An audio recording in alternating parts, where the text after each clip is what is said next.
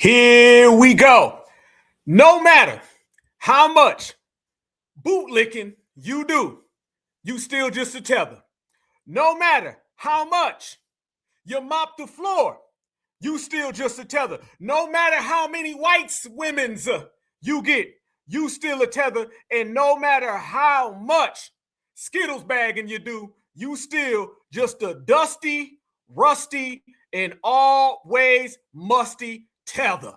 And we are the people to let you know. Certified foundational Black Americans. Let's go to work.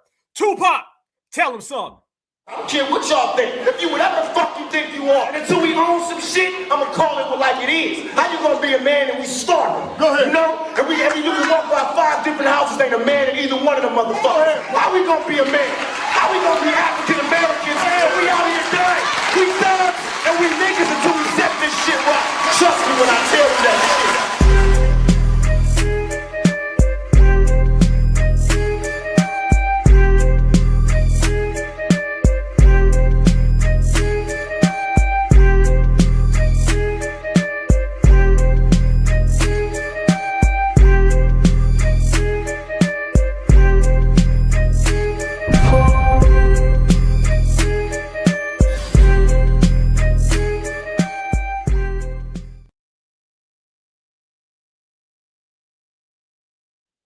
I'm saying, no, they just sitting there shining them shoes up and still getting called out their damn name. Ain't it a shame, family? But everything we said came straight to life. That's what it is. Roll call. Where you at? City, town, state, region. Let me know something, family. Already got almost 700 people in here in less than 2 minutes. We must be on fire. Certified, foundational, Black Americans. Where you at right now? Let the whole world know what you're doing. Let the whole world know that it's certified FBA. And what does foundational Black Americans do? We always win. And how do foundational Black Americans win? We always win by knockout. Yes, indeed. Yes, indeed. Yes, indeed. Let's go to work. Milwaukee, Virginia, Chicago, Savannah, another Chicago. I see the 832, Arizona, Dallas, Virginia, 404, Milwaukee, North Carolina, Toledo, Ohio, Boston's in the place, Las Vegas is in the place, H-Town in the place. I see New Jersey, another Savannah, a 504, Cleveland in the building, Seattle's in the building, New Jersey's in the building, Augusta's in the building, 302 is in the building, 760 is in the building, Philly's in the building, Memphis in the house, Tampa's in the house, another Arizona, St. Louis is checking in. Shout out Northern California, 314. I see you again, St. Louis. I see you again, Chicago, the 253. Tacoma's in the building. Dallas, Minneapolis, Harlem. You see great 803s in the building. That is Columbia, South Carolina. You see Albany, Waycross, 301, 310, Los Angeles, Tuscaloosa, Kansas. You see the whole foundational Black American family. And we are certified. Family, here we go. You already know. You done seen it. Ain't no business. Ain't no time to waste. We've been telling everybody that delineation is not just nationwide. It's worldwide. And I got a hell of a lot of foundational Black Americans in here. I see the 702. I see Fort Lauderdale. I see Cincinnati. Yep. So all my brothers and sisters right here, we've been telling everybody, you ain't got to like foundational Black Americans, but you're going to respect it. You better get out the way when foundational Black Americans show up. And I know all the tellers and all the haters was waiting because they be sitting there looking at the clock. Is Alpha on yet? Where them certifieds at? Where them damn FBAs? I know you was in here before the damn sun came up today. But by the time everybody goes to bed tonight, the whole world gonna know one thing for certain. FBA done took over the whole damn globe. And since we have, there ain't no time to waste. Family, they out there shining shoes. Family, they out there Skittles bagging. But guess what? No matter how much they try to do all that, they still just tethers. I mean, goddamn. Damn. They out there cutting off TPS for y'all. This guy's on. Y'all out here. It's over with. You out here doing all that right there. What's worse, family? That right there or this right here? Somebody let me know. I need to know something. Which one? That'll be A and that will be B. Okay? Or is it a two-way tie? Because you can't Skittles bag your way out of tetherism. Hell no. You can't Friedman forehead your way out of tetherism. But what you can do, you can bow all the way to hell down and you can witness the realest. Foundational Black Americans is in the goddamn place. Family, you seen it. I seen it. We all seen it. Let's talk about Tucker Carlson calling out Byron Donaldson and telling him that he ain't nothing but a tether and telling everybody how delineation has taken over. Let's go to work, fam. I mean, by the way, Byron Donalds, as of right now, still endorses Randy Fine's re-election bid, despite that star boy comment. And they tried to cancel you for having a conversation with a certain someone. He's literally endorsing a member of Congress who told innocent children who were literally starving on video to starve away. That tells you everything you need to know about my opponent, Byron Donalds. Well, I know Byron, and I've always gotten along with him. He's super cheerful. I didn't realize, is he ideological? I've never detected that. No. That's why I call him a slave. Yeah. And they called you a racist for that? They did. Which is actually quite interesting because I got a call from the Foundational Black American Society here in Florida who reminded me that Byron's mother is Jamaican, he is Panamanian, and they found it quite insulting in their words that he would try to claim victimhood of slavery without a single descendant of American slaves in his family. I like those foundational guys. They're so good. Tariq Nasheed and all. I mean, I don't agree with everything, but they've got a perspective. If your family's been here 400 years, and the descendants of a lot of American slaves or families have been here 400 years. I don't know. I think that gives, I'll listen to you. Like you 100%. Uh-oh. Sound like delineation is winning. Sound like they saying what they didn't want to say before, but now they got to say it now because we done kicked that dough in. I told y'all, we taking over the whole damn planet. Let the busters beware. They know what it is. Trust me, family, when foundational Black Americans told everybody that we on the delineation train, everybody else said they ain't got no damn point. They better get out the damn way. Yep. And notice what he said. Well, they have a perspective. No.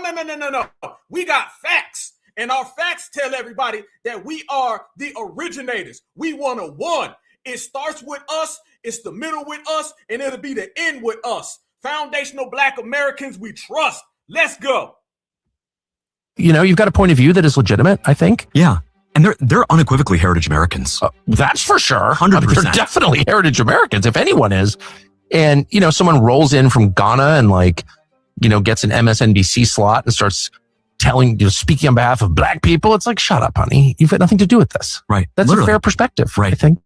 And so it's good to actually. Whoa! That sounds like something else foundational Black Americans been saying. Damn, it just seemed like everything that we say, everyone starts to regurgitate. Family, is foundational Black American vernacular taking over the whole damn planet every single day? Don't these people start to sound mo like foundational Black Americans? Aren't they taking everything that we say and do? Aren't these individuals now sitting here saying tether, foundational? Remember, these were terms that didn't even exist a couple years ago, and now they do, and everybody wants to say them. We ain't playing. You see them call them out for that. That's actually cultural appropriation. Appropriating the struggle of slavery. I totally agree. And the struggle of slavery was real. I don't think Republicans ever want to really wipe. And so for Byron's group, his team, to call me and essentially our entire supporting base racists for saying that you're a slave when quite literally you took 45 million precedent. You know this, how unprecedented that kind of money is in an uncontested primary until now. But secondarily, to actually go out and try to gaslight us and think that you're just one of those guys that has been here, since the early 1800s and your family was in the struggle too. You're not. And that's a very interesting term that the foundational Black Americans use. It's called tether. They're tethering these tethers like Byron Donalds. Americans use. It's called tether. They're tethering these tethers like Byron Donalds. They come here literally one generation in and they try to just sit around and act so folksy that we're all part of the same struggle and we're all down on and we need to fight against. No, you just got here, dude. Like the Haitians, like the guys from Ghana who just got here, you don't get to just be a part of our system and then lecture us about how our country went wrong. Well, freeze. Oh, before we get to Ann Holter, we got to break this one. Man, there's so many things going on. Family, do y'all remember just a couple weeks ago, I told everybody to be very cautious because you're going to start to hear a lot of stuff coming from left field. You're going to have people making things up. You're going to see a lot of things that if you ain't inquisitive and your mind ain't right, it's going to go right above you. I want everybody to notice that's exactly what you just seen right there. So what do we have here? You have people out here talking about foundational Black American. Yep. You got people running around here talking about tether. Yep. You got people running around here putting those labels on individuals who practice that. And now you also have the conservatives that are out here and they're regurgitating those points. But I want everybody to remember the liberals still are telling us that we're Africans. Who in the hell would have thought you'd see the day where the conservatives are acknowledging us as Americans and the Democrats are still telling us that we just lost generic African immigrants? You see what I'm talking about? This is what I'm saying. If you don't believe that there's a new normal and there's a new structure to the way things are maneuvering in America, man, you lost. You lost and you crazy lost. And we ain't going to be able to find you. But if you're a certified foundational Black American who been knew this, who been calling this out, then you sitting here doing what we doing. Certified saluting each other. Family, let me tell you what this is about. This ain't got nothing to do with Republican and Democrat. We're going to flatten this right now. Because I've been seeing a lot of people have a lot of different perspectives and a lot of different takes on this situation. Well, let Black Alpha go ahead and give you the best take. And the reason why, fam, because we have all been sitting here talking about this for quite some time. This has nothing to do with Democrat and Republican. Okay, we're not going to do that, because what you're going to see a bunch of Republicans and they're going to start saying, see, we's foundational Black Americans, flip red. Nope. Then you're going to have other people going to say, y'all's really MAGA. And I done seen a couple little YouTubers, you know what I'm saying? Should I say bums that been on here talking about some FBA is MAGA and you a hoe. How about that one? So when you put those two together and then you combine it, what do you end up with? It ends up with the only team we're on is the team we've always been on, and that is foundational Black American. That belongs to us, y'all. That belongs to us. It's not a Republican thing. It's not a Democrat thing. It is a lineage specific, and delineation is the movement. Certified are the riders. I can't make it more clear than that, brothers and sisters. And they know what time it is. They know what time it is, because you got to look at this. Why you're starting to see a delineation movement go on with foundational Black Americans. What have we been talking about right here on this channel for the longest time, fam? What have we been saying? I've been telling everybody that the world is becoming more ethnic based, more nationality, and more lineage. Yep. This is why the Democrats always want to make it about race. See, when they make it about race, then they can include whoever the hell they want to be Black. You got to remember this, fam. Democrats tell you who's Black, and then they connect you to whoever the hell they made Black this week. They can find somebody who just got here from Cuba, and they can say, well, that's a Black man. That's your brother. That's your brother right there. You better go out there, Mr. Julio. Mr. Julio loves you. You notice that, family?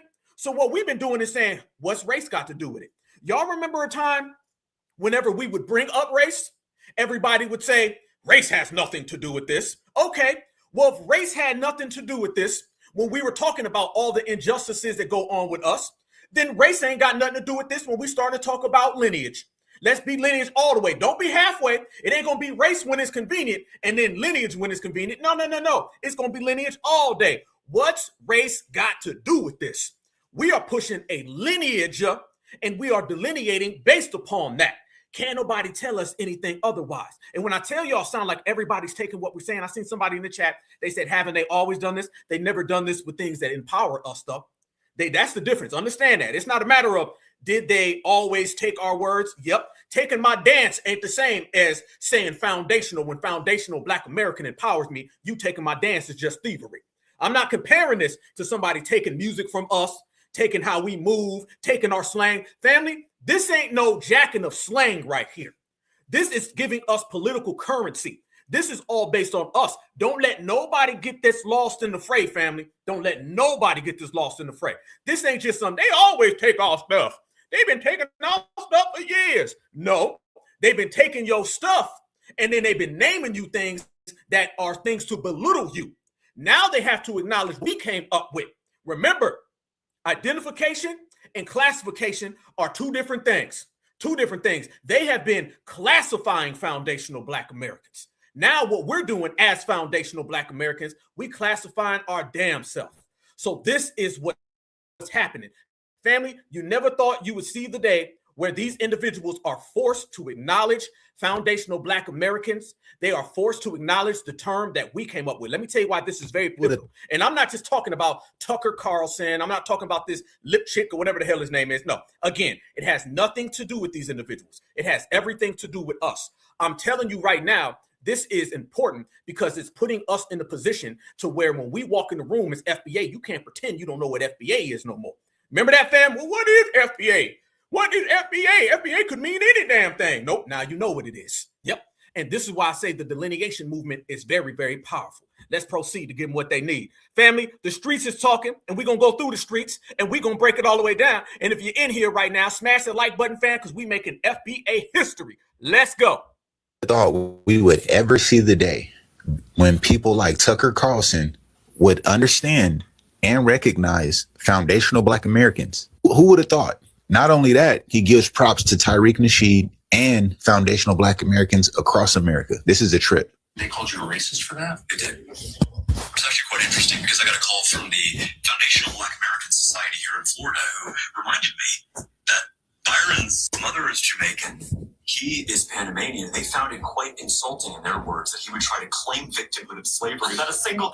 Foundational Black American Society? Fam, y'all know we've been saying Certified Black Society for how long? Notice, y'all, they laughing. Look at them. They sitting there, they laughing at you there, Mr. Daniels. Or Donalds. They laughing at you. Why they laughing at you? Because you were tether, and that's what happens. Descendant of American slaves in his family. I like those foundational guys. They're so good. Tariq Nasheed and all. I don't agree with everything, but they've got a perspective. If your family's been here 400 years, and the descendants of a lot of American slave families have been here 400 years, I don't know. I think that gives. I'll listen to you. Like you've got a point of view that is legitimate, I think. And they're unequivocally heritage Americans. Stop. Let me tell you what he's saying right there. Let me tell you what dude is saying. When he says things like, they've got a perspective, when he says things like, I understand what they're getting at, what he's really saying, family, is that we cannot deny these people, okay? We don't deny we can't. You can't deny us, fam. This is why we've been sticking to our foundational Black American agenda, okay? The fact that we've been sticking to our foundational Black American agenda, they can't strip nothing away from us. This is what's got everybody in a funk right now. They're realizing that they cannot control us. They're trying to get in front of this. You can't get in front of this because this is so far ahead of you, you can't see it. Fam, they don't even see our smoke no more. You dig? This is what they're really saying. They're really saying that foundational Black Americans cannot be contained up. Therefore, since we can't contain them, they have a perspective.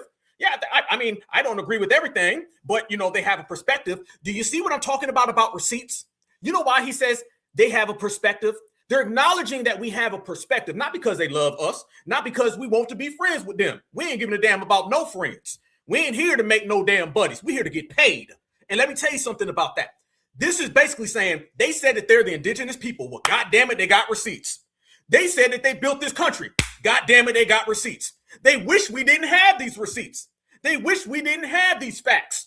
Because I remember a time whenever Black brothers and sisters would put this on the table, they'd be like, nah, hold on now. I don't believe that. I bet you do now. I bet you do now. Every last one of y'all who's been going to all of these different places, showing up at these reparations hearings, reparations rallies, everything that we've been doing, family, we're changing the world now. Delineation and lineage-based everything is in full goddamn swing. And why is it in full swing, brothers and sisters? I'm going to tell you why.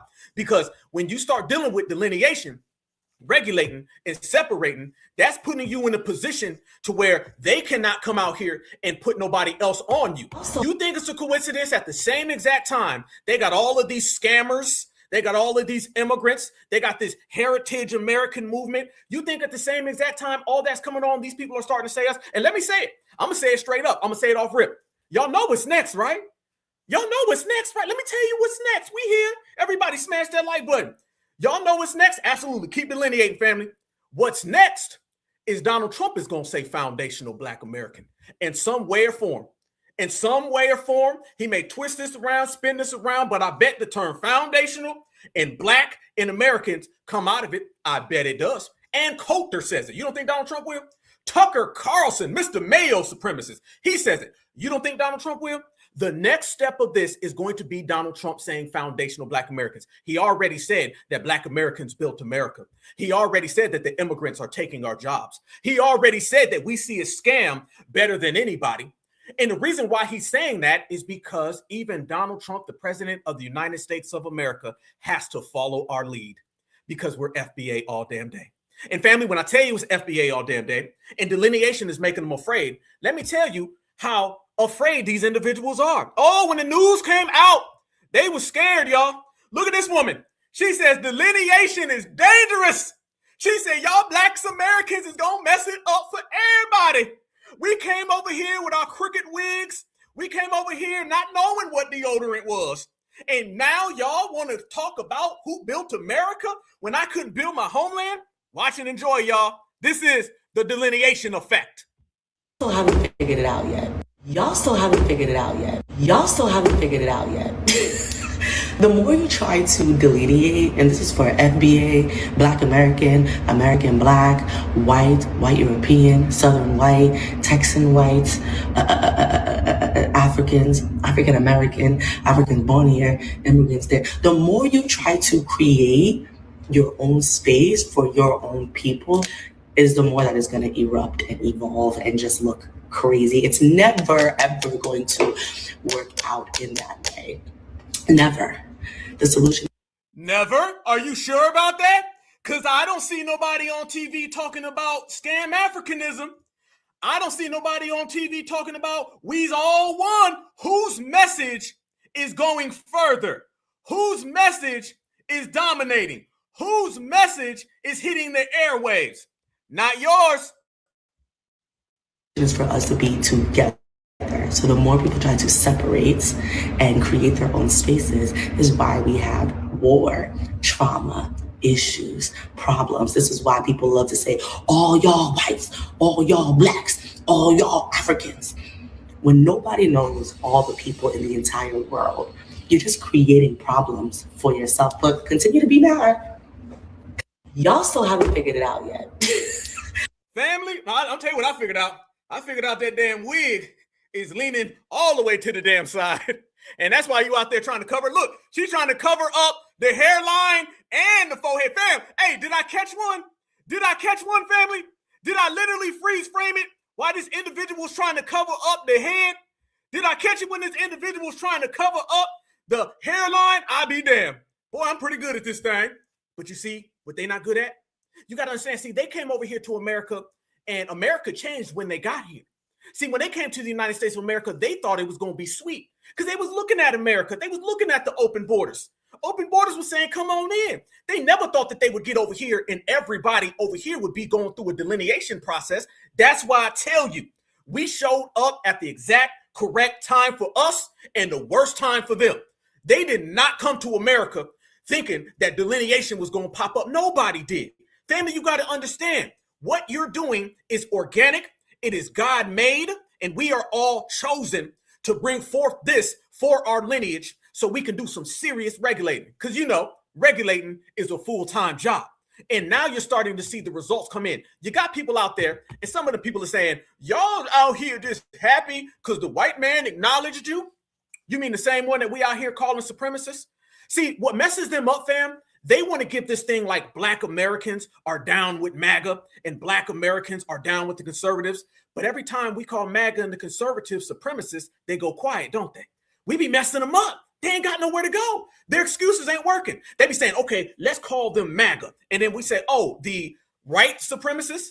Oh, kind of like the left supremacists. Oh, you thought that delineation was going to drop aside. See, what they thought, family? They thought we were going to pick our favorite racists, you know, like the Democrats and Republicans do. What they don't like is that the grassroots is moving 100% pure. The grassroots are saying, we're not rocking with the Republicans. We're not rocking with the Democrats. We're rocking with ourselves. So they can't put this FBA grassroots lineage in a box because there's 50 million of us. So how you going to do that? Those of us who are certified in the grassroots, who are out here stomping for reparations, they can't spin it. We're not out here rocking the Republicans and the Democrats. We out here certified. And oh, let me tell you something, family. Do y'all know the outdated off code? They so damn mad at y'all. They mad at y'all. I'm going to tell you, black folks, they mad at y'all. I'm going to tell you that today. Y'all done pissed off the Boule. Boule out here pissed. Boule said, I'm tired of y'all. Matter of fact, let me tell y'all something. Matter of fact, I can show you better than I can tell you. Family, look what y'all done did to these damn folks. They want you to be MAGA so bad. Look at it. Look at this, my brothers and sisters. This man right here, he says FBA is MAGA, and he about to call y'all every name in the book. And I don't think this is a Black American either. I can tell by the way he's trying to cover up that damn dusty head. Watch. All right, guys. So this FBA, Foundational Black American Cult, is owned by Tariq Nasheed. Tariq Nasheed owns the title of this. It's a cult. It's an organization group that he owns the title and he's trying to promote and push, but it's just another MAGA. It's just Black MAGA. That's all it is. They're Trump supporters. And they're Trump supporters specifically to harm immigrants in its entirety. Harm immigrants? Where? We haven't harmed any immigrants. Foundational Black Americans haven't done this. Y'all hearing this? Y'all hearing it? Look how mad he is. He's upset. And by the way, he ain't no damn Black American. Let's make this clear, fam. That ain't no Black American on your screen. He's going to start saying we's and we's. We done shut that down too. All that unnecessary usage of we. Oh, no. No, let's go. Let's go. Let's go. Let's go. Because they have the same mentality of other people in this country who believe close the door behind you. That same mentality. They have the same mentality. The only people who don't have that mentality is white people. People, when it comes to foreign people, come on in. Look at what Donald Trump did with the Afrikaners. Brought them in on a red carpet.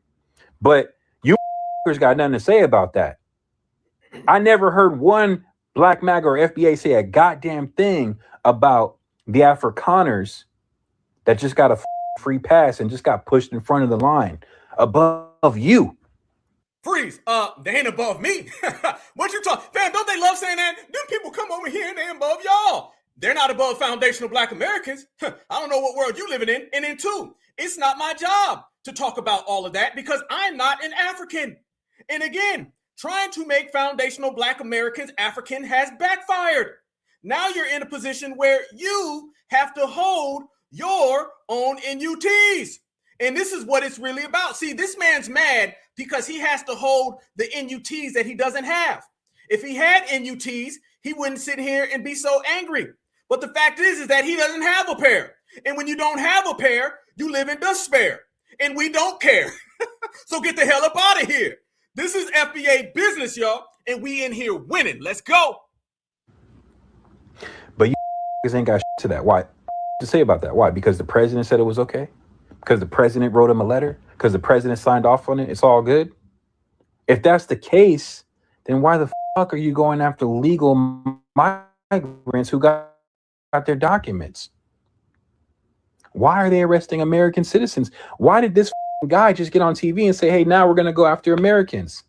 Because some of them have baseball bats and blah, blah, blah. You're disgusting, Black MAGA. MAGA in general. You're gross. You're everything you're doing is inhumane. I'm going to tell you what's inhumane. Inhumane is what you're doing, sitting there trying to talk to foundational Black Americans, trying to act like you us with that damn head popping out. That right there, he looks like he's a Latino.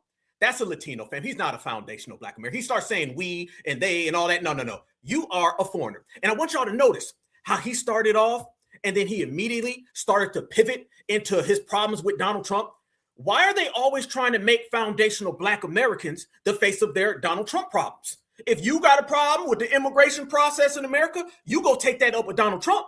That ain't got nothing to do with foundational Black Americans. And let me tell you why foundational Black Americans are not out here on the forefront of every single migration problem, simply because that is not foundational Black Americans' issue, because we are not immigrants and migrants.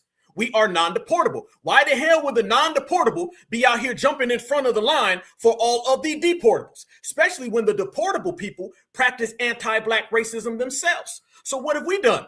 Delineated, separated, regulated. Y'all see? Boy, that recipe code, ain't it? Delineation, regulation, separating, and you can't be a delineator unless you're a regulator. And fam, we do all of it. So that right there, look at the sad face, look at the tears, look at the energy. Now it's starting to seep in. They're not going to get us to turn. They're starting to realize it now. They're like, yo, we can't get these people back. We thought that the boule would pop up. We try to brush off and polish off Black Lives Matter. FBA's chopping them all up. Think about it. Boule, we put them out of business. Black Lives Matter, put them out of business. The Tether class, put them out of business. So now white folks are picking up on Tether. And they're starting to realize it. Because guess what, y'all? Guess what? the world has been delineating. Delineation to a city near you. And nobody's liking it. Why? Is because people who come here to America to mooch and leech off of this country, who show no respect to this country, that's something that pretty much all Americans can see is wrong. You notice the only people who do not see all of these migrants coming to America and leeching on to real Americans, the only people who don't see that as wrong are people who are leeching on to Americans. The Democrats are over there in the corner, and the Democrats are very upset. Democrats are very angry. Why are the Democrats so upset? Why are the Democrats so angry? The Democrats are so upset and angry, family, is because that voter block that they thought they had, gone. And there's a lot of things that are leading the fray. And I'm going to tell you why we are where we are. How many of you guys remember just a few days ago, we played that clip of Byron Donalds talking about we don't deserve reparations because he's not qualified for it. Oh, it's going to get real. If it ain't already, we going to make it more real. He was running around here saying that foundational Black Americans don't deserve reparations because he's a damn tether.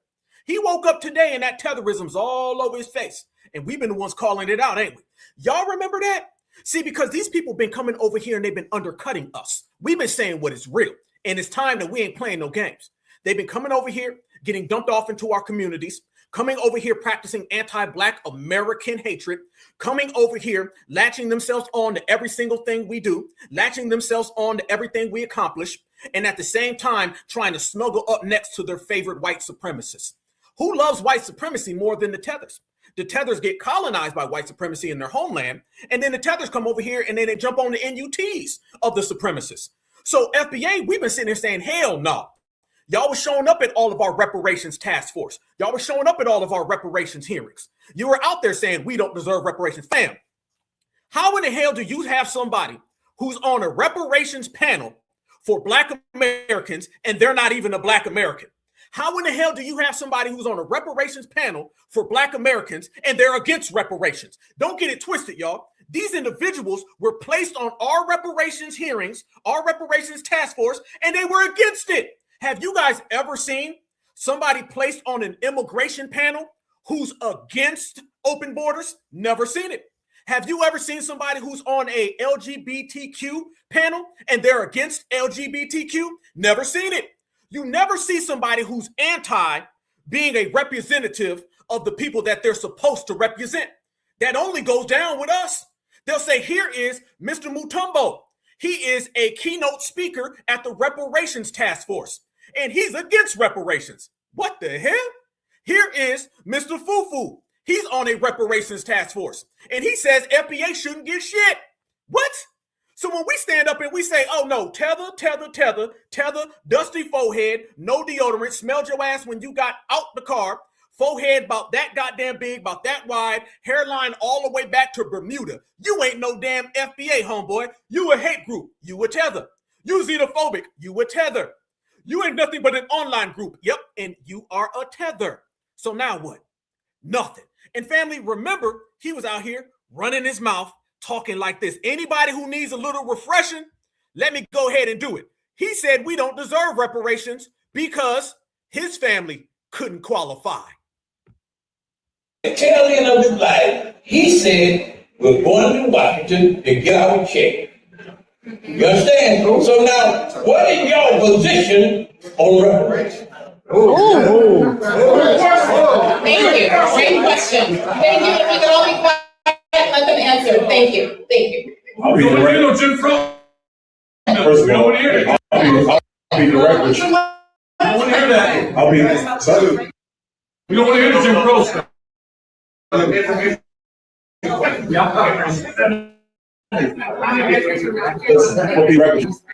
don't believe in reparations. Good. Next. Well, then you don't believe in Black community. I don't believe in reparations. There you go, family. He said he don't believe in reparations. Off rip. First sentence. Well, then you don't believe in the Black community. That's not facts. I will tell you, brother, in the hat with the glasses on, that's not true. What I'll tell you is that there's a question if you're going to get into the full economics of reparations right now. Question number one. Of all black people in the country, how many of them are actually descendants of slaves? Because you've had a lot of immigration for the last 100 years in America. Okay, and those who are immigrants need not qualify. That ain't got nothing to do with it. Okay, people come here to the United States of America. They are not black Americans. That means they are immediately dismissed from the conversation. Notice, fam, he immediately went to crowbarring his people, and he said, we don't deserve it because he can't have none. Backstabbing culture. American slavery. There was slavery in the Caribbean. The one brother came up, he said that he's first generation, the brother in the Congo, because his parents came from Jamaica. My grandmother is from Jamaica. So my grandmother's Jamaican. I know exactly what you're talking about. My mother was. And like I said before, F your grandma. I said it. F your grandma. If your grandma is used as a crowbar to stop my grandma's grandson from getting reparations, then F grandma too. Checkmate. Born in the United States. I'm born in the United States. So this is a fundamental question. You're a black man, I'm a black man. Am I eligible for reparations right now? I would say the answer is no, I'm not. Because my family is from Jamaica. My father is Panamanian. His grandparents were born in Panama.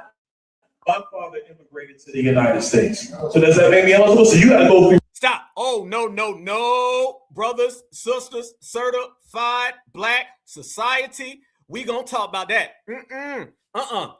This is exactly the definition of a tether. I'm glad that tethers run their mouth because all they've done is given us the blueprint on how to regulate them. And if you're noticing, different communities are getting a blueprint on how to regulate these tethers. Y'all notice he went through every single tether excuse. First thing he said is, how many people are in America that are not black Americans who are black? You see, we all black, brother. That was number one.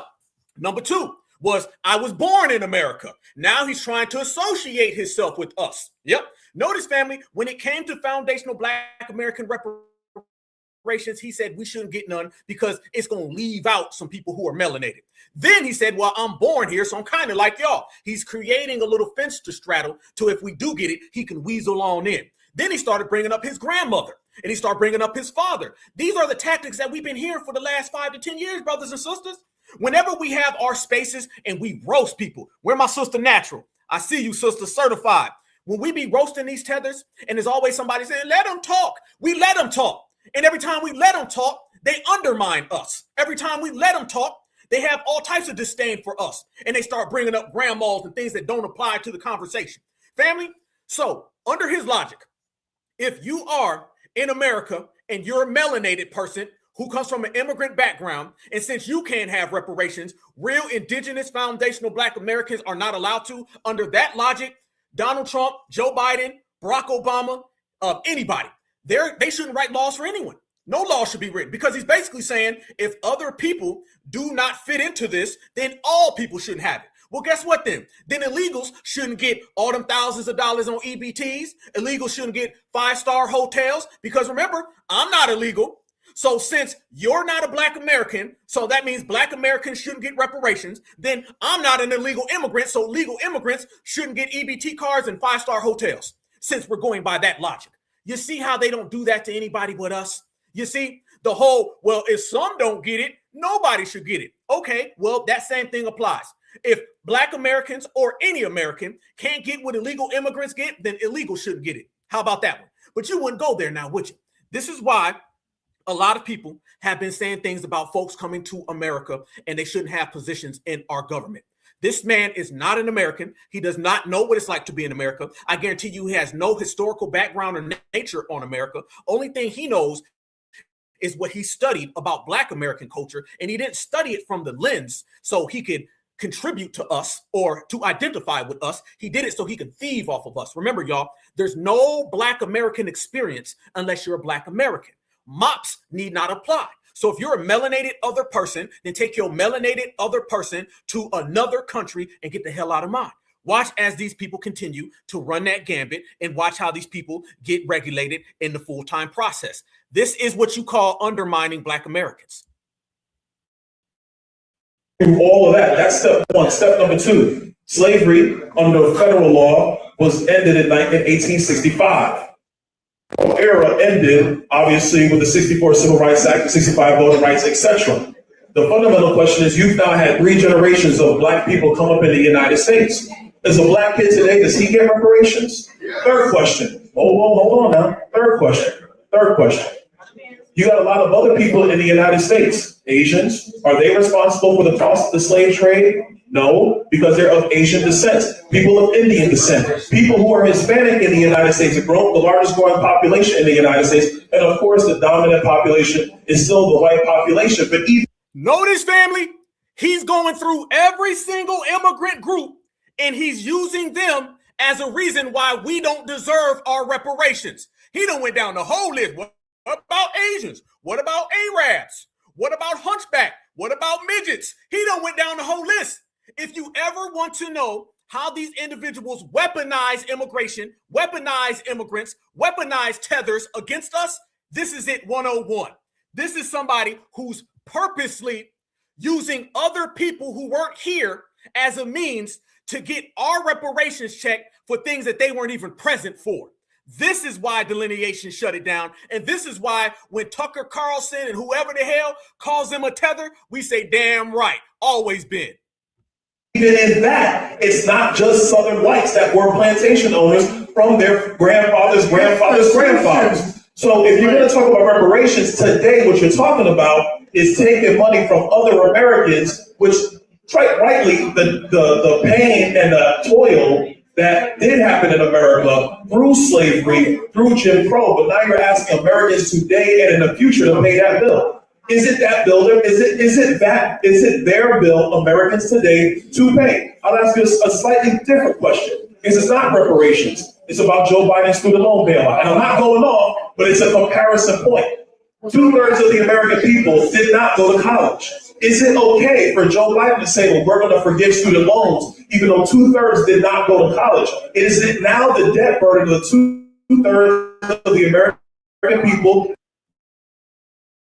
that did not go? I will tell you the answer is no.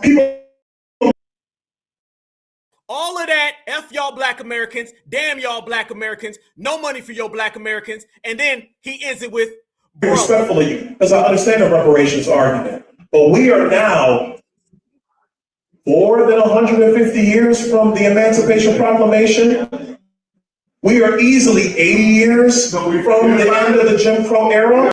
Who now? I just addressed it. I said no, and now I'm giving my answer. And here's the thing. So here's what I'm gonna say, and I want to thank you for your service. Because what's coming up in the room is taking you too long to answer. Oh, I'm sorry. Do you want Vice President Harris to talk about Venn diagrams and then tell you, yeah, okay, yes? Is that what we're gonna do? Do you want Joe Biden to not even be able to answer your question because he won't get into the details of this?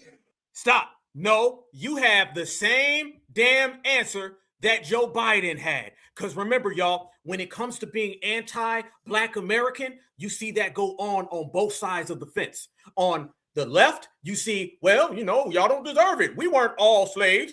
And then on the right, you hear, well, Black Americans need to really get it together now because of, segregation was this time and all that. Damn that. Cut the check. You owe the check. We're going to take the check. Understand that, fam. But this is what I'm talking about.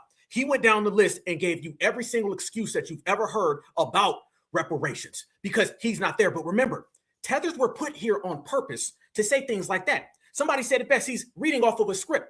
And then he starts talking about Kamala. Kamala's a tether. So I want y'all to see how they were trying to ping pong us between these tethers, because these are tether pets. These are tether pets that have been sent here from the dominant society to do all the bidding for the dominant society while foundational Black Americans get nothing. The Democrats and the Republicans both have their versions. He's just the Republican version of it.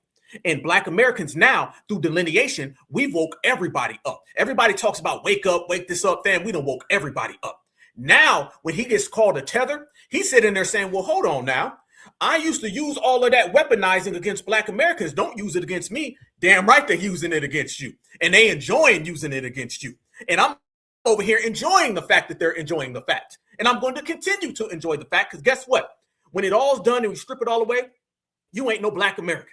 And we're tired of people coming here to the United States of America and they're regurgitating our history, a history that they weren't even present for. Notice Tucker Carlson started talking about Joyless Reed. Joyless Reed's people from the Congo. Why the hell is she talking about Chicago? You're not a black American. Same with Roland Martin. You're not a black American. Kamala Harris, you're not a black American. Barack Obama, you're not a black American. Wes Moore, you're not a black American. Hakeem Jeffries, you're not a black American. Byron Donalds, you're not a black American. And it's not my opinion of the nature. It's the damn fact. And I will continue to hammer that home until you take your ass the hell up out of my country and you sit your ass down and stay out of FBA affairs. That's the difference between then and now. We're not allowing people to weasel themselves into our discourse. Nobody else goes for it. We won't go for it. So this is why I told everybody, F his mama and F his grandmama. And if people don't like it, you ain't got to like it. But it's been said, and it is what it is. Because, family, you can't play with these individuals. Because as I always tell people, tethers aren't here to tether at 2%. Tethers aren't here to tether at 1%. They want every single thing that you got going. So therefore, you got to get them completely out of the way. So after all of that went down and people started calling this man out for exactly what he is, because he's trying to do this bidding for the dominant society, here's more footage of him. And family, this man is out here talking about the black family. Y'all notice tethers are always talking about the black family?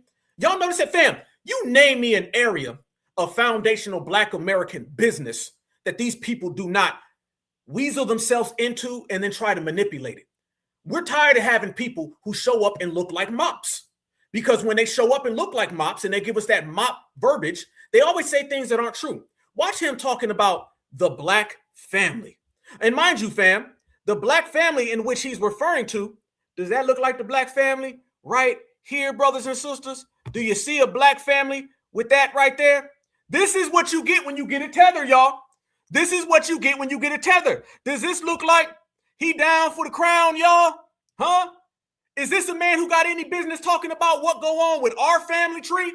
Hell no.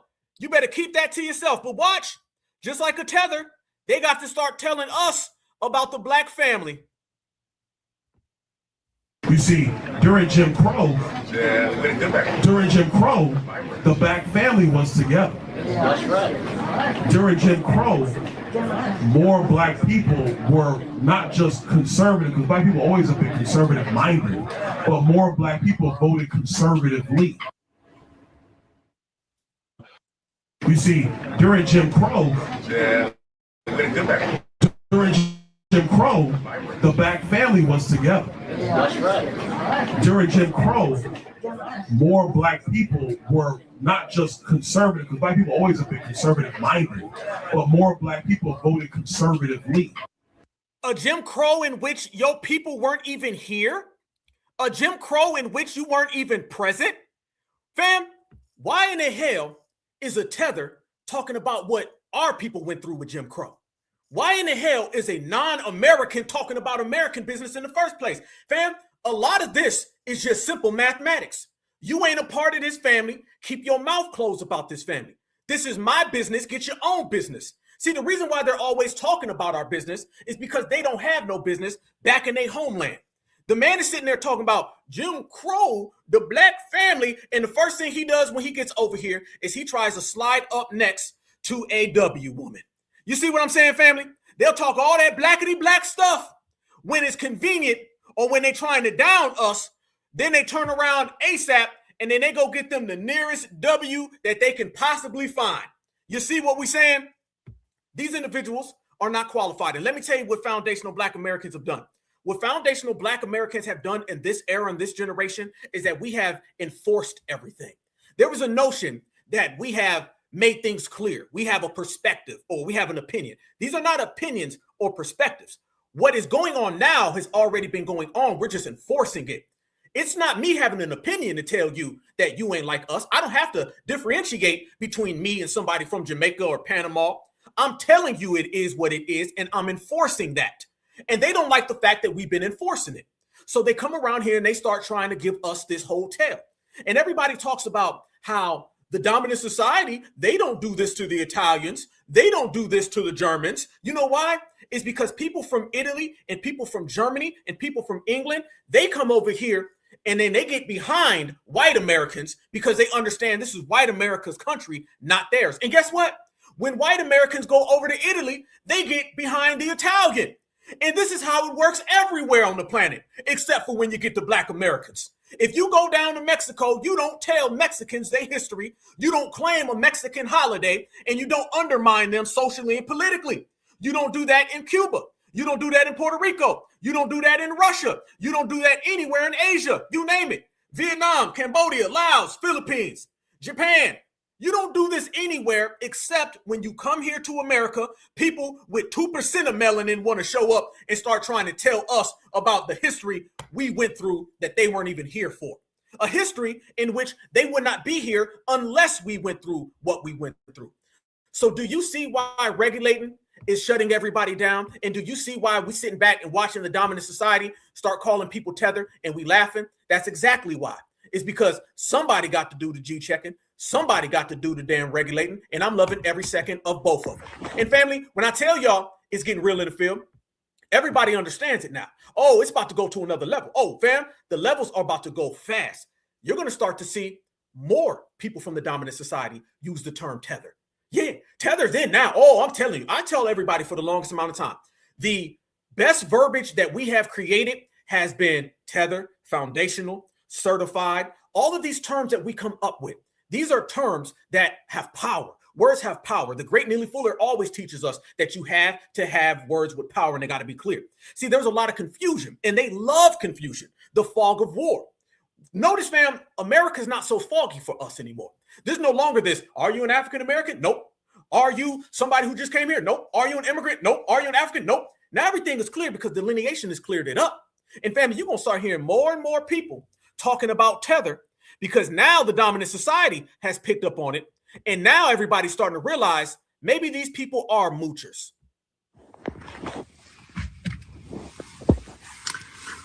Did y'all know that white people have discovered the word tether now?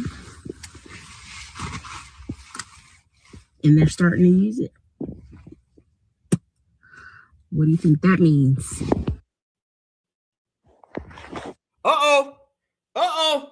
The word tether. Now you're going to start seeing it thrown around left and right, brothers and sisters. Now you're going to start seeing it getting told everywhere. Now you're going to start seeing people really identifying who is who, what is what, and no longer do we have this confusion. And I'm here for every damn second. You damn right I am. Because I remember a time, not that long ago, where people bred off of it. People enjoyed it.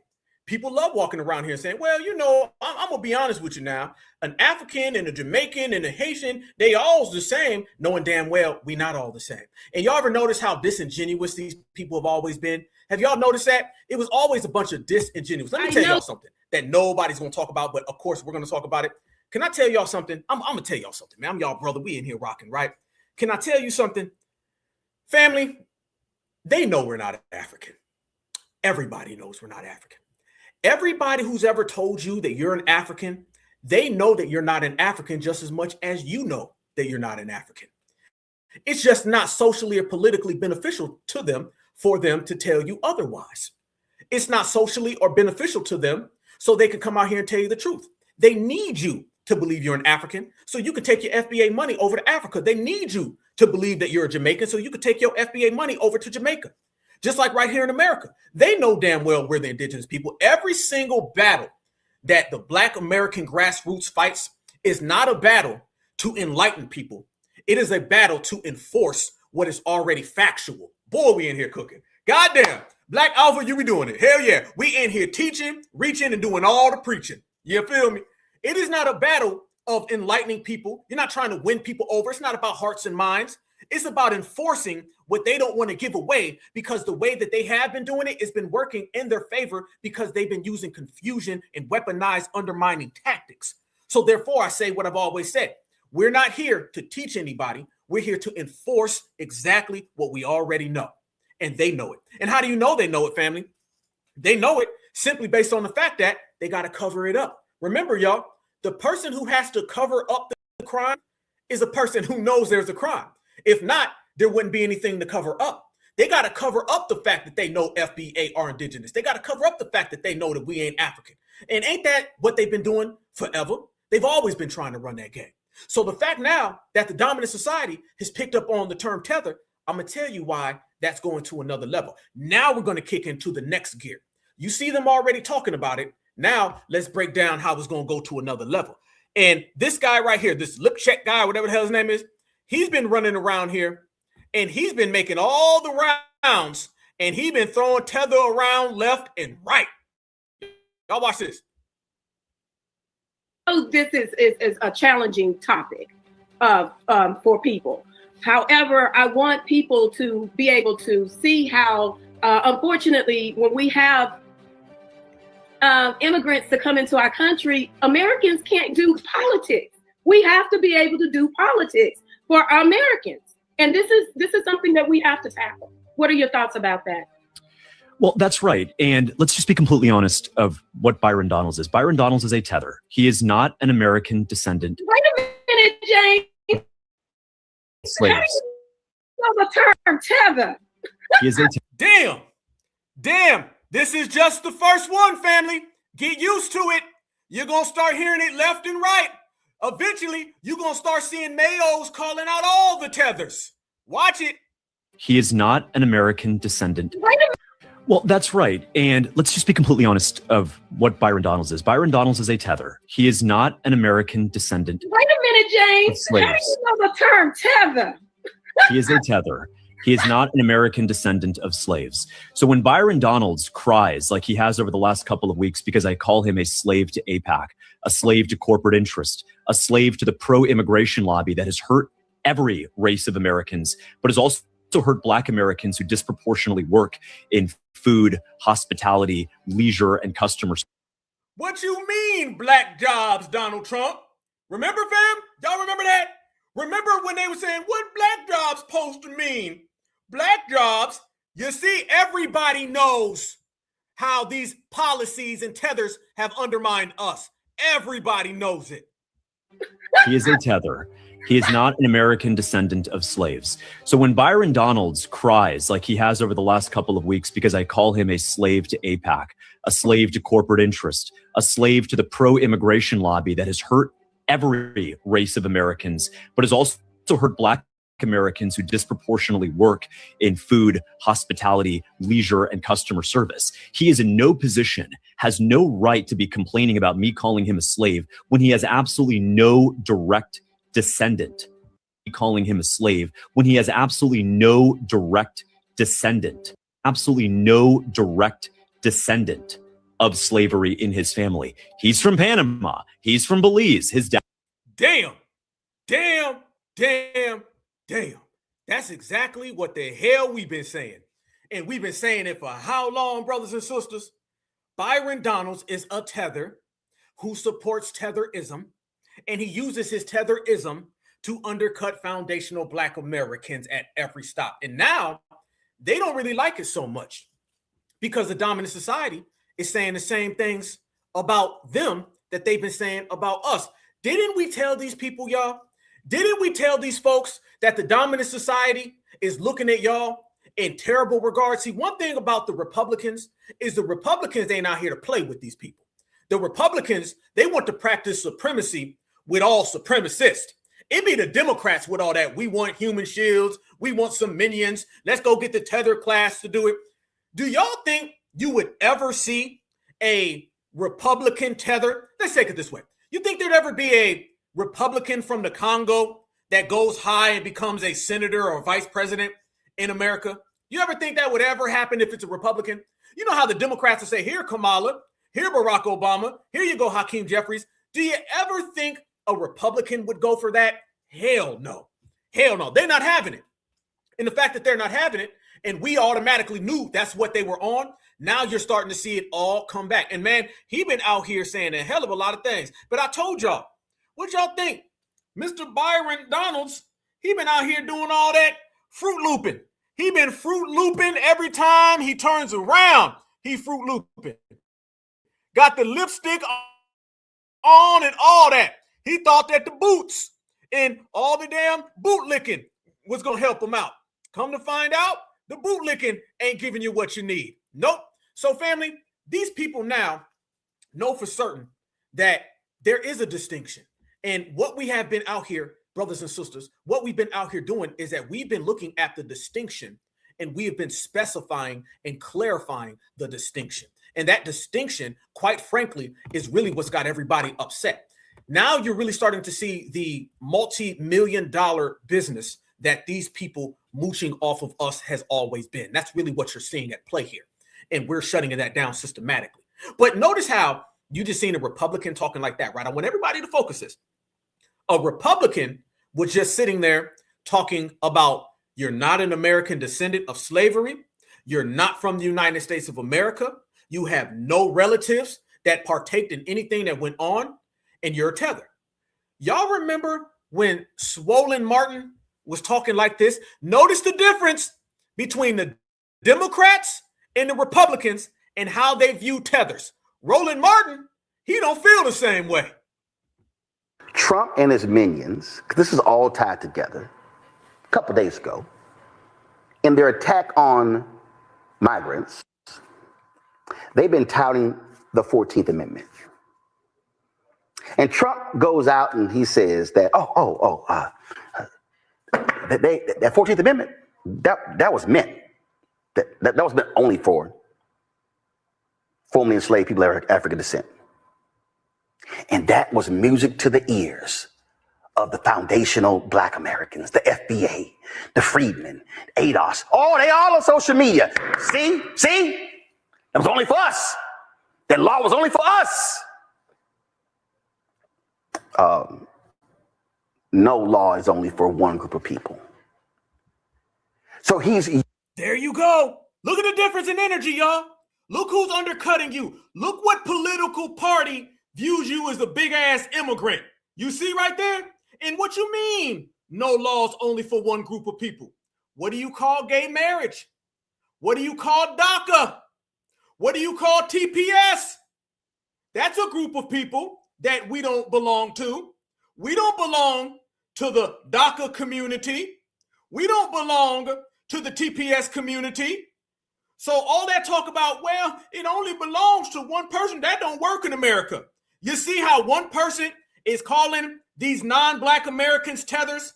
And do you see how the other person is telling you that we can't get nothing specific, but he doesn't mention all the specific things that immigrants get? See, some of y'all need to understand. Y'all got to recognize what Bill Duke said in that movie, High Flying Bird. They invented a game on top of the game.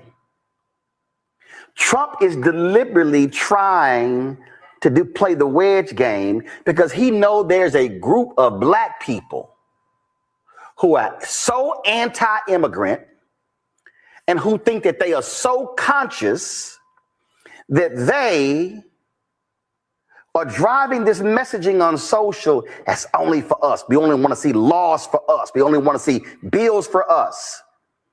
And that is at the roots of what's going on with this discussion about the 14th Amendment. Joining us right now, my guest is Carla McAnders, Director of the Legal Defense Fund's Thurgood Marshall Institute. Carla, I'm adding you to this because all of this ties together, Carla. It is meant to drive wedges between Black, Latino, Asian, Native American. And all those people he just named all practice anti-Black racism. Look at the difference, y'all. Look at the difference. This is why we have been shutting things down. And this is quite frankly why we're winning, fam. We're winning. And y'all know I'm always talking about winning. People be writing me saying, Black, you all talking about FBA winning because we always winning. And I'm just here to say it loud and proud. I love being a foundational Black American. And more specifically, I love this era and I love this generation. And we all stand on certified business and hold it down. And these people are all out here breaking for the gates, ain't they? Every last one of them. I want y'all to notice how they don't even want to say anything about the 14th Amendment. The Democrats want to give everything away to immigrants and they want Black Americans to falter. And what you're starting to see now on the right side of things, family, you're starting to see they're starting to get to the point where they got a hell of a lot of issues going on over there. And you're starting to see this heritage American movement going on over there. Family, certifieds, we in here extra deep. Everybody smash that like button. And if you ain't subscribed to the Black Alpha Network, you crazy because it's the hottest thing going. Brothers and sisters, certifieds, let me ask y'all this question. Did I not just sit here 2 weeks ago and warn everybody about this heritage American thing that's going to start bubbling up? Did we not talk about this, fam, just 2 weeks ago? We told everybody heritage American was about to take off. And this Tucker Carlson interview, that is going to be one of the catalysts now to when you start to see heritage American get even bigger. Because over here on our side, we have foundational Black Americans. And then over there, they have heritage Americans. And let me tell you the reason why they have heritage Americans. The reason why they have heritage Americans is because they're looking at some of the things that have been going on with us are happening to them over there. Y'all remember that? Yeah, we all talked about it, right? Okay, let me show y'all something. Y'all ready for this? Oh, get ready, y'all. I did some research today, and I found some things going on that the dominant society is very disturbed by. Very disturbed by. I want y'all to look at this right here. Y'all look at this man right there. Look at this, Orena Ramirez. Do y'all see what race he's classified as?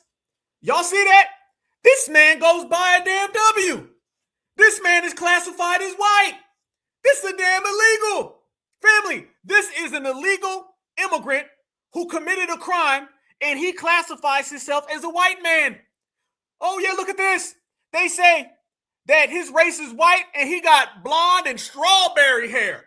Family, do you see strawberry hair anywhere right there? Do you see strawberry hair, brothers and sisters? You see what's going on now?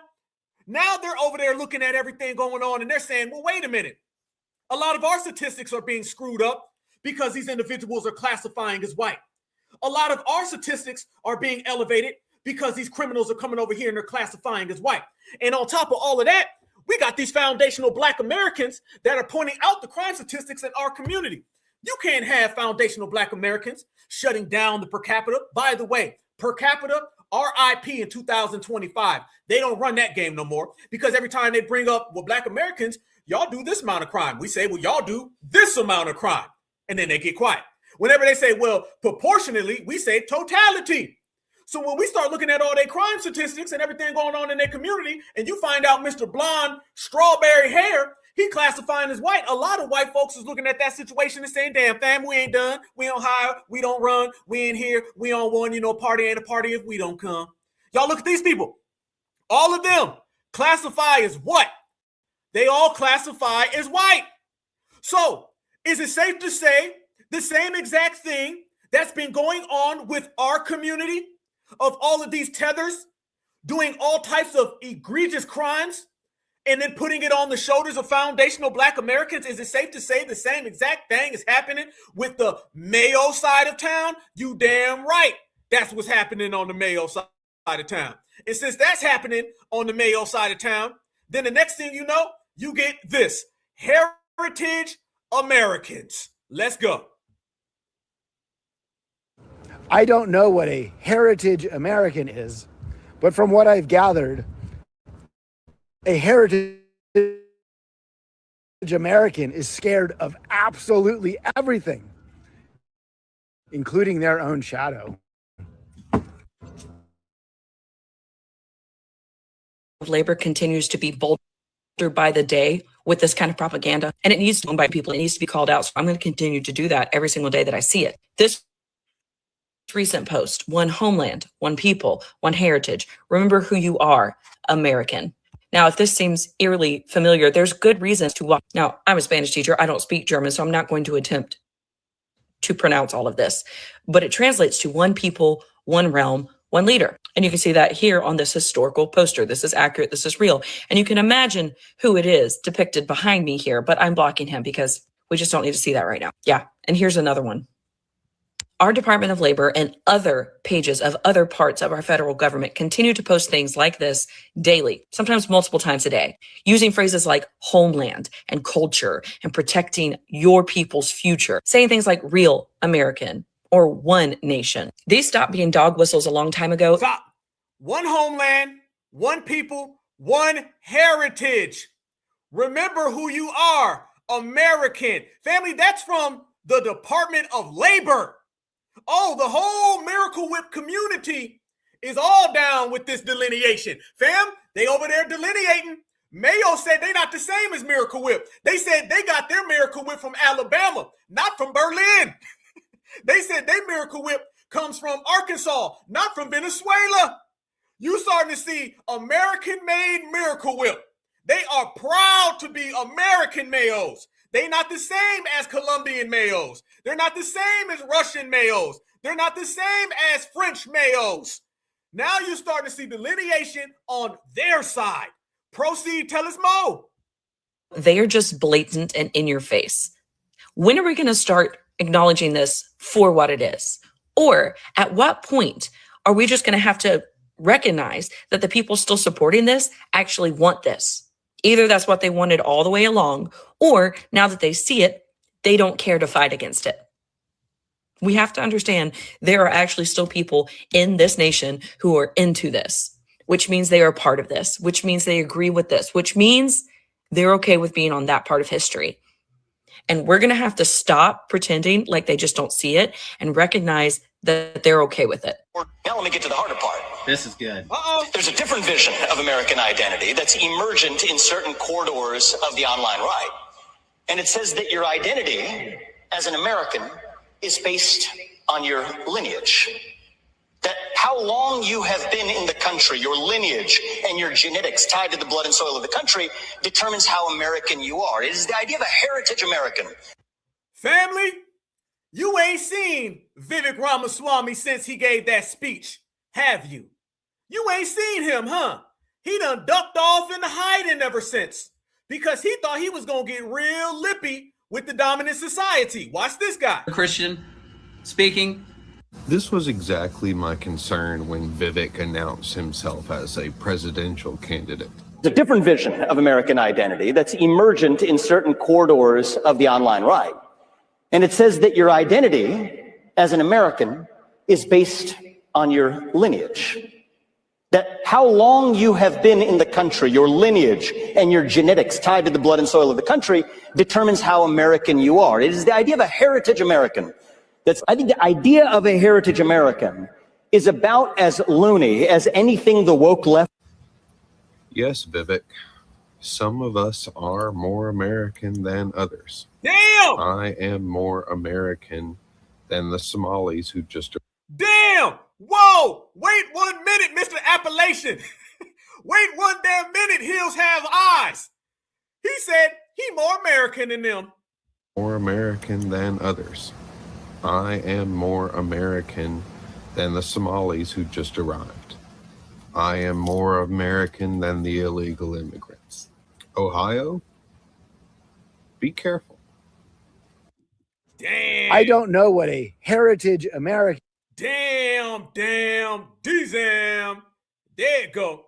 Whoa, man. So basically what you have here is this. Donald Trump is out here saying he's going to have a mass deportation process. And he's been noticing a lot of these people have been coming over to the Miracle Whip side of things, and they've been getting real They've been getting real lippy. Notice that the way tethers talk to Black Americans over here in our community, those tethers have been doing the same thing over to the white Republicans. Vivek Ramaswamy, or whatever the hell his name is, when he goes out there and he starts saying it's foolish and he compared it to the woke left, they were trying to hear that. So there's an uptick in all of this heritage American. Going back to what Tucker Carlson and the lip check dude was talking about. Y'all notice that the new wave right now is all of them putting their tethers in a box.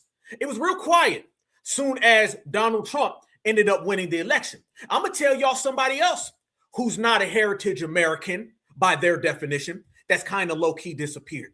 You ain't really seen Elon Musk too much, have you? See, what Elon Musk thought he was going to do is come over here from South Africa and be a white Miracle Whip man in America, and it was all even playing field. Them MAGA folks let him be known off rip. Your ass is from South Africa. You ain't a heritage American. Notice, next thing you know, you don't see him no more. Remember, y'all, Elon was standing next to Donald Trump on the campaign trail. Elon was jumping up and down on stage. Elon was having Twitter spaces. Him and Donald Trump were hanging out left and right. They were talking about Doge. He got a position in the government. And then a lot of those MAGA folks, just like that hillbilly redneck, a lot of those MAGA folks are saying, well, hold on now, damn 1 minute now. That man is a South African. He ain't from no damn Carolina. And then everybody starts saying, yeah, that's true. Your ass ain't from no damn Carolina. You ain't no heritage American. So even Elon, with all of his billions of dollars, they done heritage American checked him. And then out of nowhere, he shows up with a black eye. Y'all remember that? Y'all remember, fam? How many of y'all remember? Y'all remember when he popped up with a black eye and he said, oh, my kid did it. No, one of them damn heritage Americans did it.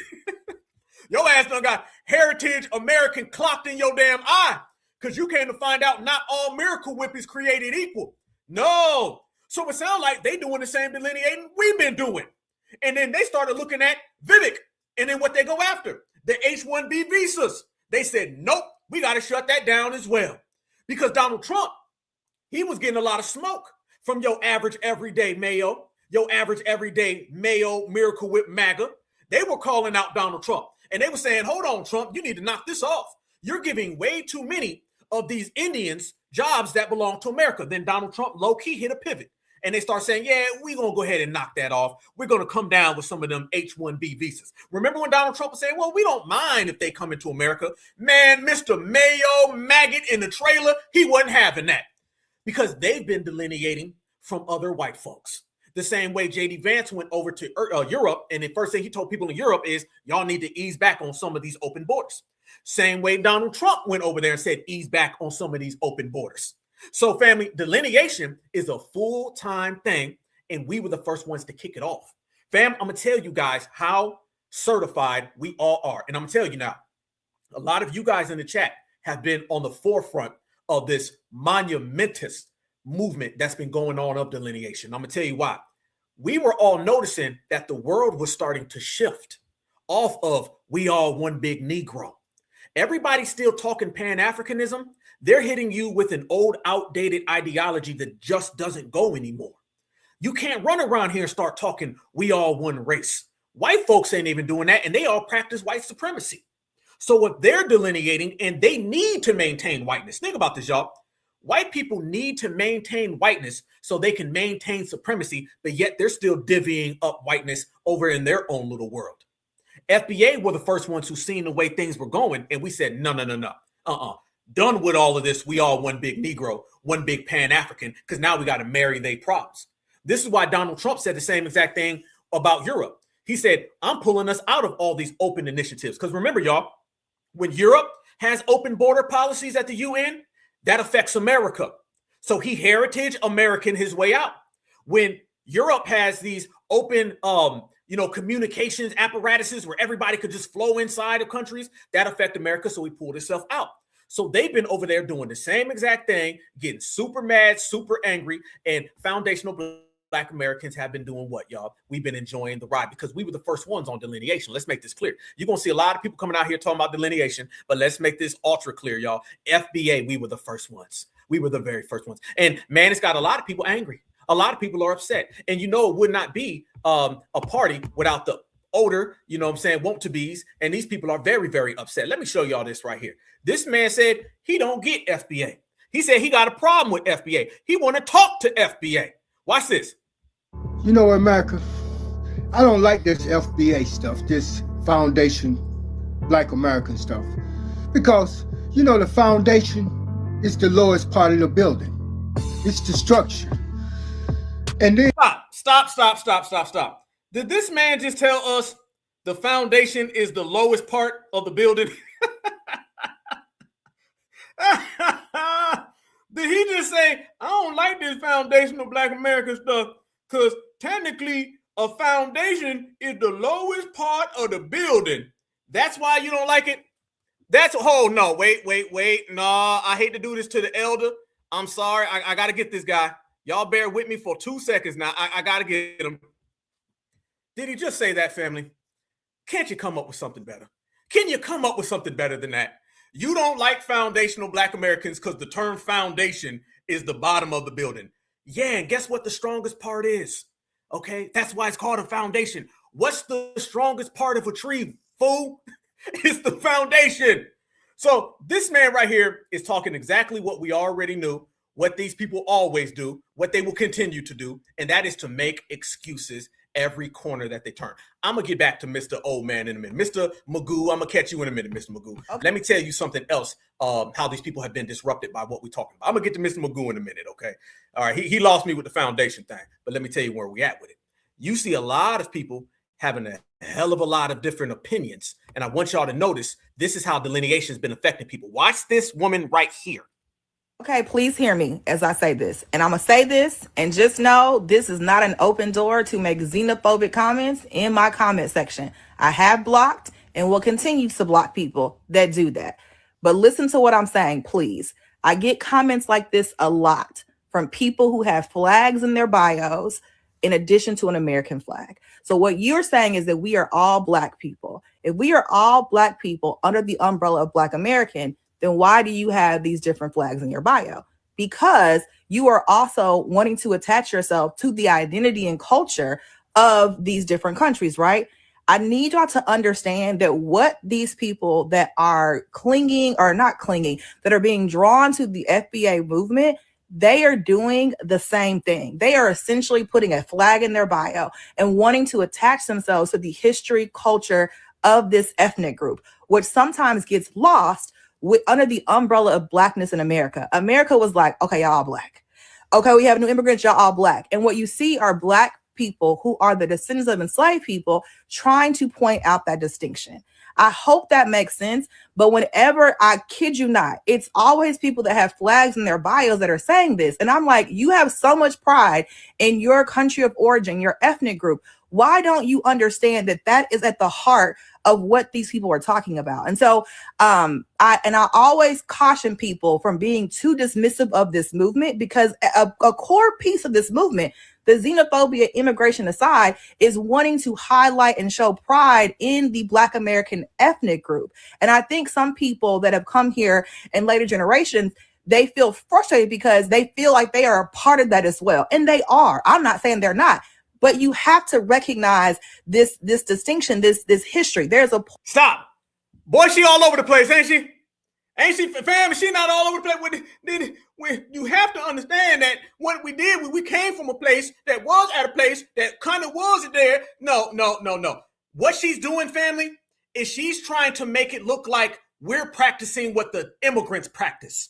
This is what she's trying to do. She's making it look like, well, Black Americans are putting bios in their flag, so y'all need to not do that. You see, fam, you gotta watch it. It'll sound decent for about 2 seconds.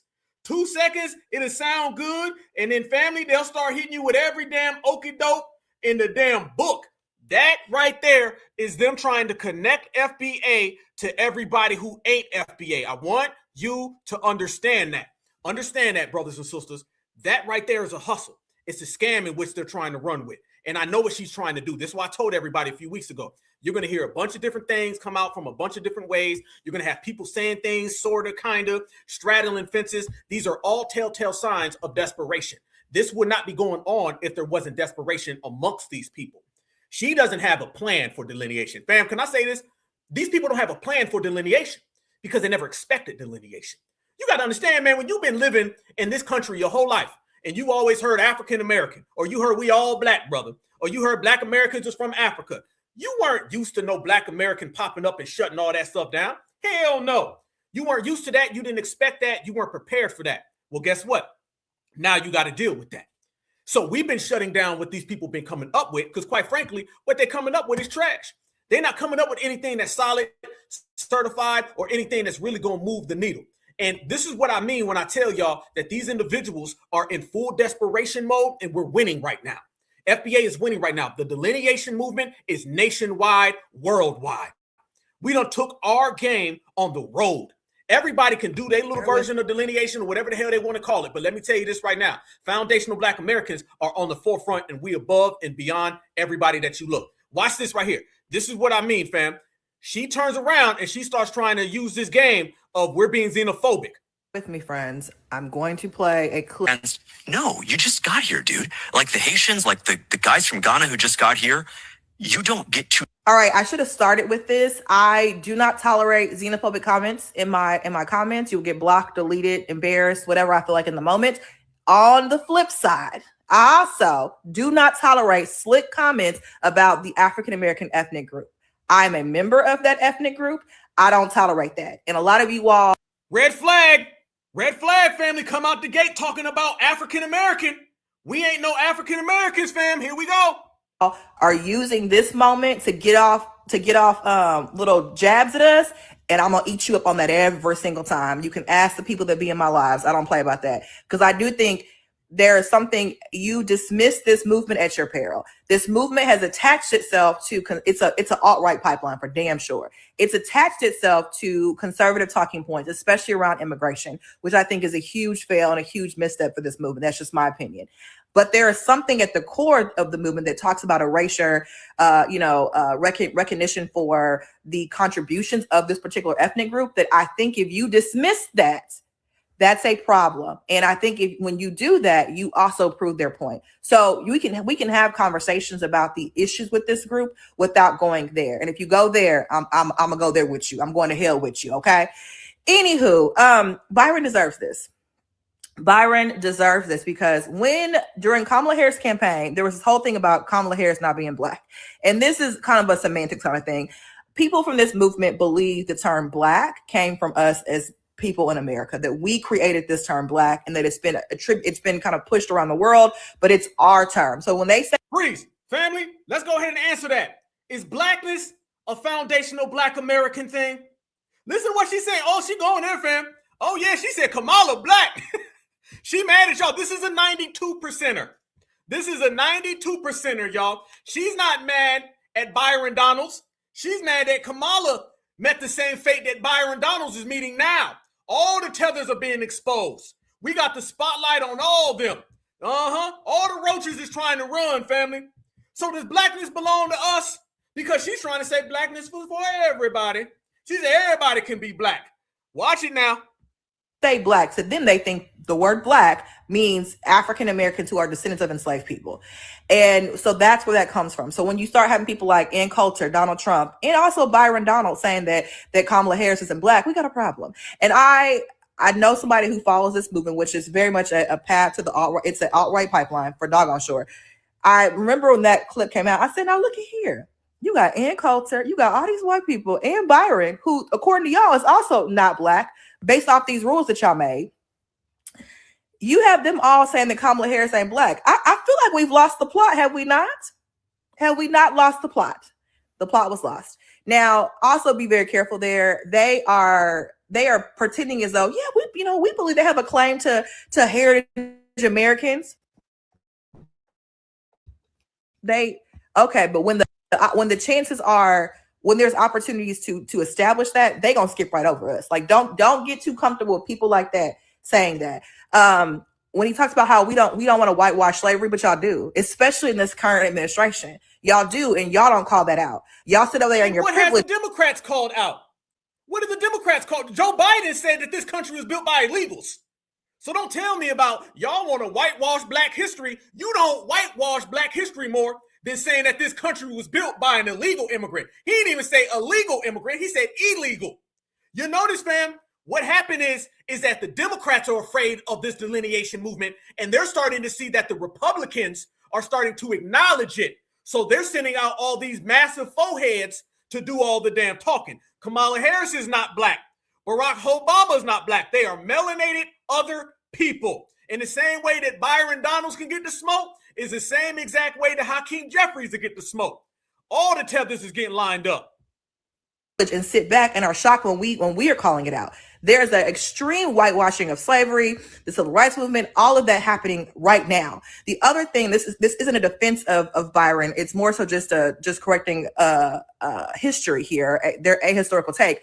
While Byron is not a descendant of enslaved people, based on his countries of origin, he is likely still the descendant of enslaved. I'm sorry, he's the descendant of enslaved Americans. He is likely the descendant of enslaved people. Oh gosh! Oh, you knew it was coming. Here come technically, they are slaves who are of American descent, because the Caribbean is in America. This is that real twisted logic that they've been trying to run, family. Nah, you ain't no Black American. You know what the hell we talking about. You know, we talking about Black American, the United States of America. Miss me with some damn technicalities. Technically, your head is about 95% of your body if we get technical.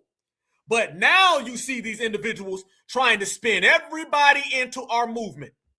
From those islands. So, and you would never, and he would have, Fishback would have never called Byron a slave if he was white. So you don't get a pass on that for me, on that kind of language. That language is very inappropriate. My other big thing for this too, if y'all gonna sit up here and play in our faces and talk about, oh yeah, I agree. Run us our money. As MLK said, when we come into DC, we come to get our check. If y'all want to say all this, give us our money. Bear with me. And then at the end, fam, she had to make it look like she down for reparations. That ain't nothing but your typical slimy, slithering Democrat right there, fam. Nothing she said even made sense after she said it. She goes into this whole thing, Byron Donalds is cool. Notice, fam, she said he deserves it. And then later on, she said, well, technically he is a descendant of slave. And then notice at the end, she tried to throw in the reparations like that was going to win us over. And we was going to be like, man, that's true now. Boy, them damn reparations. Yep, that's real. That right there is more desperate. They don't know what to do. Fam, it's hot right now. Right now, delineation is the hottest ticket in the world. Not just America. It's the hottest ticket in the world, and everybody wants a piece of it, but they understand that it is damning to them to get behind it. That's what's going on right now. And we've made the clear distinction. Foundational Black Americans, we're not heritage Americans. Foundational Black Americans are foundational Black Americans. There's no reason to take foundational Black American and intertwine it with heritage. That's their stuff. That's how they determine how they are here. Because remember, y'all, a heritage American based on the identification of Tucker Carlson and the white community, that is still not the same definition of what a foundational Black American is. Foundational Black American means we are the founders and we built this thing. A heritage American just means they go back to a certain point, and we know that the island where they all came from. Remember, those heritage Americans are still just immigrants. They're just newer immigrants, or they're older immigrants opposed to the newer ones who have been here. So no, we're not running around here combining the two. I want everybody to notice that. When we talk about this heritage American thing that they're out here running, foundational Black Americans are not getting on board. I seen somebody, some dusty dude, he was on TikTok earlier, and he was saying, well, I'm a heritage Black American, okay? A heritage Black American, all that's going to do is tie you into MAGA. That's going to get you all lumped up with MAGA, okay? We're foundational Black Americans. We already got our term. Fam, we've been on this delineation, separating, regulating. Why the hell we going to stop the car, turn around and say, yeah, let's combine this with the heritage Americans and then hit a goddamn turn? Ain't no turning back. We have a term, and now you see that the term has went mainstream, nationwide, and worldwide, and we go right where the hell we at. They can be heritage Americans all they want to, and we're going to be foundational Black Americans. Notice this, y'all. He said that Black Americans are heritage Americans. Notice he said that, right? But notice Black Americans, we're not saying that heritage Americans are foundational Black Americans. Remember that. They can say whatever they want to say. Tucker Carlson can sit there and he can be like, yeah, well, you know, that's true. Now they are heritage Americans. No, because we're foundational Black Americans. Foundational means that we built this thing. Notice, y'all, the key indicator here is building America. See, when you run around and you say that you're heritage America, that does not include building America. There's no building involved in any of that. So if you remove the foundational, you remove the building aspect. If you remove the building aspect, then you remove the debt that they owe us with reparations. Be very cautious about falling into that heritage American trap. If that's the term that they use so they can separate from all the other Mayos and Miracle Whips on the planet, fine, go be it. If that's the term that they use when they're calling out Byron Donalds, go ahead, so be it. We good over here as FBA. And remember, y'all, they brought us up. We ain't bring them up. So that's how we breaking it down full swing. And when I tell you that we out here breaking things down full swing, oh yeah, y'all know we in here. Yeah, we got it. We got 3,000 people in here, by the way, fam. Shout out to the fam. Let me tell you this, fam. We run this thing. They know. Oh, fam, I'm going to tell you like this. As long as we in here bubbling and we in here cooking foundational Black Americans, I'm going to tell you like this, y'all. We going to always be 10 steps ahead. As long as we can sit here, have our dialogue, and convince amongst each other, oh, we always going to be good. Because there's a lot of trickery involved. You know what separates the real from the fake is understanding the way the game is played. And the way the game is played right now is all about delineation. And it's our own delineation. I want you to remember that, okay? The delineation that you're seeing going on right now, that delineation is the delineation brought to you by us. You may have other people who delineate. Cool. Let everybody else delineate. Go ahead, have fun. Do your delineation. That does not impede or interfere with ours. See, what they want to do, fam, I'm telling you now, be cautious. They want to intertwine us with all these other people so they can somehow make it look like our delineation movement is the same as theirs. Nope. Our delineation movement is our own. And when you start talking about delineation movement and you start talking about things being our own, and when you start talking about where we are as a certified foundational Black American community, family, one of the reasons why delineation has everybody so afraid and so shook and so scared is because of this right here. Y'all look at this right here. Trump administration ends temporary protected status for thousands of Somalians in the U.S. Family Tethergeddon has arrived at the same exact time as this delineation movement. Tethergeddon has showed up at the same exact time where these people are getting cut off. Donald Trump today went in and he said, we cutting all of that off. Somalians, you on the list and you next. So it's funny, everybody was telling us that we next. Well, now it looks like they next. You can't make this up, but I can show you the clip. Let it go. You know, they came from a place with nothing, and they come here and they drive around in Mercedes-Benz. You know, the Mercedes-Benz dealers do well in that area of Minnesota. Can you believe it? They have nothing. They get welfare payments, and they have Mercedes-Benzes. It angers me so much, but we're going to straighten out our country. This was done under Biden and Obama, very much under Obama. It all started under Obama. And we just can't. We've got a great country. We're not going to screw it up. But this was one of the great scams ever. They have the same thing, Somali in Maine. Who would think? I never saw that happening. But Fam, did y'all know about Somali in Maine? I didn't know that.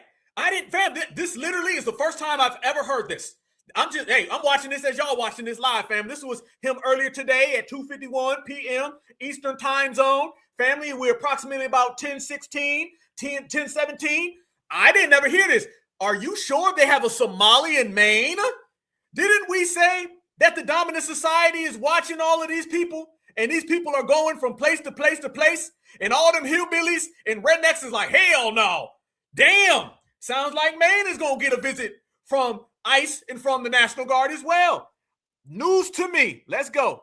Somali in Maine. Who would think? I never saw that happening. But in Maine, it's really crooked as hell, too. But it's not just Somali. It is them, but it's not just. There are many other places, many other people. The whole country, if we stop this fraud, this massive fraud, we're going to have a balanced budget. That's how much money you're talking. We'll have a balanced budget without all the growth I'm talking about. And Whoa. This man just said the Somalian fraud is causing the budget to be unbalanced. Oh, they coming to get y'all. Oh, they coming for you. Oh, you better run and hide. Oh, it's about to get bad now. See, he's connecting this to a bigger economic issue, which is only going to inflame the heritage American movement to go after more of these illegals. Crooked as hell, too. But it's not just Somali. It is them, but it's not just. There are many other places, many other people. The whole country. If we stop this fraud, this massive fraud, we're going to have a balanced budget. That's how much money you're talking. We'll have a balanced budget without all the growth I'm talking about. And then you add the growth, we got one hell of a country. You know, they came from... Woo! Man, I'm going to go there. Oh, we about to go there. Fam, we got to go all the way there. We got to go all the way there. He just sat there and combined them to the budget. Now, I'm going to be honest with you, and I'm going to keep it all the way live. Boom, there they go. Right now, what you're seeing in the United States of America is the dominant society. They're not only in a Miracle Whip delineation, in which they call Heritage American, but their Miracle Whip delineation, it's going after all of the people who are from the white community who are not Americans, but it's also targeting all of the MOPs, the melanated other people. See, here's the difference. Our delineation movement is strictly and solely, specifically about FBA business. Their delineation movement is rooted in supremacy because everything they do is rooted in supremacy. Everything they do is rooted in supremacy. But let me tell you the third kicker to that whole scenario. Foundational Black Americans standing on our square is a square they can't knock us off. So they saying, how about them damn Somalis over there? They doing some real Somali type stuff. Let's go see about them. You see what's going on? And I'm going to tell you like this. You got some rednecks and some hillbillies that's going to sit there and they're going to say, well, wait a minute now. You mean to tell me that way the hell out in Somalia, they're getting money from America. And in Somalia, notice the words, fam. You got to watch the words when they talk. I'm talking about all of them. Listen to what he's saying. And we talked about this weeks ago. They're saying Somalia, Maine, Somalia, Minneapolis. You know what he's really saying? Be careful, because eventually it's going to be Somalian, Charleston, South Carolina. Eventually it's going to be Somalian, New Orleans, Louisiana. Eventually it's going to be Somalian, Topeka, Kansas. Right now, he's sending whistles to all of the people in the dominant society that this is coming to a city near you. Did we not talk about this previously? Now they're starting to realize that, oh, it's about to get real. And they're creating an atmosphere to where they're not believing anything other than we got to get these people. Oh, it's about to get real.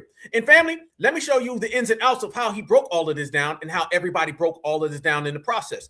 This delineation is full swing, and they have upped the ante with the TPS getting cut off. And they used to say it was temporary protective status. I said it's tether protection service. Call it what you want, but it's gone. Look at it. Here we go. The family is out here talking, and we out here winning. Let's talk about it. But Trump just ended TPS for Somalis.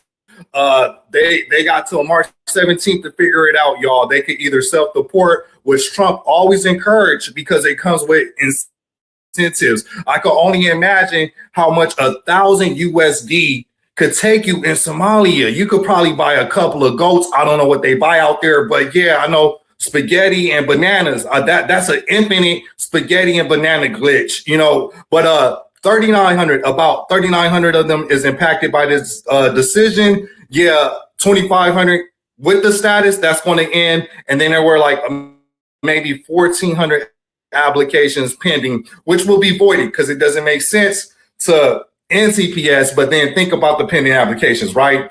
Oh, this is the good news. According to the administration, conditions have improved in Somalia. So that's good for Somalia, of course, the country and the people. So conditions have improved. And Kristi Noem stated that temporary being the key word, temporary status. So, yeah, they're going through with this March 17th. You either could self-deport and get all the incentives that come with self-deportation, or DHS will help you March 17th to figure it out. Hey, hola, hi, this is Randy Rambles with Rambling News, reporting from the kitchen table. The Trump administration is ending temporary protected status, or TPS, for Somalia, affecting one of the largest immigrant communities in Minnesota. White House Press Secretary Caroline Leavitt announced the decision by linking to a Fox News article on X, saying Somali nationals with TPS would need to leave the U.S. by March 17th. According to the National Immigration Forum, about 705 Somalis are covered by TPS, though the broader Somali population in Minnesota is estimated at roughly 80,000. Okay, so on today's episode of Who is Trump Gonna Punk, we're back to the Somalians. So Trump administration ends temporary protection status for thousands of Somalis in the United States. It says, time's up. Thousands of Somali nationals living in the U.S. must leave the country by March 17th after the Trump administration's decision to end temporary protection status for Somalia. The move comes as DHS continues ICE operations in Minnesota following widespread fraud scheme involving members of the Somali community that has plagued the state. How do we feel about it? I mean, personally, if you're here committing crimes, especially to that magnitude, then you don't need to be here. I heard, but freeze. Question, y'all. How y'all feel about it? That's the $1 million, $1 trillion question to my Black Americans. How do you guys feel about them ending TPS for Somalians and basically pushing them to the front of the line?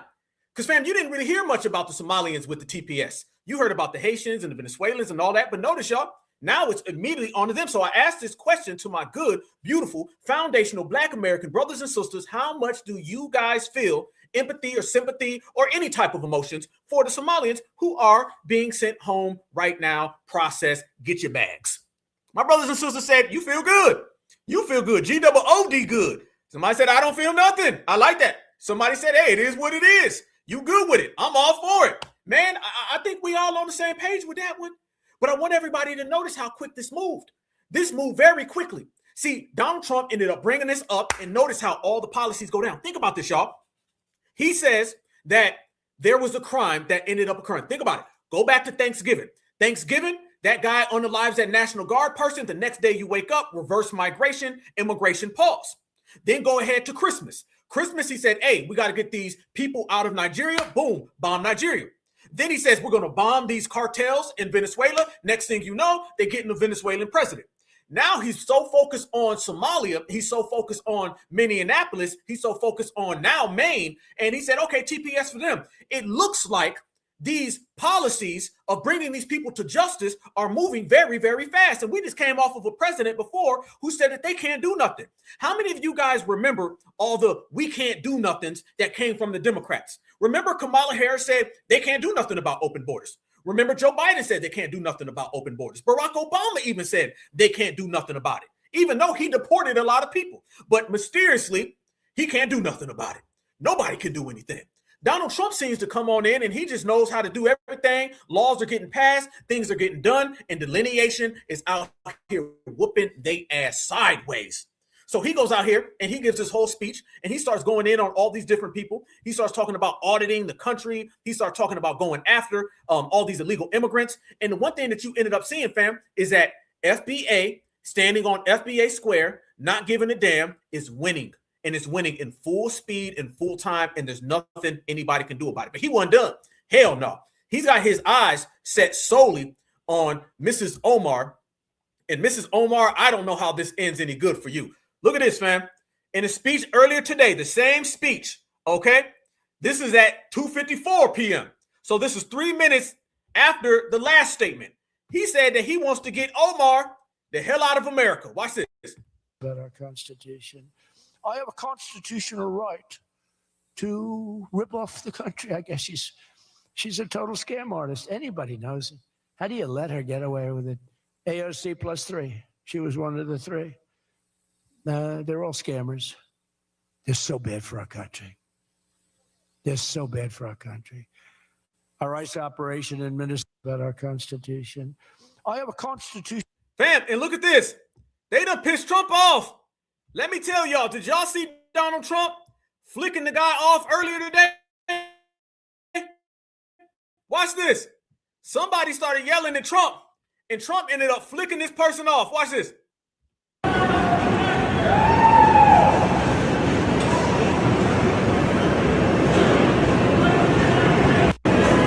Somebody called him a PDF, and if you read his lips, he's saying F you.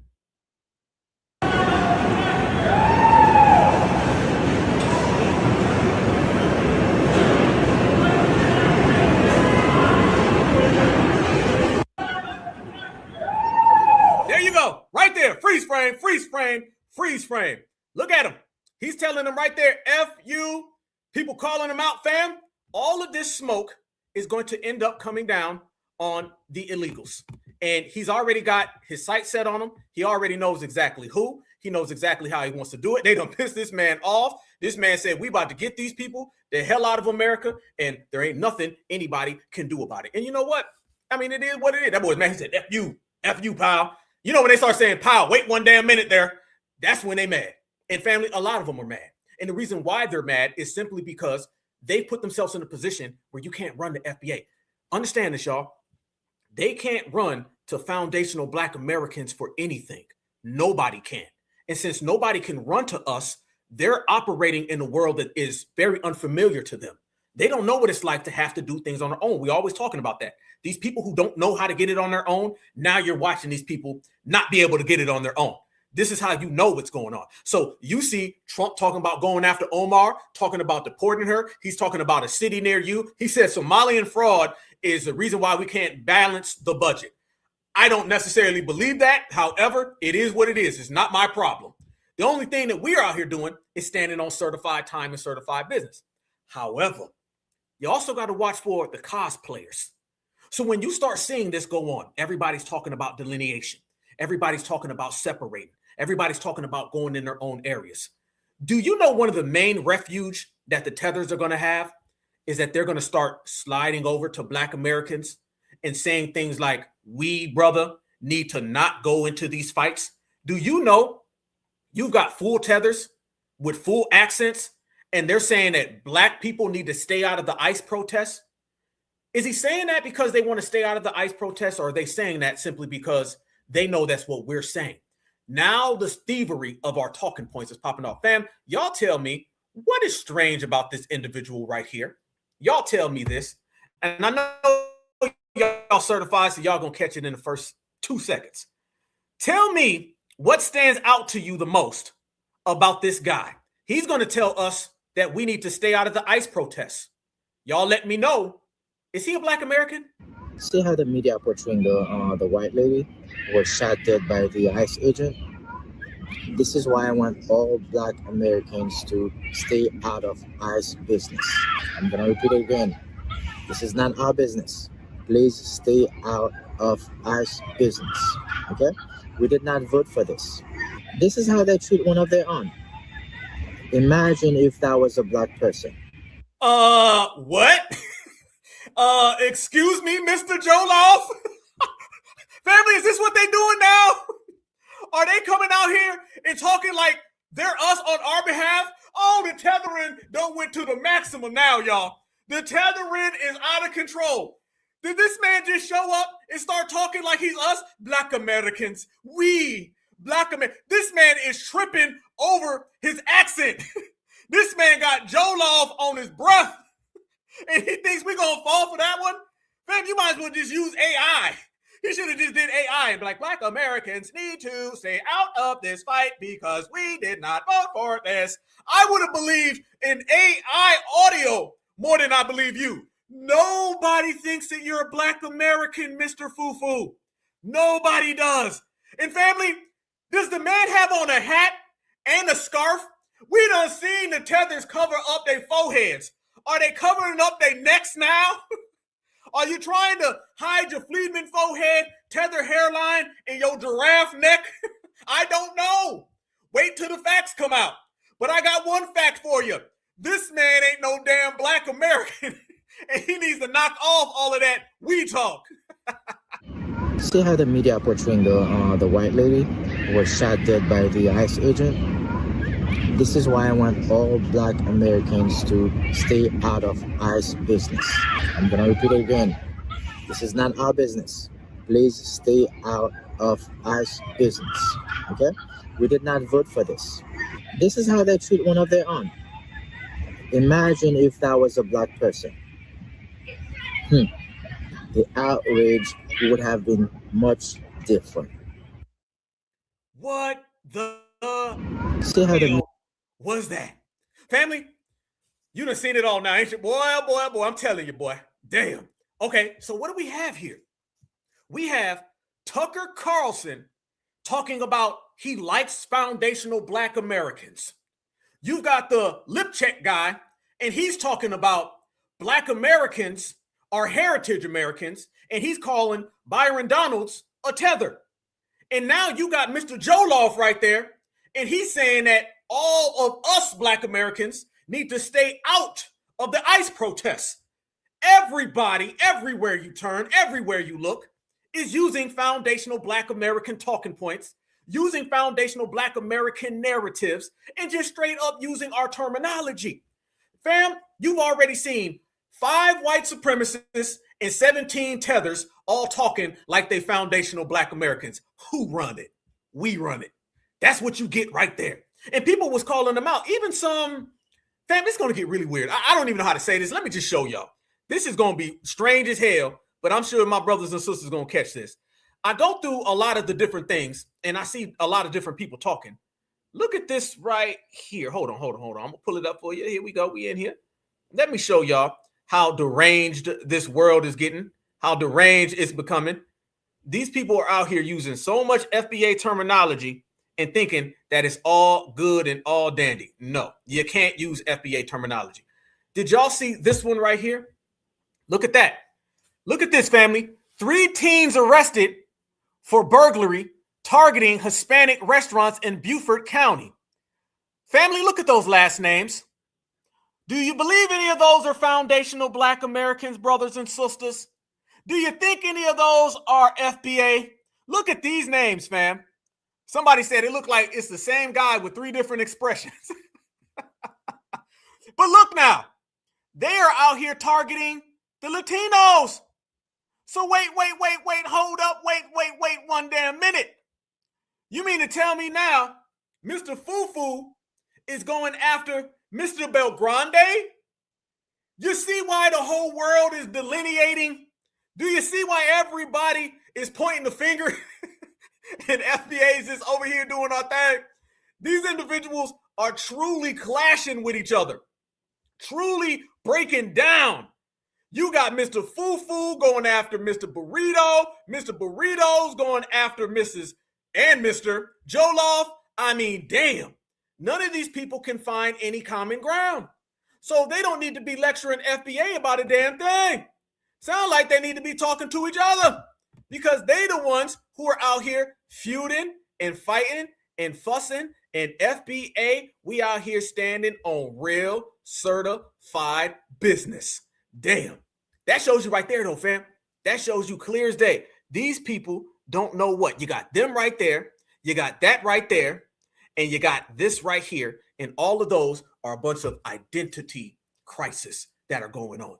And when you start talking about identity crisis, one thing for certain is that they're still out here begging Black Americans to show up for all of these protests.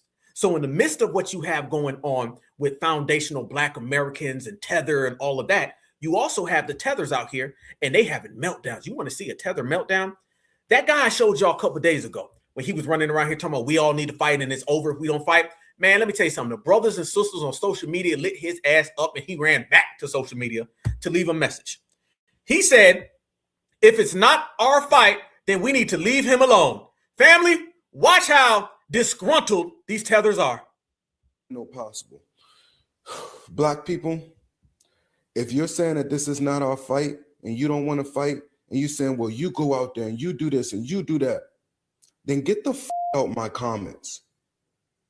Why is it that y'all have so much energy to type paragraphs to me? Go through my comments, y'all. It's paragraph on paragraph on paragraph fighting me. This is what I'm talking about. I said that I and my people are going out there because y'all keep talking about something where Black people don't need to be on the front lines. Our neighborhoods, our apartment buildings are the front lines. What don't y'all get? They raiding buildings in Chicago.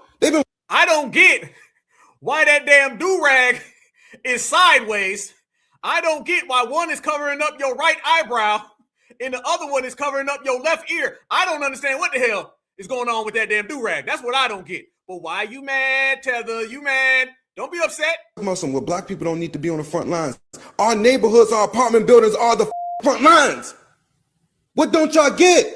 They raiding buildings in Chicago. They've been going in and out of apartment buildings in Southeast, DC, PG County, Hyattsville, Oxon Hill. What do y'all not get? There is no front or back lines in the communities. I'm so tired of y'all giving me this whole energy of like paragraphs.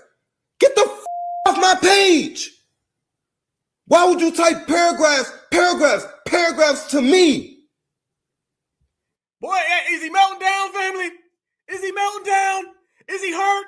Family, is he upset? Are you mad, Tether? Did the news of the temporary protective status get cut off? Have you shook? Do you see now Republicans is calling people like you, Tether? Are you mad? Fam, I don't see that same energy. Remember this summer? Remember, Black Americans, damn this summer. How many of y'all remember last year? How many of y'all remember? They was running around here talking bold. Now this man in here talking about, why are you leaving paragraphs for me? What did I do wrong? Other than have a do-rag at a 45-degree angle and I'm covering up my neck. It's too damn hot in that house to be sitting there with your damn neck tied all the way up in a jumpsuit that Black Americans ain't wore since 1987. Stop playing, Tether man. Fam, this is desperation. The walls are closing in on Tethers. The deportation papers are being administered. The ink is drying. And FBA's laughing. This man is upset. He's hurt. He's bothered because he's about to go home. And my people are going out there because y'all keep talking about something where Black people don't need to be on the front lines. Our neighborhoods, our apartment buildings are the front lines. What don't y'all get? They raiding buildings in Chicago. They've been going in and out of apartment buildings in Southeast, DC, PG County, Hyattsville, Oxon Hill. What do y'all not get? There is no front or back lines. We live in these communities. Our families live in the communities. I'm so tired of y'all giving me this whole energy of like paragraphs. Get the off my page. Why would you type paragraphs to me? You typing paragraphs to me. Where's your energy for them? Freeze. Y'all can hear? Okay. I got some people say they can hear. Some people say they can't hear. I don't know. Okay. Somebody can hear. Okay. But it's all good. Y'all know they got to mess with it because we in here 3,000 deep. Y'all know how it go when you reach 3,000. You feel me? We here. Let's go. Watch them so angry and upset, fam. Are going out there because y'all keep talking about well, black people don't need to be on the front lines. Our neighborhoods, our apartment buildings are the front lines. What don't y'all get? They raiding buildings in Chicago. They've been going in and out of apartment buildings in Southeast, DC, PG County, Hyattsville, Oxon Hill. What do y'all not get? There is no front. Freeze. The tethered tears must be messing with everything. Okay, some people can hear, some people say they can't. It's all good. Let's freeze it. Let's double up and bring it back. And we all in the game, okay? Dude is upset. Somebody said he crying like Tyrese. You ain't lying. He was in there, Tyrese crying, wasn't he? And yeah, he talking about paragraphs. The man in there talking about the paragraphs. The paragraphs. Refresh the app, fam. If you can't hear, refresh the app. They must be on some goofy stuff, fam. Because if some people can hear and some people can't, it's got to be them messing with it. So hit the app, double check, run it back, and we good, okay? Listen, you see how upset the guy is? Do you see that he's very, very angry? Do you see he's down bad? Do you see what happens when these people cannot manipulate foundational Black Americans? Yeah, he a Haitian?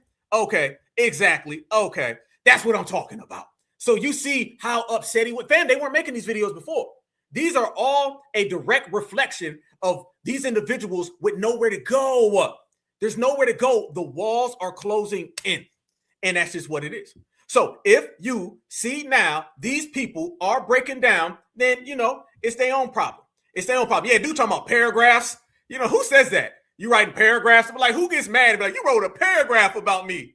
How you gonna say a paragraph? A paragraph hurt my feelings. You know that ain't no damn Black American. We don't even talk like that. That man said, y'all done wrote a paragraph about me. How you gonna write a paragraph? Nah, bruh. No. You just upset and you're angry because your homeland is called. Once again, what's up with your homeland? It shouldn't be that upsetting. All this discourse about like not wanting to leave America, fam, that sounds like you just don't want to go home. And if you don't want to go home, just tell me you don't want to go home. If you don't want to go home, then that's on you. But goddamn, get your mind right, get your game tight, get everything right, and then we will understand exactly how it's going down. However, fam, that's not the only individual who's been running around here saying these things about foundational Black Americans, running their mouth about FBA. You know what I'm saying? Really thinking things is going to turn out in the way that they want. But in reality, no. And you all know, like I told everybody, that they've been watching us and they've been monitoring everything that we've been doing for quite some time. We all understand that. We all know that. That's just how the game goes.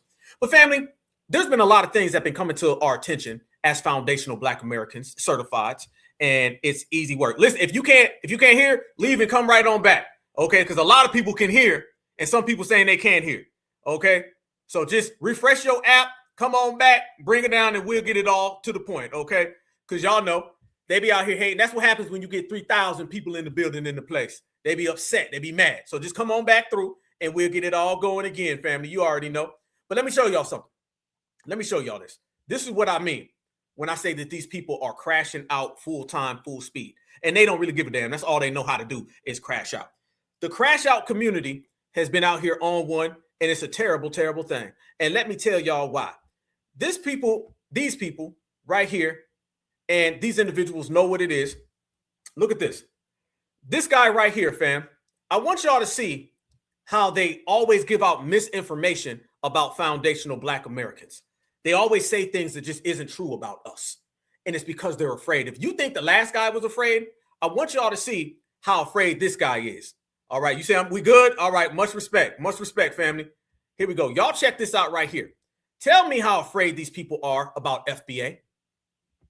Stop arguing with the FBAs. They ain't Black. so they shouldn't be a part of the black conversation. FBAs are a contradiction. They are a whitewashed, sellout contradiction. You cannot be pro-black. You cannot claim to be for the community while also dividing the community. That you're canceling yourself out. Stop. Fam, I want everybody in here to track how many times this guy says you.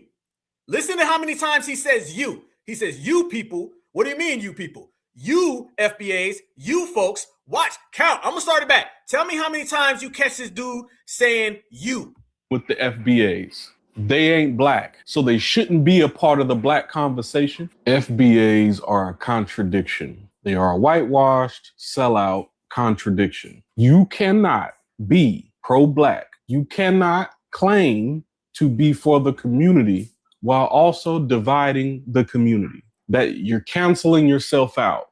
One, it don't add up. The math just don't math on that. You can name all of the bad experiences that you've had with Africans. You can name all the bad experiences you've had with the European reject. And the bad experiences that you've had with European reject will far outweigh, as a community, not individually, because individually none of what you're talking about matter.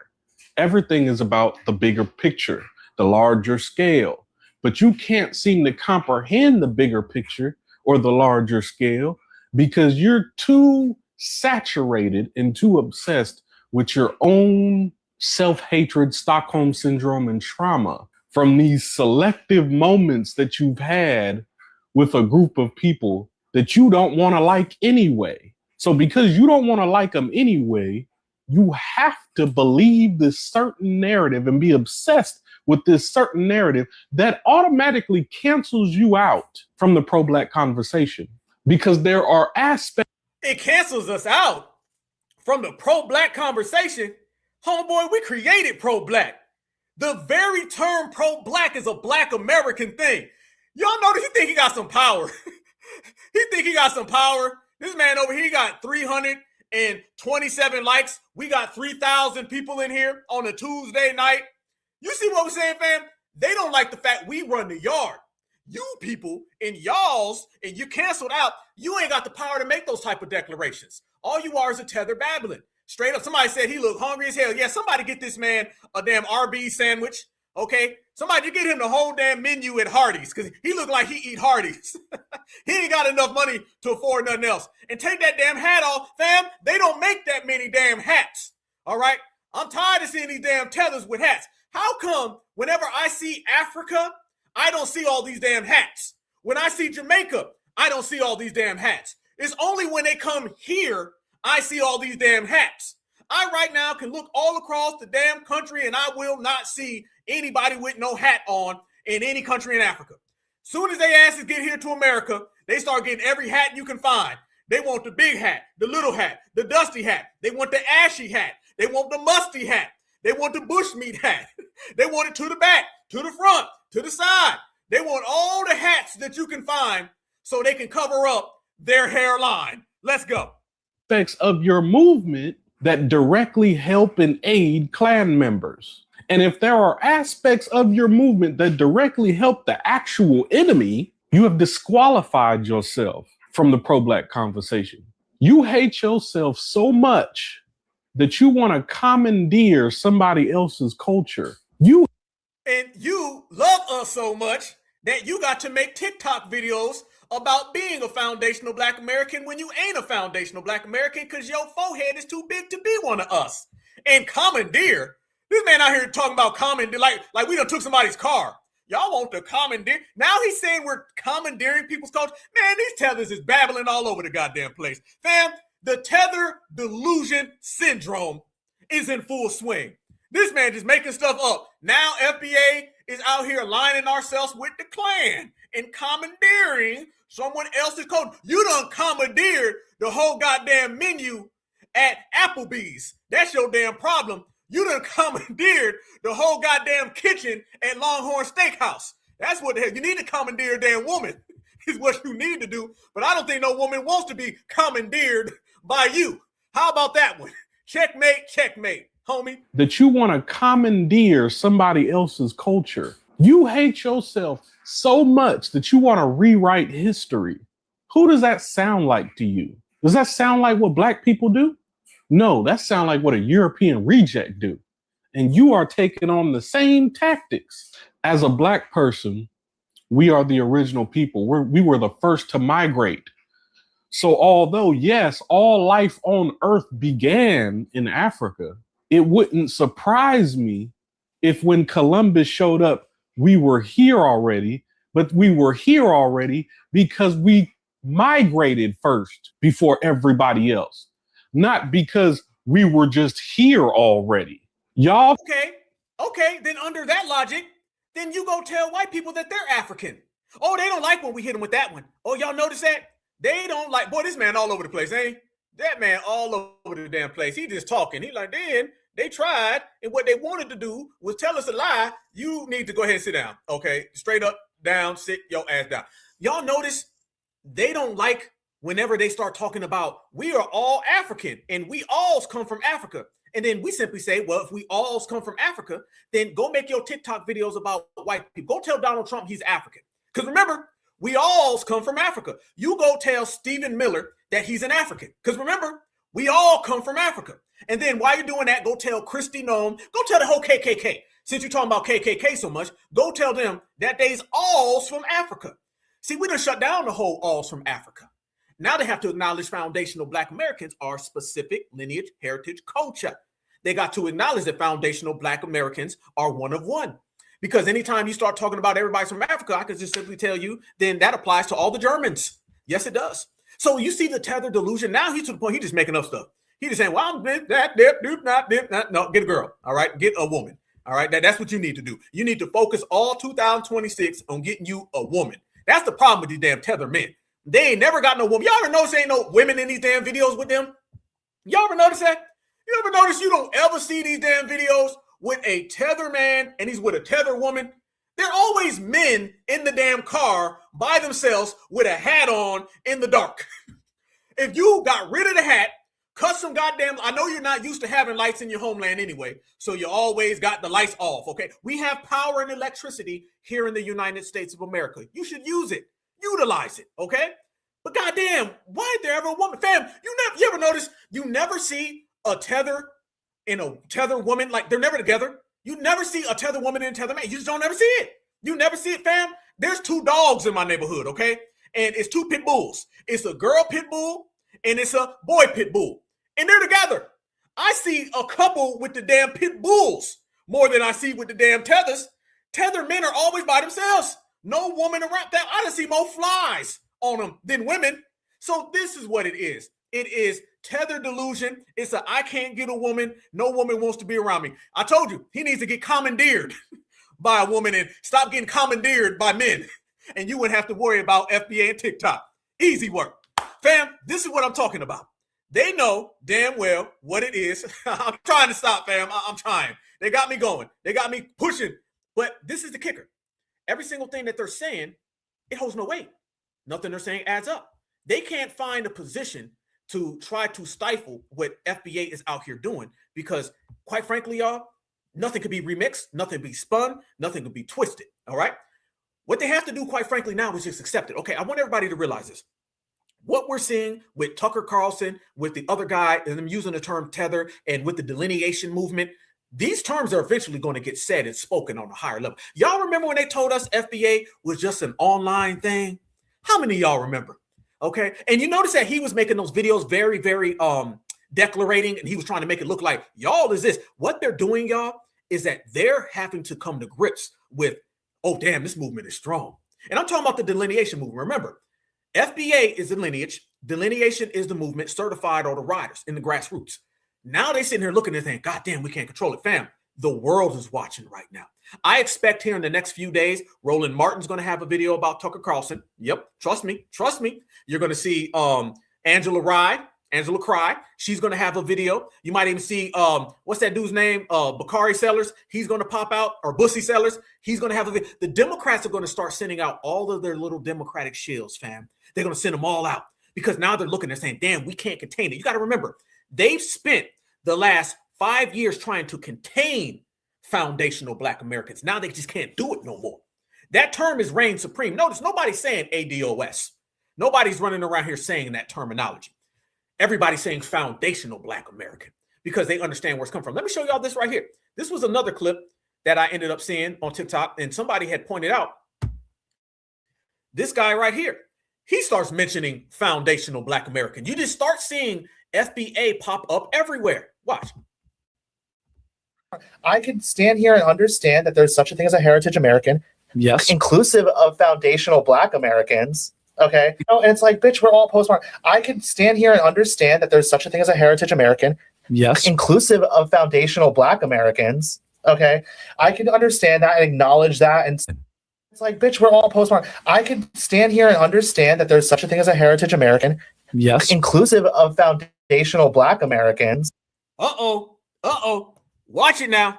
Hold up. You're starting to see it pop up more and more everywhere you turn around. Everywhere you turn around, you start to see it. Let me break it down even further, y'all. Check this out. This is going to be crazy, right? Think about it.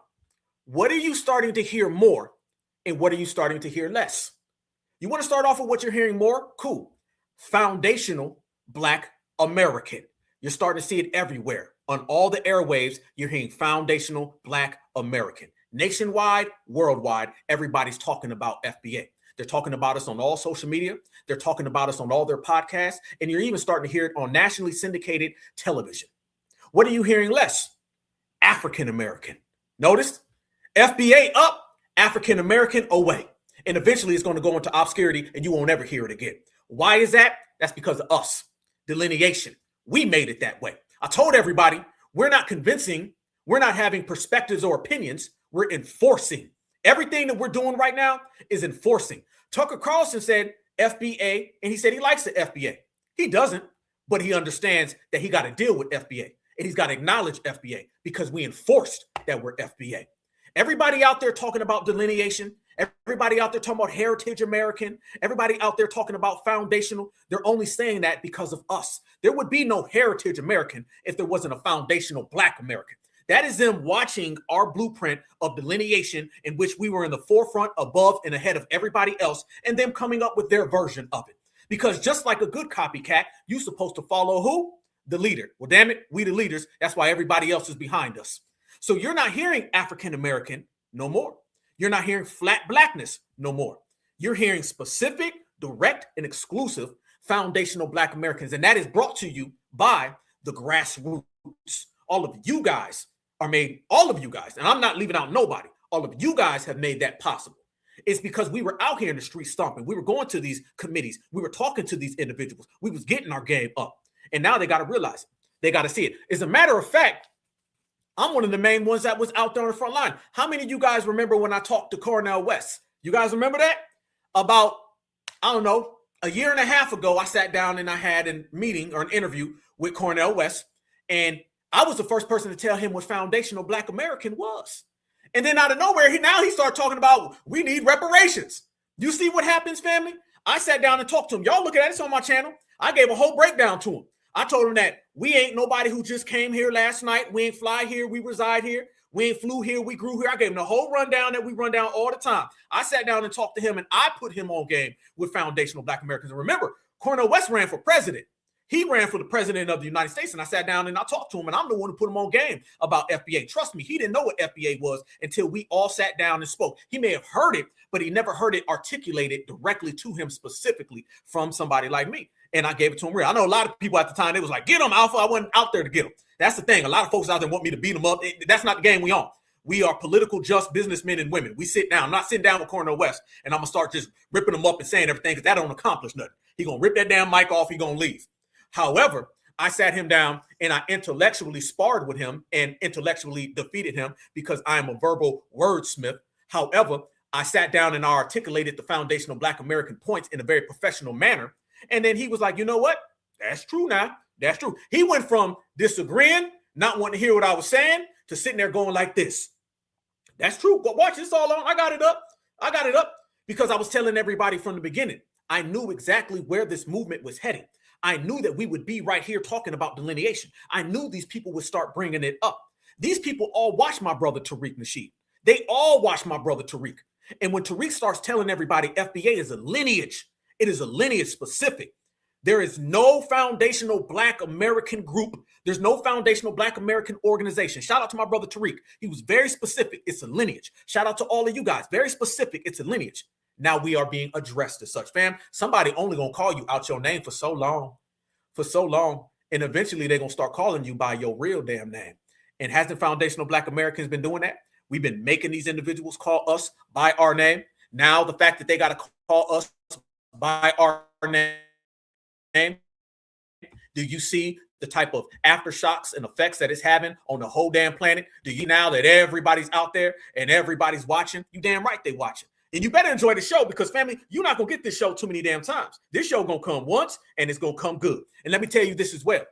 You got a lot of older foundational Black Americans who are standing on it. See, they want to groupify us, but they can't groupify us because we're just too many different people. You got brothers and sisters from the East Coast, from the West Coast. Look how well represented we are tonight. We do the roll call, family, and there's brothers and sisters from everywhere. So you can't put us in a group. You can't remix it. The reason why foundational Black American as a terminology that represents a lineage is so powerful and so strong is because there's nothing you can do to spin it. So now they're watching it, seeing how they can't spin it, and they're saying, damn, what are we going to do about it? You can't groupify us because there's just too many. You got brothers, you got sisters, you got young folk, you got old folk, you got Baltimore accents, you got California accents, you got St. Louis accents, you got Chicago accents, you got Georgia, you got Florida, you got Alabama, you got Arkansas, you got every single accent, every single shade, every color, but it's all under the umbrella of FBA. What you gonna do about it?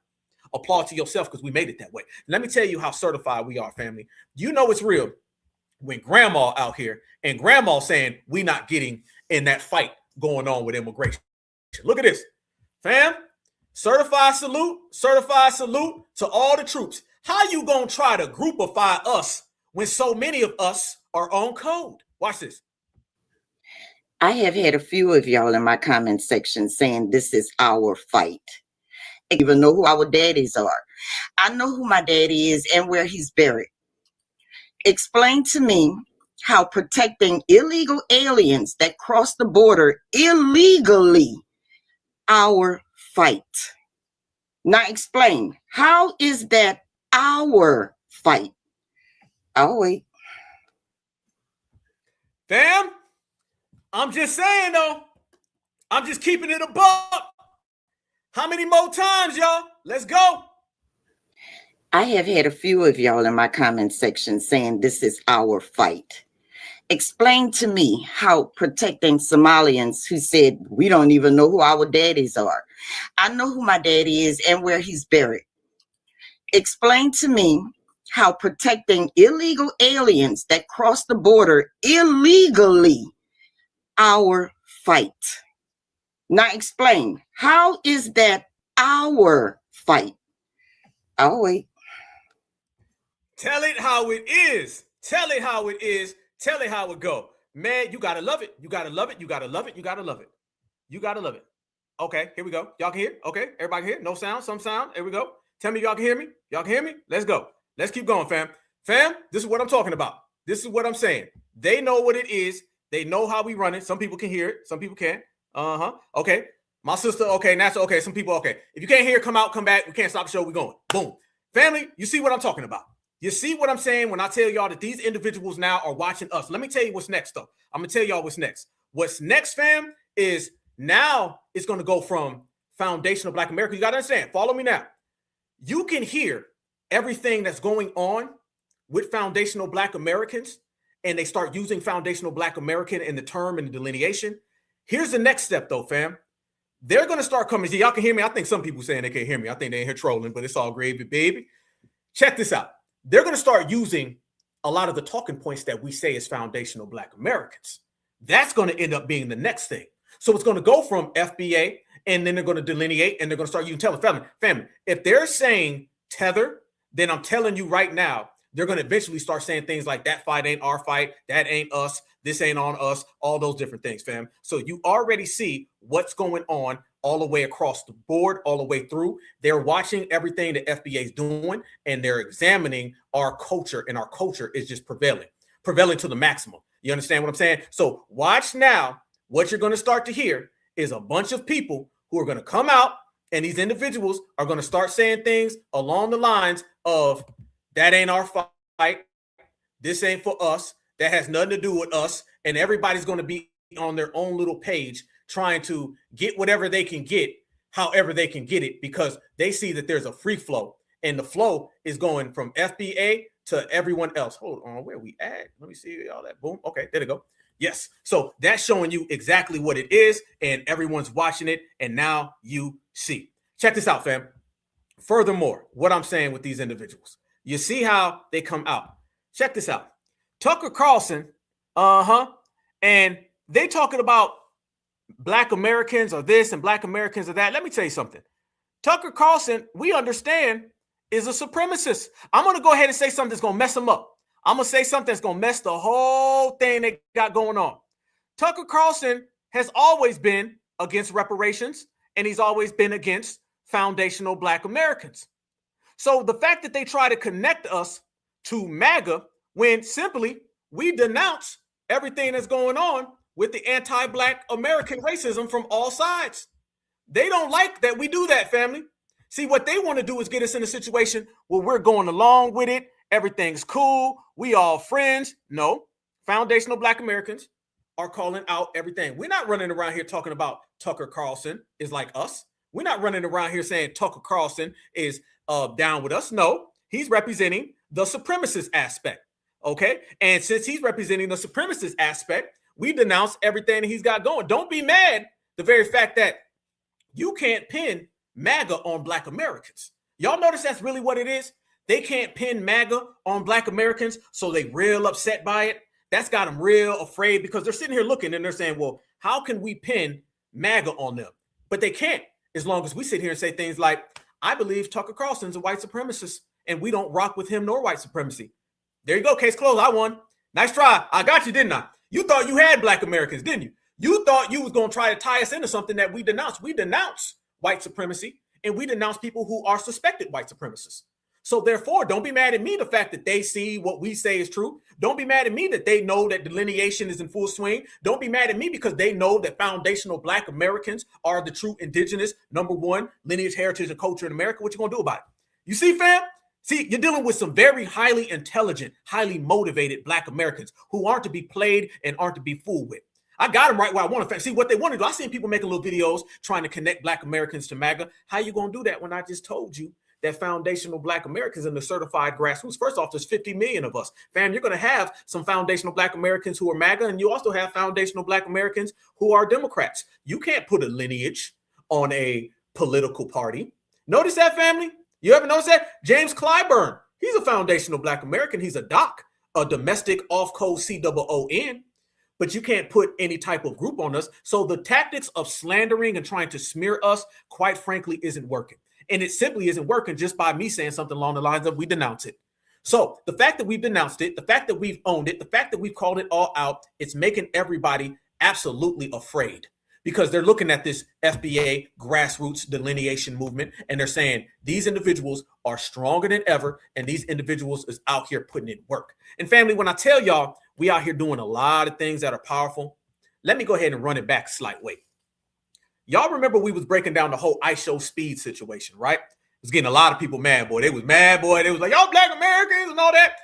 We done pulled out a lot of receipts, you know what I'm saying? I do know people been hitting me up saying that his father told him that he's FBA, but then his father also said that his father's father or something like that was Jamaican. How many of y'all seen that? I don't know how many of y'all seen that. A lot of people was telling me that his father had actually mentioned him being Jamaican. So to me, his lineage is still a big ass question mark. However, y'all notice now that they're trying to say that IShowSpeed has been censored in America. Have y'all caught that? How many of y'all seen that?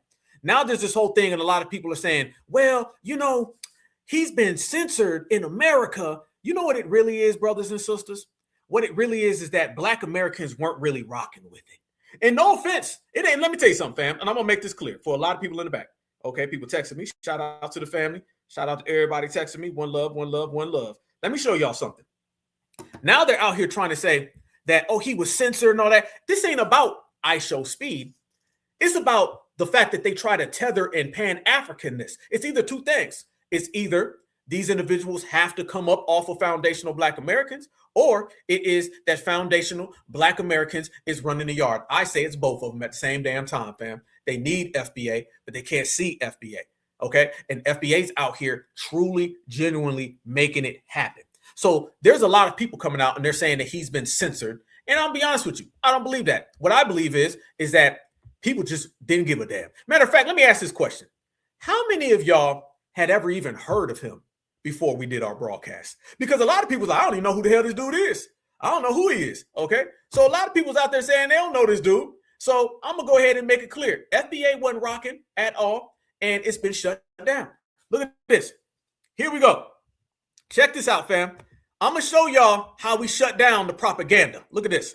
Black Americans are crying online. So this is after iShowSpeed showed them exactly how Africa look like. They can't believe that Africa is very developed. They are crying, saying that they were deceived. They were told that there is no electricity in Africa, that there is no water in Africa, that people in Africa, they live in mud house and also in grass houses. So one of the people said that he was very shocked to see tall buildings and also to see malls. On top of that, he said that these people, they receive low taxes, a good health care. He said that people in Africa, they live better than some of people in America. As I told you before, Africa is calling upon all Black Americans and the diasporas to come back home and reconnect with their own received, especially in Kenya and all the family. How many of you guys were crying? How many of you guys were crying because of iShowSpeed? Were y'all crying? Were y'all saying, Africa not that bad now? Africa's so good. iShowSpeed showed us that we can go home. Listen how she started it off, y'all.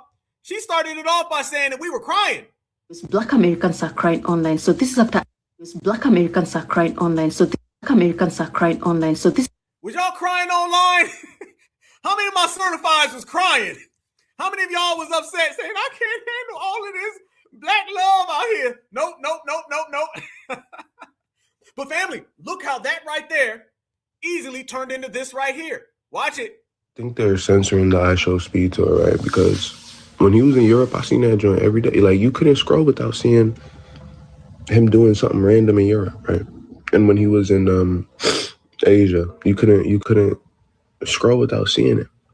I feel like they're censoring the Africa tour simply because, obviously, I think the powers that be simply don't want us to be able to, not us, simply don't want the people that already have such a negative mindset on Africa and think it's just mud huts and, I don't know, open fields and lions.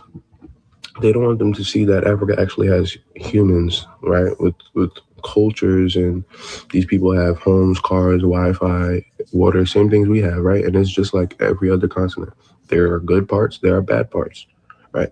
I don't think they... How many of you guys think that they're censoring his tour? And how many of you guys think it's not censoring? Black Americans just don't really give a damn.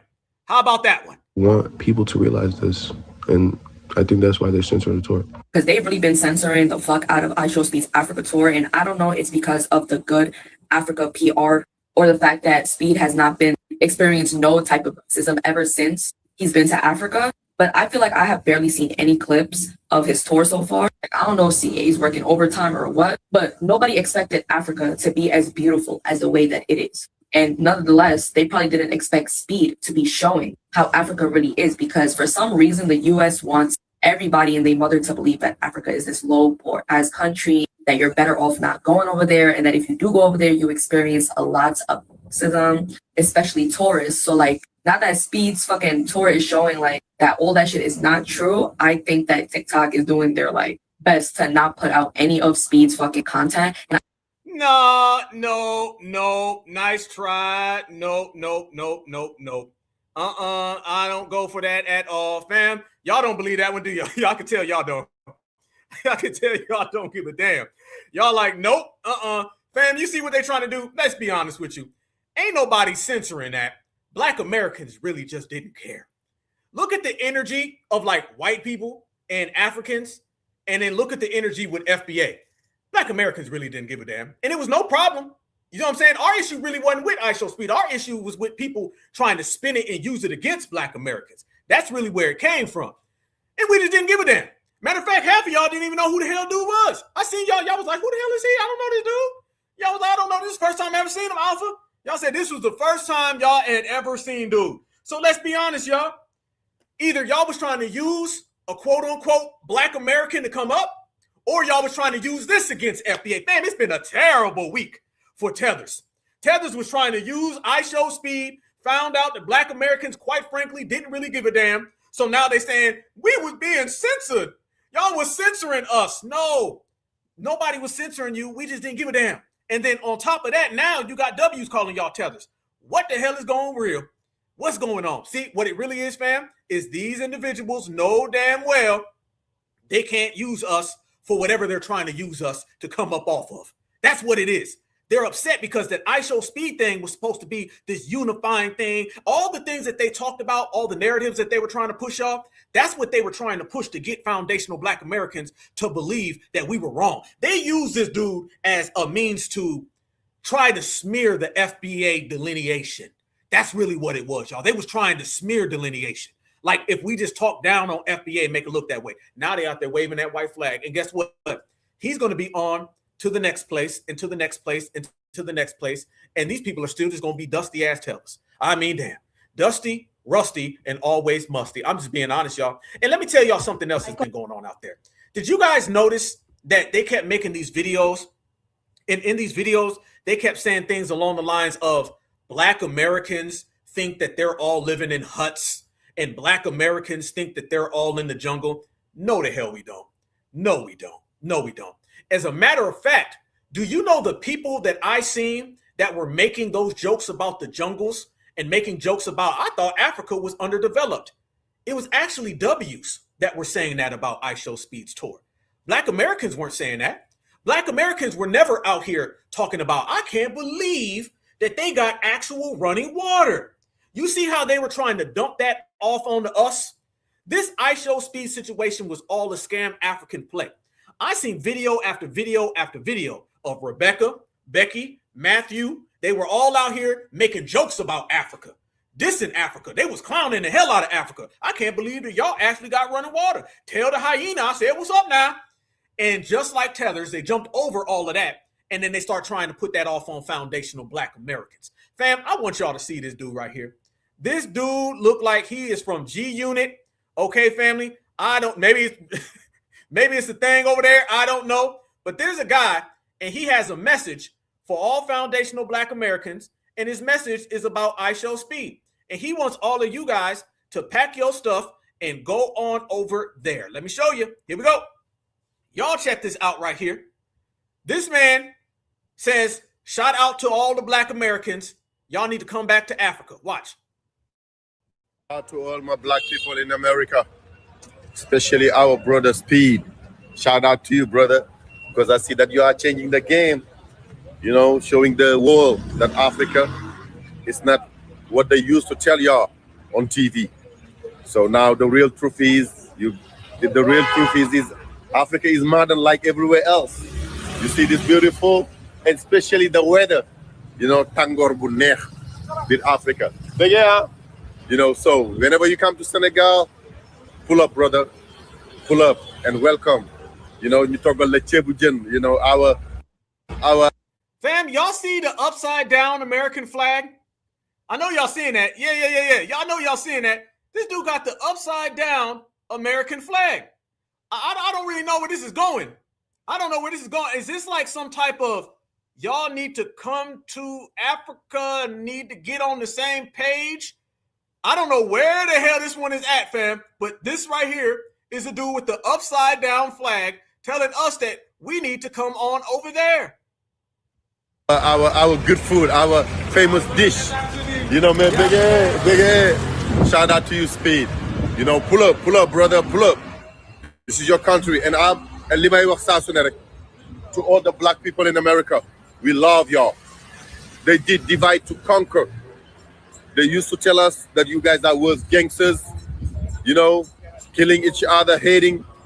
And what they used to show you on TV in Africa, disease, AIDS, malaria, hungry, you know, that's not the real truth. This is Africa. This is love. This is love. So, Speed, we love you. We love our black people in America. I call that bullshit. Because what do you mean? All it took was a streamer to show you. Stop. Damn. Dude said he love us. We need to come on over there ASAP. Now watch this woman. This woman right here, she says that Black Americans are ignorant because we didn't understand what was going on in Africa. Because what do you mean? All it took was a streamer to show you the real Africa. And now I'm seeing you guys on my FYP crying because now you see the real Africa and you know that you are lied to. Unless your media is that censored to a point where you cannot do your own research. When you search any country in Africa, it just brings you mads and hearts. Then I don't actually feel anything for you. I'm serious. Because as a Kenyan, as an African, I have done my own research on different countries because I'm curious. You're curious to learn about other countries, not just your own country, right? So I can tell you a lot about Korea, Thailand, China, Russia, America, because you do a little bit of research. But you coming on here and crying because a streamer showed you Africa, and now you are shocked that we don't just have mads and hearts, that we have cars and everything that you guys have. Like, to me, that's crazy.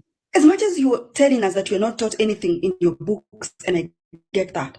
We were taught history about other countries, like a lot of history, right? But there are also other countries that we're not taught about, and you do your own research.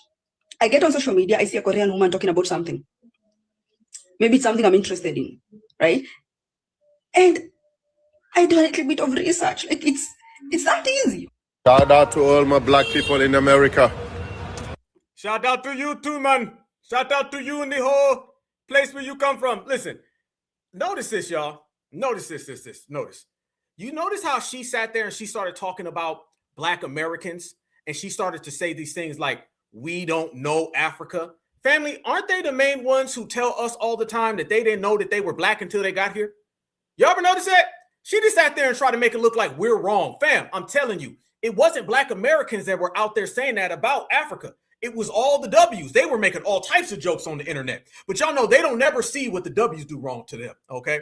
And if 5 of them do, then the other million of them get mad at the 5 who called it out. That's just the way they operate. But I thought you told me that you didn't know that you were Black until you got to America. So you said that you didn't know that you were Black until you got to America, but then you tell us that y'all knew so much about the world. It really makes no damn sense. It makes no sense, and really is contradicted. It's a very contradicting thing, and that's kind of what they always do, right? They operate in these realms of contradiction. Everything is just one big contradiction. So what we're doing is we're seeing the fact that these individuals know damn well what is really going on and what's really hitting for and what's really happening. And then it shows you that no matter what they say, no matter what they come up with, no matter what they do, it always will go back to the main point. And what's that main point, brothers and sisters, is that people need foundational Black American participation in whatever they got going.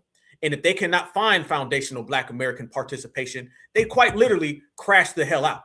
And that's a crash out that everybody's been seeing. Now, speaking of people crashing out and talking about people copying and talking about the system of supremacy and talking about how we run the yard, let me show y'all something.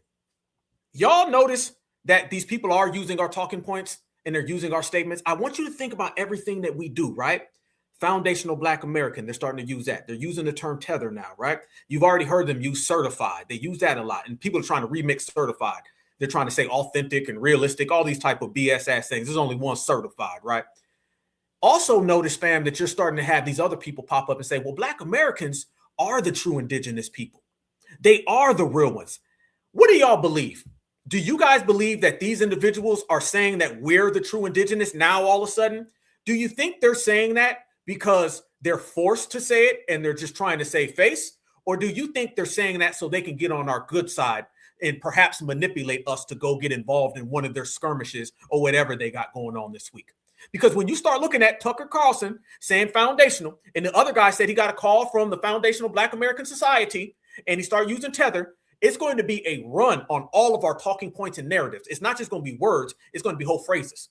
So now you're starting to see people come out and they're acknowledging that we're the indigenous people.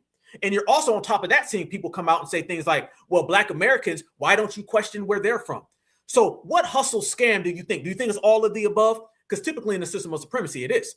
But I want y'all to notice the people that are doing this are people who are not like us. You said they're kissing up, right? A lot of people trying to get in front of this, y'all. A lot of people now who are trying to get on our bad side are trying to get on our good side. Remember, y'all, sugarcoating always comes after they fail at some type of aggression.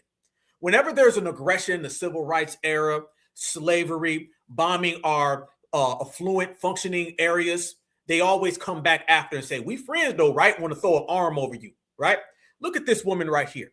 She starts coming out and saying that Black Americans don't need to get questioned on who we are and where we're from. Now, what she's saying is true.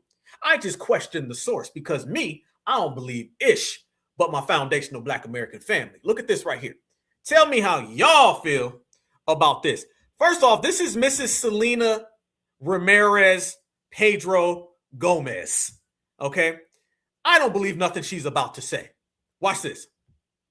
Hey, so I have a question for non-Americans.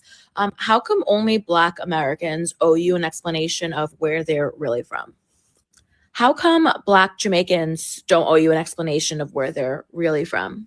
How come Black Brazilians don't owe you an explanation of where they're really from?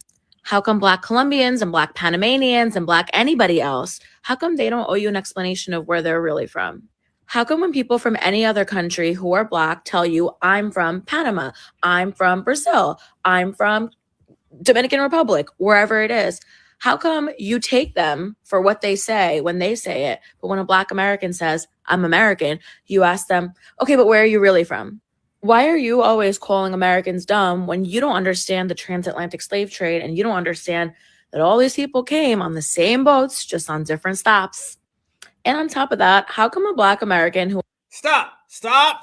I see what it is. Boy, y'all in there cooking. I see y'all. I see every last one of y'all. Yeah, I'm not trusting this either. You guys notice that she left out the indigenous aspect? And do you know that her community is the community that's always trying to steal the indigenous identity of us? Notice that she said all of that, and at the end, she connected us to Africa. I see the play here. Boy, all you got to do, don't trust these people, regulate these people, and you're going to be good. Notice what she was doing, right? Putting all the sugar on top. How come Black Americans are seen as one group of people? They all was on the same boat, though. They alls came from Africa, though. Why don't you tell me how y'all alls came from Siberia? Are you leaving out the Siberian aspect? Are you leaving that out, fam? There's a hell of a lot of little sneaky things they doing. Notice that. She gave all these things that sounded real good. Sounded real nice. How come a person from Jamaica is just a Jamaican? How come people from Haiti is just Haiti? By the way, everything she's saying, she's getting from us. Family, this broadcast has been a masterclass in framing the spinning, the twisting, and the tangling of our FBA verbiage. I want everybody to hear this. Fam, if you got a young teenager, play them this broadcast over and over and over, because we are systematically and structurally going down the line and pinpointing how everybody is taking our phrases to the damn variable and trying to flip it on us in very conniving ways. So what she's doing is that she's trying to make us sound like we're just some African and she's really our indigenous friend. from? How come when people from any other country who are Black tell you, I'm from Panama, I'm from Brazil, I'm from Dominican Republic, wherever it is, how come you take them for what they say when they say it, but when a Black American says, I'm American, you ask them, okay, but where are you really from? Okay, here's my question though. If I asked you, would you take me for my word if I said I was indigenous? Fam, I bet if you brought up indigenous to this woman, she would start becoming a very open enemy of us. Notice that, brothers and sisters. Let foundational Black Americans say, okay, forget about Africa. What are your thoughts on us being the indigenous people of America? Oh, she'd go from all that damn sugar to all of that venom. She'd get real angry then. Why are you always calling Americans dumb when you don't understand the transatlantic slave trade and you don't understand that all these people came on the same boats, just on different stops?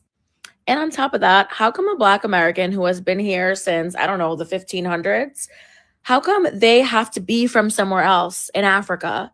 But if a white American whose grandparents came here in like 1920 from Italy says that they're Italian, you're like, no, you're not Italian. You're American. You're not Italian. How come that Black American can't just be American? Why does she have some vested interest in Black Americans being American? Why? Family, let me tell you something. In the system of supremacy, always remember that 100% of the time, the person talking to you is lying to you. That is the system of supremacy, fam. Whether that is done by the supremacist or that's done by the minions of supremacy. That's what that is. Why does Maria Hernandez Rodriguez have some vested interest in caping for Black Americans being American? You know why? Because low-key, she connected us to African, and through all of that talking, she really ended up getting off her little sneak shot at us.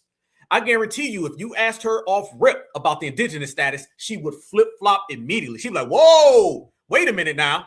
I don't mind y'all talking that talk, but just don't say over here.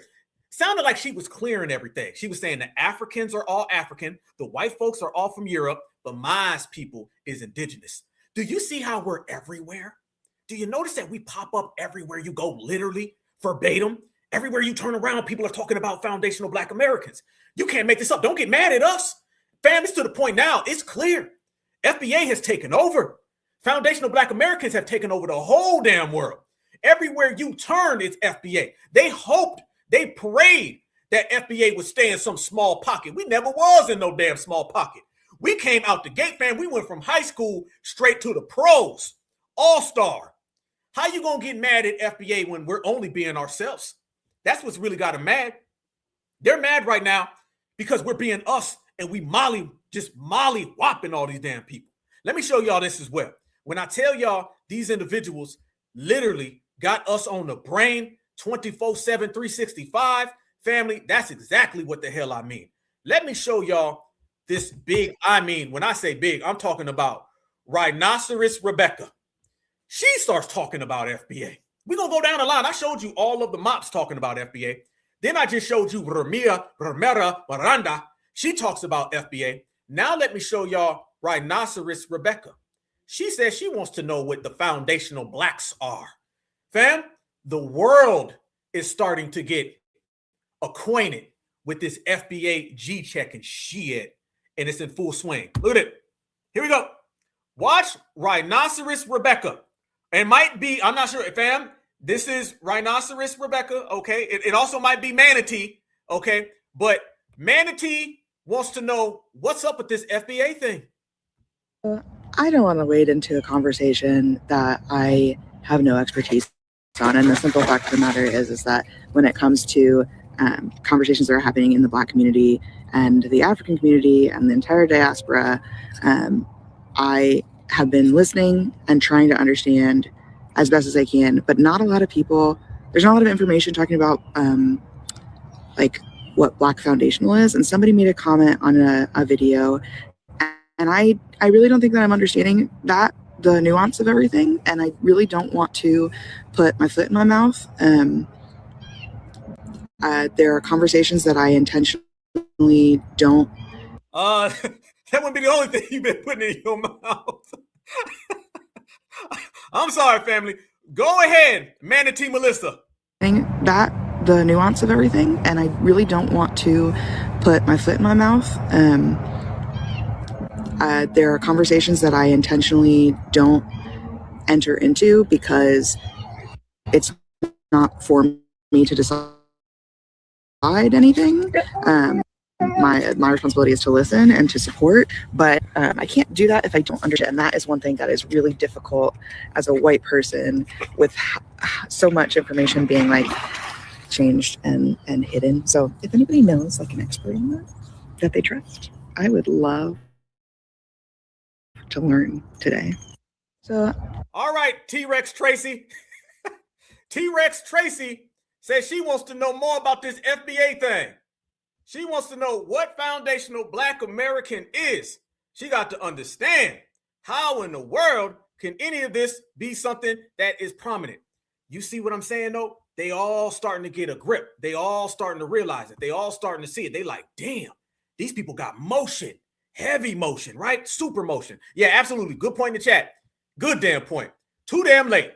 Too late. But fam, let me tell you how late they are. They's always so late to the party. Let me show y'all this right here. Y'all know the certifieds be everywhere, right? Look at this right here. Y'all see this right here? Everywhere you go, man, the comment section be saying it all. This person said, you don't need to be in Black business, period. You are literally monitoring. What you say? Monitoring. I can't read this. My screen is small. At the end of the day, your ass need to worry about your own business and quit worrying about ours. Y'all see? Y'all see the difference? Y'all see how FBA rocking? Y'all see what it is? Y'all see we ain't playing them damn games, fam? Everywhere you go, this is just some random ass person. But Black America's popping up everywhere saying, why you care? What you need to know for? You need to worry about anything we got going on over here. There you go, right there. Okay. You don't need to be in Black business, period. You are literally monitoring spirits. Absolutely. And then this person put, I don't like misinformation being spread and people kept attacking someone in the comments about this. I want to be able to support those having the conversation. Family, this is that whole I'm innocent, debate me, bro, explain yourself, bro, let's talk about it, bro. Hell no. How about that one? How about that? See, this is what I'm saying. Everywhere you turn around, brothers and sisters are regulating. The regulators ain't going for that. I remember a time when they would have got all that off. Y'all remember back in the day? Fam, y'all know damn well back in the day, people would have been like, let her talk. Let her speak. She needs to talk. How can we get better if we don't let people have conversations? And that sister right there, as well as everybody's like, no conversations. Goodbye. Peace the hell out. Get out the way. There we go. All right. Move, manatee, get out the way. That's what we doing. This is what I'm saying. Fam, look at it. Now, okay, look. I just showed you big Rebecca. Okay, Rebecca, the goddamn huge triceratops. She talking about FBA. I showed you Mrs. Ramirez. She talking about FBA. I showed you all of the scam Africans. They talking about FBA. Tucker Carlson's talking about FBA. Everybody's talking about FBA. Everybody's talking about certified foundational Black Americans. You're only doing that when, fam, who the hell talks about the loser? Who talks about the loser? Nobody does. Nobody talking about the loser. They're only talking about the winners because we out here winning. That's what it is. She hurt. Now, hey, listen, she's no snow bunny. Fam, I'm going to associate a lot of words with her. Bunny ain't going to be one of them. Fam, that's another thing. We got to stop with the snow bunny. I seen a bunny before. Bunnies is nice and they little and they fluffy and you can pet a little bunny. These ain't no damn bunnies, fam. These are belugas. That's a snow beluga. The B is right, all right, but it's the wrong word. That woman, she looked like she done ate about 15 bunnies. That's what it looked like. It looked like when the damn bunny sees her, it gets the bunny hopping to get the hell away from her because they don't want that bunny to end up on her plate. That is a snow beluga. That's what that is, fam. No bunnies with her. Hell no. Hell, I'm not even going to do all the bunnies on the planet that disservice. Bunnies, I'm not going to put you on it. Easter's coming up, okay? Easter's on its way, all right? Those bunnies got to be here for Easter. If you send in Miss Beluga, there won't be no damn Easter. Easter's canceled. She want all the Cadbury eggs. Y'all know the little damn Easter, the little marshmallow ones with all the goddamn little shiny little shiny little sprinkles on it. She want all the sprinkles you can give her, all the bunnies you can have. She want Bugs Bunny. She want all of that. Hell no. My man said polar bear Peggy. Excuse my language, by the way, y'all. Damn. But this is what we talking about. And I'm telling y'all, things done hit the fan in America. Things done got crazy in America. America has become officially, fam, a crazy, and I mean crazy country. And I'm going to tell you why America's become crazy. It's not because somebody said abominable snow Karen. Damn. That's funny as hell. I'm telling fam, there won't be no Easter with her, fam. No, she want it all. But family, let me tell y'all this. This is why y'all got me in here cursing, boy. I'm going to have to cut that back, okay? For all my elders, I apologize. Let me tell y'all this stuff. I'm going to make it up to you right here. I'm going to make it up for me cursing and stuff, you know what I'm saying? Let me make it all up to you. How do you know that everything in America is flip side? I mean flip side, y'all. I'm talking about America is just a country with everybody going in 100 different directions other than us. We all going in one direction. See, that's what's got everybody really afraid and shook because foundational Black Americans are going in a particular direction, straight to the bank. Getting paid, all about that money, that dollar bill, y'all. Y'all know what we doing right here, right? Well, let me tell y'all why these individuals are shook. And in order for me to do that, I got to take you back to the very beginning. Let me show y'all again, going back to the Tucker Carlson interview. Let me show y'all something. And then I'm going to double that up by show y'all how fast these things are moving. I'm not only going to give you what happened, I'm going to show you the reason why it's happening. Look at this right here. Okay. Y'all got me, boy. That boy said polar bear. Hey, she be a polar bear in the springtime. Look at this, fam. Look at this. This was the interview that we saw earlier. But let me point out something that's happening. Watch this again. I mean, by the way, Byron Donalds, as of right now, still endorses Randy Fine's re-election bid, despite that star Panamanian, and they found it quite insulting, in their words, that he would try to claim victimhood of slavery without a single descendant of American slaves in his family. I like those foundational guys. They're so good. Tariq Nasheed and all. I mean, I don't agree with everything, but like they've got a perspective. If your family's been here 400 years, and the descendants of a lot of American slaves or families have been here 400 years, I don't know. I think that gives. I'll listen to you. Like you've 100%. got, you've got a point of view that is legitimate. I think. Yeah. And they're unequivocally heritage Americans. That's for sure. 100%. They're definitely heritage Americans, if anyone is. And, someone rolls in from Ghana and gets an MSNBC slot and starts speaking on behalf of black people. It's like, shut up, honey. You've got nothing to do with this. Right. That's Okay. You see it. You see it. You see it, fam. Right there is what they're talking about and everything that they've been saying.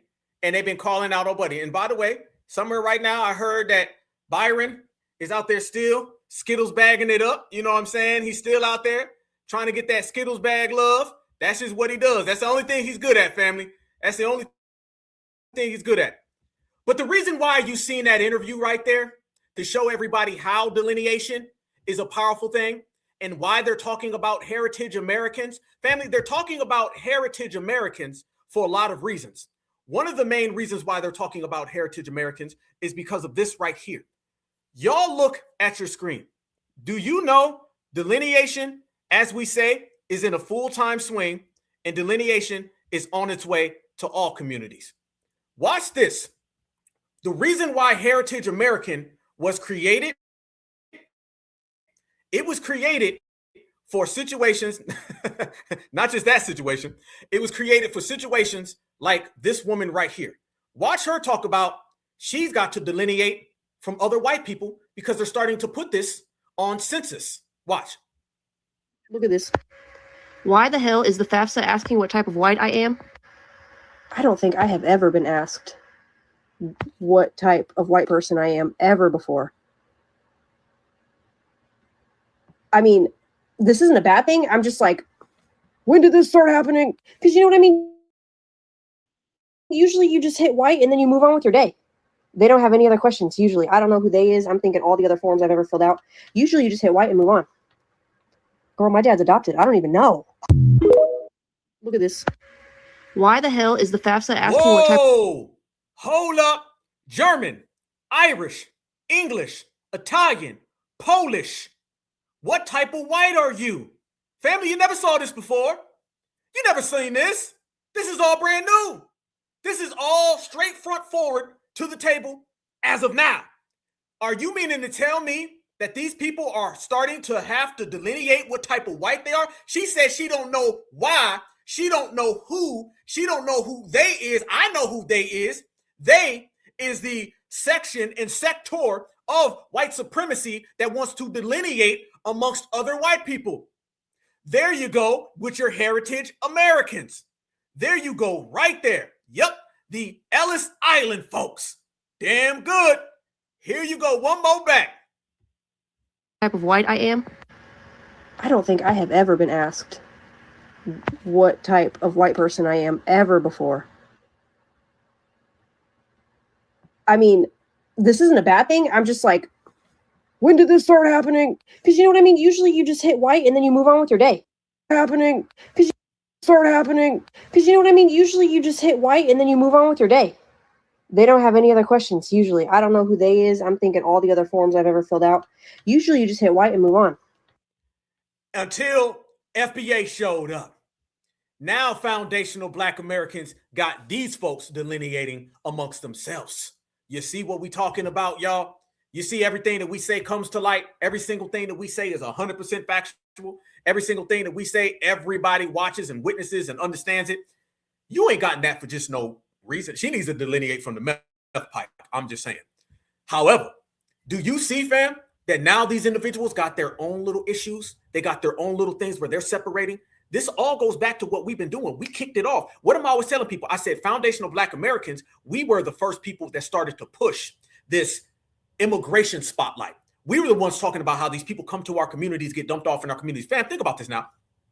We were the ones that highlighted how illegal immigration is harming the Black community.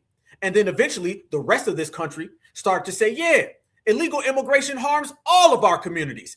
Next thing you know, mass deportation. We led in that, y'all. Remember this, and I'm talking about just a year ago. Foundational Black Americans are the ones who led in everybody pushing back against mass immigration. Donald Trump and MAGA come and they take credit for it. But trust me, if it wasn't for the delineation movement, you would not have seen any of that. How do you know? Donald Trump was the president in 2016, right? But in 2016, what was his immigration plan? It was just build that wall. Very vague, and that was it.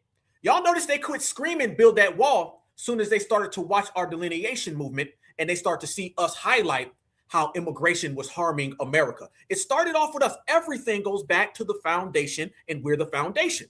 Foundational Black Americans are the ones who set all the trends. Fam, the foundation is the soul of anything. The foundation is the soul. It's the life of all. What is the foundation of America?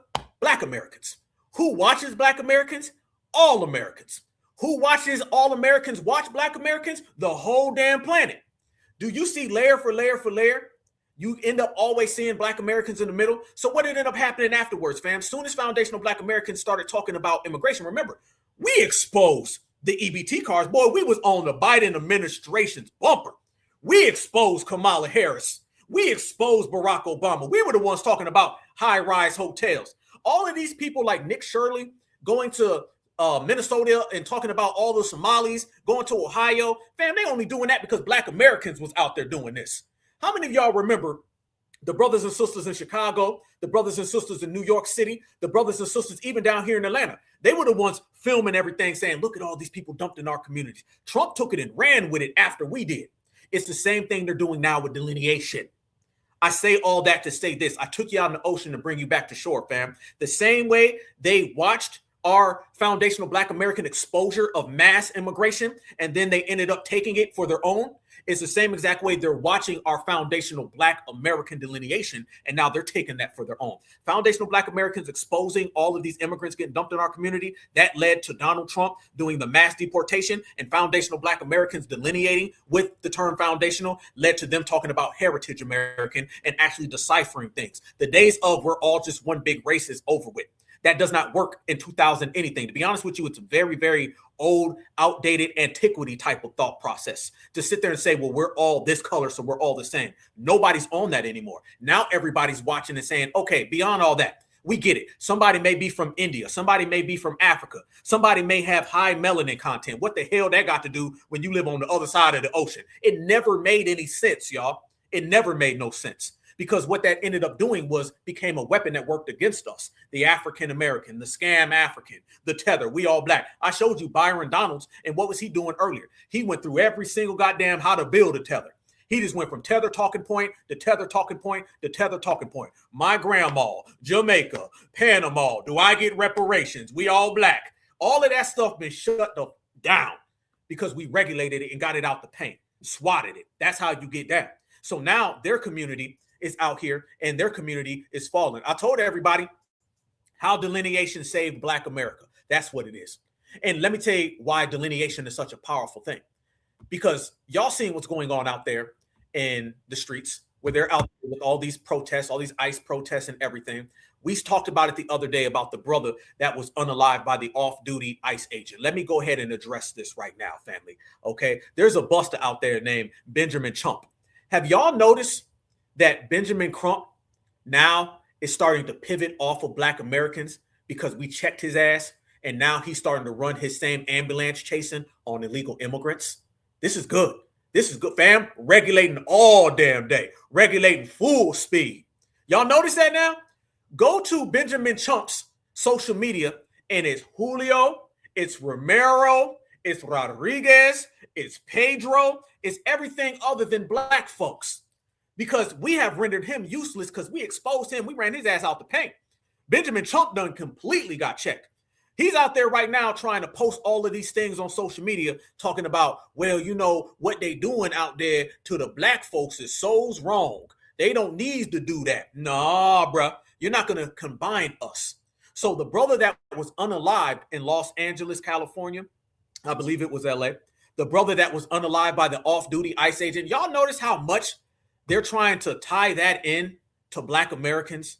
And y'all notice how little they bring up the fact that that guy who was the agent was an off-duty agent. Y'all ever notice that, family? Boy, they out here reaching, ain't they? They trying to make it look like foundational Black Americans were somehow, some way out there getting deported. And while we were getting deported, ICE agents just pulled up on us. Y'all know that's what they've been trying to push, right? I know y'all been seeing it. Benjamin Trump, left and right, has been putting up all this damn footage. And what we've been simply saying, foundational Black Americans, is this. That was not a situation of ICE and deportation. That was a situation simply of white supremacy. But do you notice that they want to walk around supremacy? Because if you start talking about supremacy, now they got to call out all of their masses. Now the fact that they want to make this directly and specifically about ICE, they can tie us into that. Let me ask y'all this question. Yep, off-duty. If it's an off-duty agent, then what does that have to do with ICE? That's the billion-dollar question that foundational Black Americans have been presenting. And this right here, I'm going to show y'all how slick they think they are. They think they're real slick, fam, but they can't get none of that past FBA. No, you can't get it past FBA. We too certified. We too certified all the damn time. Look at this right here, y'all. This goes to show y'all exactly what we mean when we say these individuals think they slick. Oh, they think they slick, fam, but they ain't slicker than us, fam. We invented the hustle, and since we invented the hustle, these people can't hustle us. Look at this, y'all. This shows you exactly what I mean. If there's one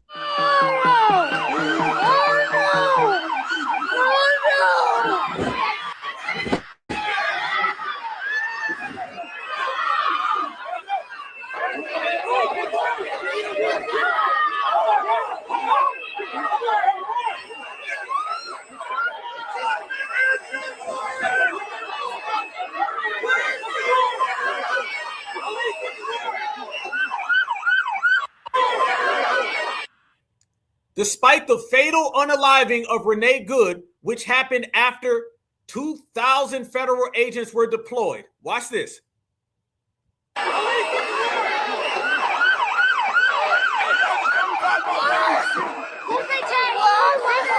Focus, family. Focus. I'm going to bring it all the way home. She's crying, talking about her husband. Watch this. There's Egyptian Brown. He has some charges for her removal. They didn't even show us this stupid ass thing. This is what they gave me.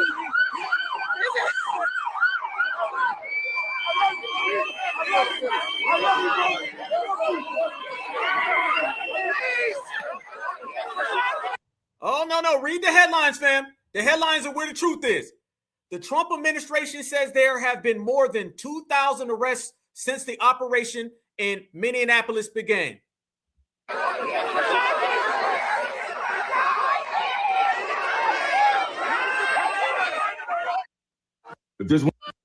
Family, first off, y'all notice he had that head covered up. Look at that. That head's covered up, family. That head is covered up. Let me tell you how devious these people are and why they cannot be trusted and why foundational Black Americans wholeheartedly reject every last one of these folk. Family, if you notice right there, that wasn't even ICE. That was the police department. And that guy's from Liberia. And that man has been in America for over 2 decades, and he had a crime. And that's why the paper was an order of removal. That literally had nothing to do with Black Americans. That was a Liberian who has been here for over 2 decades, who had a previous crime, and that was the police department, not ICE, to come and apprehend him. But did you see how the headlines were all about ICE, knowing damn well that was about the police? Did you see how the headlines was all about Black folks, and they put the camera in that lady? That lady, as well as that man, them are Africans. Them aren't Black Americans. Them are not Black Americans. Those are Africans, y'all. And they were trying to lead you to believe and to persuade you into thought that this was some type of assault on Black Americans, when really, y'all, it wasn't ICE there, it was police there. It wasn't Black Americans there, it was Africans there. So somebody tell me, where the hell did that have anything to do with certified foundational Black Americans? Answer, zero. It had nothing to do with us. You see what they were trying to do, y'all? That's how devious these individuals are. They are trying like hell to get Black Americans involved, and we're just not moving. FBA ain't going nowhere other than to the bank. If you want us to move, you can move out the damn way, and you can go ahead and get them cash registers so we can go get this damn reparations money. Other than that, I don't want to hear it. So that's what they were doing. And it's the same exact thing with Keith Porter Jr. out there in California. Family, let me say this. The guy who unalived him was an off-duty ICE agent. And they keep going around that point. Let me say this, y'all. If somebody unalives a Black person and they're an off-duty McDonald's manager, does that mean McDonald's was responsible for doing it? If somebody unalives a Black person and they're an off-duty Taco Bell manager, does that mean that Taco Bell's responsible? If somebody unalives a Black American and that individual is a cashier at Walmart, is Walmart responsible? Are we going to see headlines that say off-duty McDonald's cash register person unalives a Black? A Burger King cook, a Burger King McDonald's McFlurry from McDonald's, Burger King, Taco Bell. Are these individuals responsible, or is it your own doing? Absolutely. So you see how they're trying to play it, fam. This is what they're doing. Somebody who makes McFlurries at McDonald's and then gets off and then goes and does a crime, McDonald's ain't responsible for it. You feel me? This is how devious these individuals are. They want us to be involved, and quite frankly, we're just not. There's nothing they can do to get foundational Black Americans involved because, again, this isn't our issue. And when you start to see older people out there saying, man, hell no, I ain't getting involved in none of that. Hell no, we ain't rocking on that. Hell no, this certified. That's the difference between us and everybody else, y'all. They cannot follow anything. We're just too smart. Man, this era is so smart, so intellectual. We're so savvy. Everything we're doing. There's not a lie that can get off. Man, they be coming up with some lies, man, too. Every time they come up with something new, brothers and sisters just ain't going for it. And that's exactly how it should have always been. But guess what? That's how it is now. Let me show y'all this while we're in the building, in the place. People know ain't nothing going down without us. And that's exactly how it should be. And that's how it should have always been. Watch this, family. Your citizenship is American. Watch this. This message is for my Black Americans, my foundational Black Americans. That means you were born here, your parents were born here, your grandparents were born here, your great-grandparents were born here. I want you to peep the mind fuck. A lot of y'all are finally awakening, right? They will tell you you're not Black American. You're not American. Even if you can trace your family back here to the 16, 17, 1800s. But peep how somebody from an immigrant background and they're first born in America, what do they say they are? They'll say, I'm Black American. I'm American. I'm not Jamaican. I'm not Dominican. I'm not African. I'm American. So how is it that a Black American whose family 16, 17 teachers, they're not considered American, but you're considered American and your family just got here in like 1960? You gotta peep this. Why is it that they keep changing the Black Americans title? No one ever stops and think about this. When Black Americans say, I'm indigenous, nobody believes them. Even though there were some indigenous people who were reclassified due to their Black skin as Negro. Even if you have death certificates, birth certificates, photos of your family that shows your indigenous family members, they'll still say, you're not American.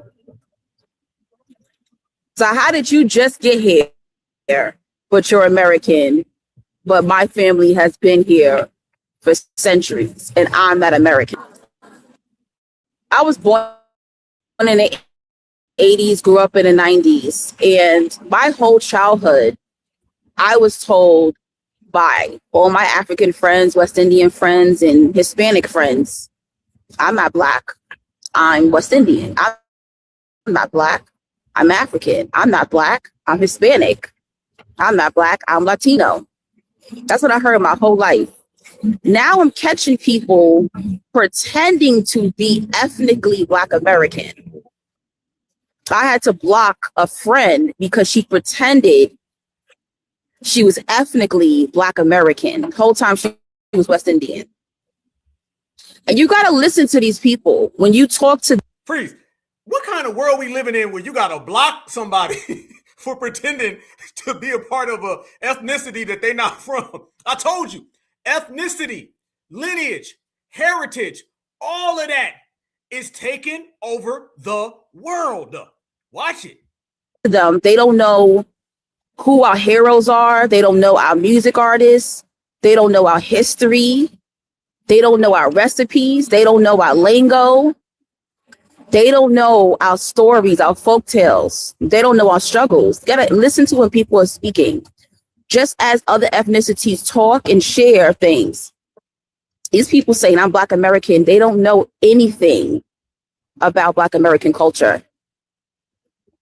Listen to them. They try to hide and run away from the conversation because they know they can't talk about it because they were not raised by Black American parents or grandparents or family members. Exactly how it's always been with these individuals out here acting like, how you gonna act like somebody? How you just gonna, fam, I couldn't imagine blocking somebody saying, man, he ain't acting like. Somebody made a good point. Get some new friends. How about that one? How about get somebody that love themselves? How the hell you gonna love yourself and then love a friend at the same time when you acting like them and you ain't really there? Destiny swapping, flip-flopping, everything. But when you talk about all that, fam, it all boils down to this. Think about it, okay? Lineage, heritage, culture, ethnicity, nationality. You hear that more than you hear race. Race is very well established. Race, we get it. You got a billion different documentaries. They done spun race around, classified, flipped it. They done did all that with race. We gonna go ahead and be lineage. See, it's much easier to gatekeep your lineage and your ethnicity than it is to gatekeep a race. Race, it could be 100 different things. This person can come from over there. That person can come from over there. Hell, you got Africans who come here, say they never even knew that they were Black or considered Black, okay? Melanin content, all of that stuff is just out there. It's wild, wild west. Lineage, culture, ethnicity, it's easy to gatekeep that. That's why we go further on that. Remember, y'all, when we were trying to gatekeep Blackness, we always got stuck in a rut. Now the fact that we've gatekeep lineage, nobody's been able to penetrate it. Newsflash, ain't nobody been able to get through the foundational Black Americans. You can't twist it, remix it, none of that. Every day there's a new one, fam. They can't stop this movement. The movement is too strong because it's based out of purity. It's much easier to gatekeep your household than it is to gatekeep your whole damn family, the ones that live on the other side of the country, the ones that live on the other side of town. They do them, we'll do us. We've been household oriented. But you know what? Black Americans, we've always been that way. We've always been about our household, about our home, about what's in front of us. See, they want us to look at beyond what's in front of us. They want us to look way down there, worry about the neighbors. We have been specific and exclusive and direct. And this is why everything's going on the way it's been moving. We denounce anybody who's trying to come around foundational Black Americans, but don't have a foundational Black American spirit. You ain't FBA, you can't play. That's just how the game goes. You can sit your ass on the bench. Matter of fact, don't even show up to the stadium because the big dogs is in here. And we out here, and if you can't hang with the big dogs, stay on the porch. Shout out to Too Short. So they understand, blow your whistle. They know exactly what we've been doing in this generation and this era, and quite frankly, just this time frame. We have taken lineage, heritage, and culture, and we've moved it all the way up. The DNA, it's very, very clear what's going on with us. How many times did you hear the term lineage before we really started to harp on it? You didn't hear lineage. That's why a lot of people struggle even trying to pronounce the damn word. I be hearing people try to say lineage and it be whooping their ass. They be like, lineage, but they can't get it out. I hear people trying to say heritage. They really can't say it. Notice now everybody's saying lineage.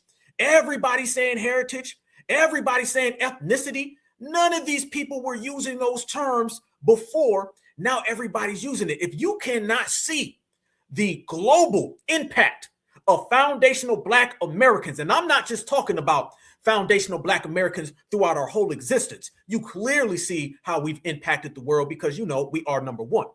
I'm talking about this era of foundational Black Americans. I'm talking about this generation. If you can't see the impact, you blind. Everywhere you go, somebody's doing something that is reminiscent of this culture. Somebody's doing it. The political game, fam, they used to just take our style and our fashion. Now they running around here trying to take everything that we say politically. Hell, I'm rocking my girl Aaliyah right now. And they was running around here trying to say Aaliyah was everything other than us. You see what I'm saying, fam? They want us to be them. They want to be us. We done shot that down. They want us to put down the flag and pick theirs up so they can steal it. They want to weasel into our house. They want to weasel into our compound. They want to use our terms. They want to cosplay. Fam, you name it. At this point, fam, we're at about 1 million. None of that stuff has worked. And if you see the growth now, so damn right, Tucker Carlson gonna sit there and say, I love those FBAs, the Tariq Nasheeds. I mean, we may not agree on every damn thing, but they got a certain perspective. I hear it. Translation, foundational Black Americans drop them damn facts. And you gotta accept it because we enforce it. The enforcers have showed up and everybody's running. And when I tell y'all, everybody's out here running and they afraid, you damn right they're afraid.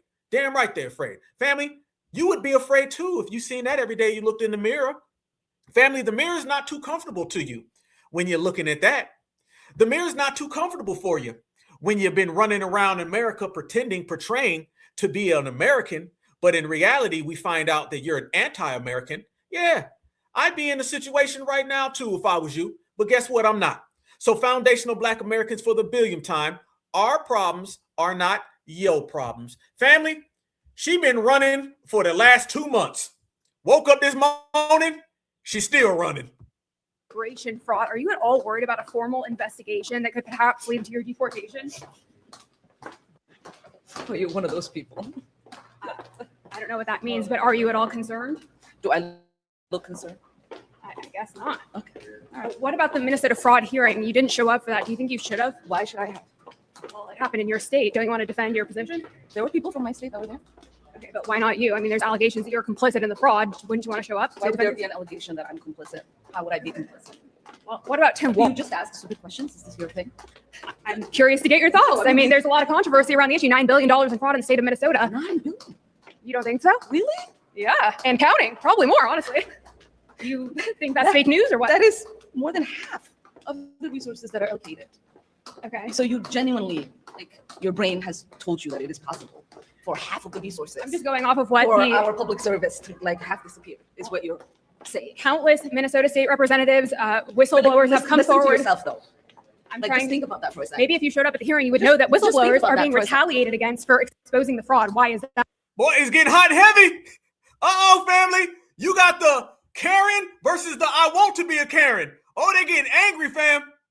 State representatives, whistleblowers have come listen forward. to yourself though. I'm Like, trying just think about that for a second. Maybe if you showed up at the hearing, you would know that think whistleblowers about are that being for a second. retaliated against for exposing the fraud. Why is that? Why are they being But just traced? think about what you're asking. Who is tracing whistleblowers? Minnesota state officials, Tim Walz, anyone who's innocent. Why isn't he running for re-election?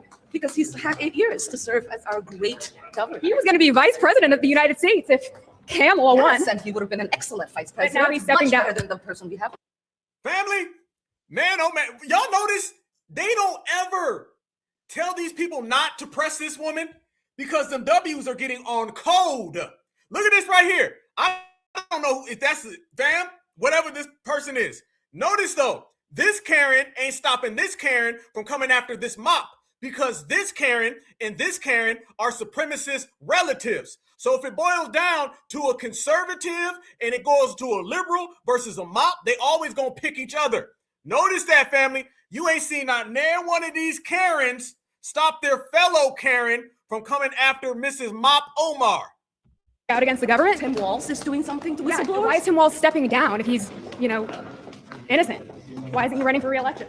Because he's had 8 years to serve as our great governor. He was going to be vice president of the United States if Kamala won. Yes, and he would have been an excellent vice But president. now he's stepping much down. better than the person we have right now. Now he's stepping down as governor. Any comment on that? You don't think he's maybe complicit? He is focusing on trying to make sure our state remains great. Okay. All right, have a nice day. Thank you. You too. Please read. Whoa, she mad, boy. She mad as hell. Man, notice how mad she is, fam. She's super mad. Damn, she get more mad every time you see her. Every time you see her, she mad as hell, ain't she? Every time you see her, she's upset. She's angry. She's furious. Yeah, we'll say Becky walked her down. Yeah, Becky was out there trolling her. She was mad as hell. Fam, that is what we be talking about though, right? That's what we be saying. These people are pressing her everywhere they go.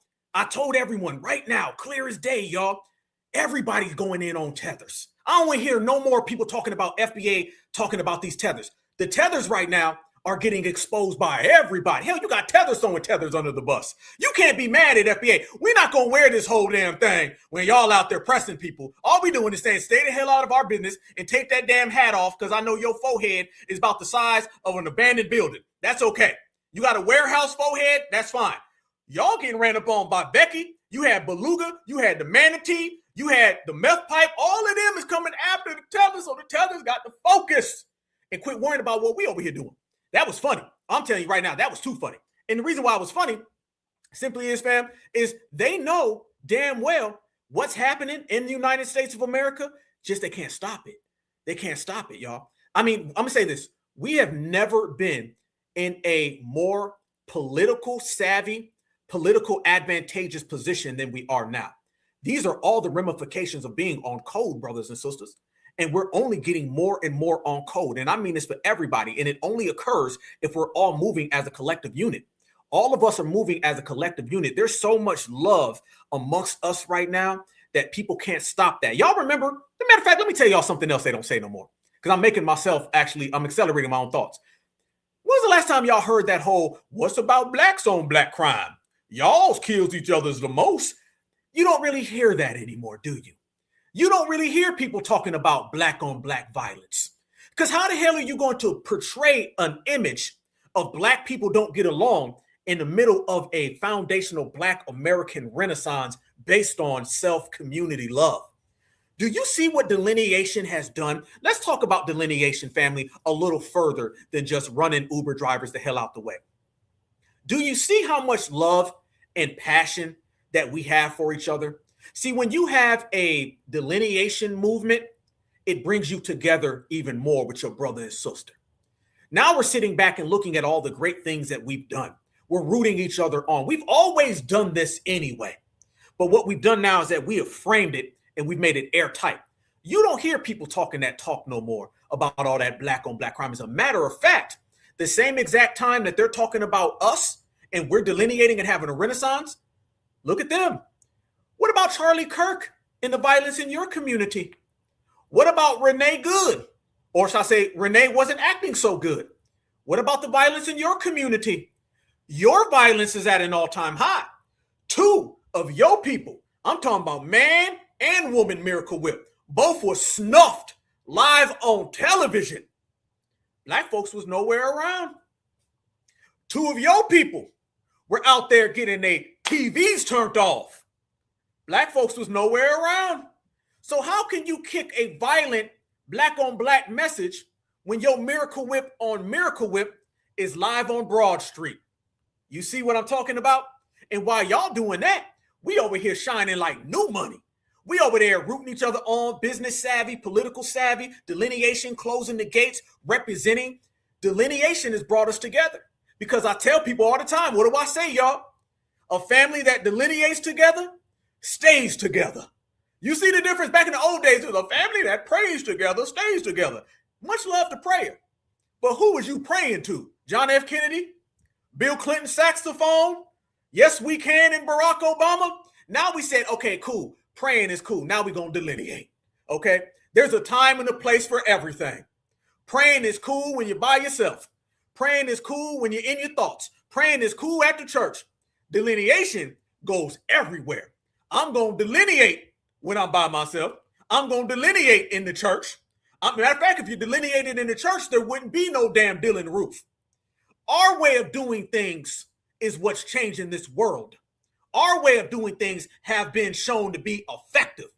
The old way isn't effective. That's why it's old and it's gone.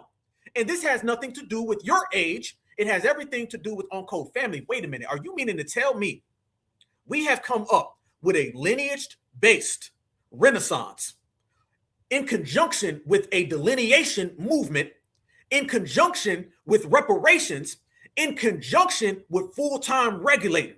You see why? Tether problem, checkmate. Boule problem, double checkmate. Democrats, Republicans, ops, mops, docs, all of them have been G-checked. We did that. And guess what, y'all? We never even sat down and had no meeting and said this is what we was going to do. We were just out there getting to the money. You had brothers and sisters who said, you know what, they're having a reparations task force. Let's go down there and stand on business. Then you had brothers and sisters who on the internet saying, you know what, let's go ahead and put a panel together. And let's roast every tether who comes up here. Let's frame it so the world can hear how you identify these people. You see how we've been teaching ourselves without sitting down and saying, well, this is what we need to do. The code is organic, okay? The code is organic, family. Nobody had to teach you the code. The code is within you. The code resides already in your spirit, in your soul. So this is why foundational Black Americans is winning. And now, brothers and sisters, what are you watching? You watching everybody sit back and everybody saying, damn, them foundational Black Americans, they got something. They got something so much, we got to start stealing their damn words. White folks went around here calling us African Americans to now saying, oh, no, they're definitely heritage Americans. You see the difference? You see the difference? Y'all know damn well Tucker Carlson and that other guy would have been sitting there talking about Black folks is Africans Americans and blacks sold blacks. Remember that one? Black folks sold Black folks. No. Africans sold Africans. We have disassociated, fam. Everything that they try fails because there's nothing they can do. We haven't left them any room. There's no room for nothing, fam. We out here bullying these people, okay? And I mean bullying these people in a very, very figurative light. But I'm telling you, we running their ass out the paint. Matter of fact, take it how you want. But what I will tell you is this.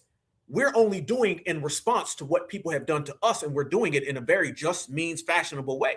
So don't be mad because foundational Black Americans is winning, and don't be mad at the style in which we're winning. Fam, it's one thing to win. It's another thing to dominate. And right now we're dominating because we are the official ones. Let me tell y'all how potent that this delineation movement is and how it ain't going nowhere and how everybody sees it for what it's really worth. Look at this right here, fam. Shout out to the team too. Shout out to everybody certified. Y'all smash that like button. We in here, fam. We going faster and faster. Check this out. Look at this, fam. This is what we mean when we say delineation. Why delineation matters. They can't run from it, y'all. Why delineation matters and why it matters now more than ever. So first off, delineation is simply us being clear about who we are, what our lineage is, and what struggles and victories belong specifically to this bloodline. It's not about hate. It's not about division. It's about clarity. And clarity protects us. Because when we don't delineate, a few things happen. Other groups start taking credit for our fight. They start talking about how they built movements that our ancestors died for. Also, people rewrite our story while we are still living in it. They flatten all Blackness to one category, and then they erase the specifics about what we went through here. Resources meant for us get diluted. Policies, scholarships, even business grants get redirected to anyone who can check Black on a form. Our culture gets copied and exported, but never protected. People pick up our aesthetics and commodify it. We get gaslit about our own experience. Folks come into our spaces telling us how we should feel and who we are from their perspective. But delineation stops all of that. It says, this is our lineage. This is our culture. This is our history. And the crazy thing is, everybody else already delineates. They don't mix themselves up. We're the only ones being told to be vague. But vague harms us. Blurry harms us. Flattening harms us. So it's really not about exclusion. It's about protection. It's about accuracy. It's about ensuring that generations to come will inherit clarity, not confusion. Because if we don't define ourselves, someone else will. And if we don't define us, someone else will. And what do we always say, fam? There's a difference between classification and identification. Classification is somebody naming you. Identification is you naming yourself. This is the first time in American history where we have identified ourselves and we put the tag on it to where it's a mainstream thing. You feel me? You know, I'm always saying, and I've been saying this for 3 or 4 years, family, the movement has to go platinum. The movement got to go platinum. And there's no reason right now why it's not going platinum, because FBA is making it go platinum. Hell, we about diamond at this point, y'all. They can't stop what we doing. This is the beautiful thing about it, fam. There's nothing they could say. There's nothing they could say and anything that they could do about it. We went platinum 2 years ago. Diamond's the next stop, fam. I'm telling you right now, there's too many brothers and sisters. We make the movement go. We make the movement go and we move as a collective. Y'all be surprised how many people write me how much mail I get. And I read all the mail that I get. And I literally get hundreds, if not thousands a week. And I'm telling you right now, man, y'all be having some stuff for me. I be saying, damn, I didn't know that. People be hitting me up and say, hey, brother, check this out. Hey, this is going on in my neighborhood. Hey, my daughter sent me this. I'm like, damn, okay, let me look at this. And here we go. We get here and we rock out. That's how we've been moving. So this is why the movement is collective, but you can only get this if you are delineating and you're separating and you're regulating. I know you got a bunch of dusty dudes who've been running around. They be trying to take credit for delineation and all that, fam. It ain't about credit. Let me tell you this, fam. It ain't about credit.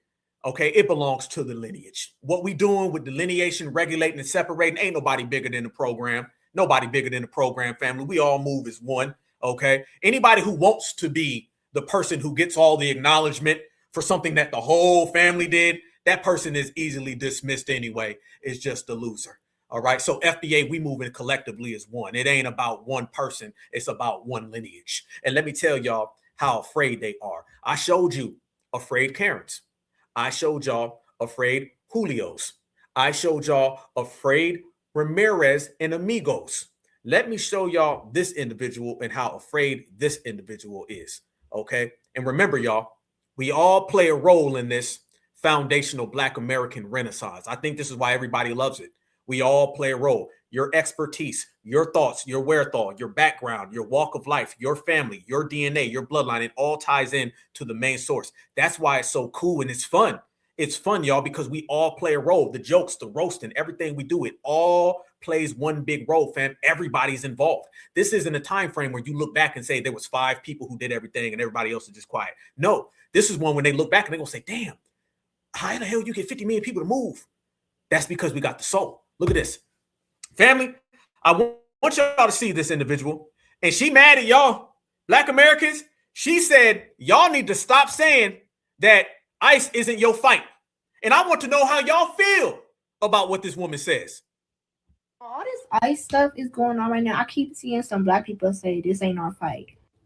I just want to educate y'all real quick. Y'all keep saying this not our fight, but first of all, the government looks at us all the same, including Black people. Whether you're from America or not, the government still looks at us the same as any other culture. The only person who is not in our category is white people. Mind you, while George Floyd was happening, there were all types of races. Even white people was out, but the Mexicans was out. They was out. So now when y'all see all these attacks, y'all want to say, we not going to protest, we not looting for them.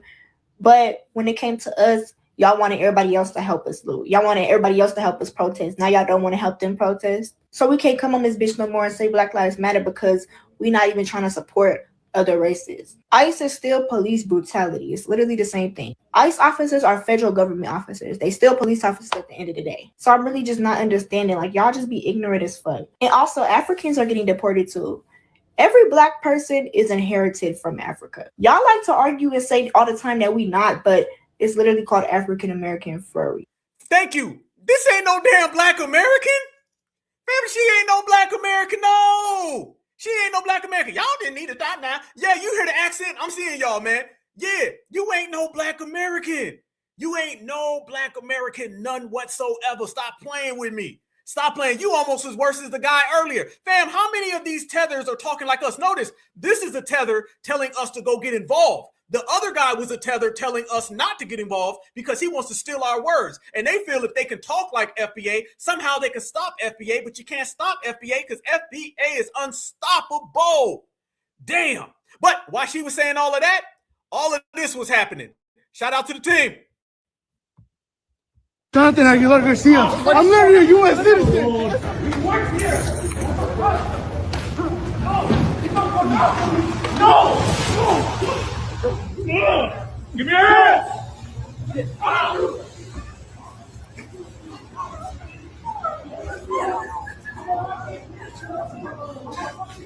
Fuck you! Hey, get back! Hey! Get back! Fuck you! You guys are all on video. No, take my phone. Somebody in the chat said, what did he say? He said, that's her daddy. Her dad on the ground. Hey, as soon as her dad was on the ground, she went and made a video about us. Help me stop my daddy. Then the accent came out, right?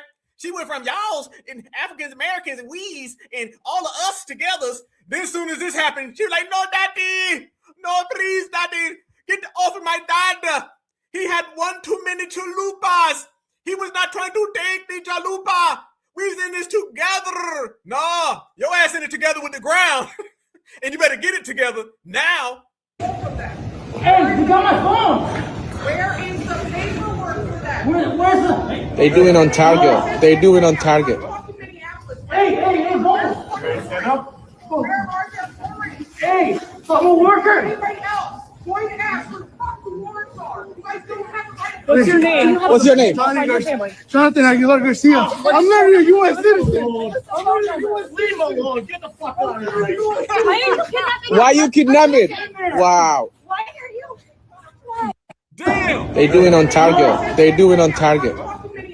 Hey, go. Stand up. Where are the authorities? Hey, I'm a worker. Anybody else going to ask where the fuck the warrants are? You guys don't have the right. What's your name? What's your name? Jonathan Aguilar Garcia. I'm not a U.S. citizen. I'm not a U.S. Leave me alone. Get the fuck out of here. Why are you kidnapping? Why you kidnapping? Wow. Why are you? Why? Sir, give us your phone number. We'll call. What is your phone number? Give us your phone number. This is the lady of yesterday. Wow, they broke his arm. What, you want your family to know?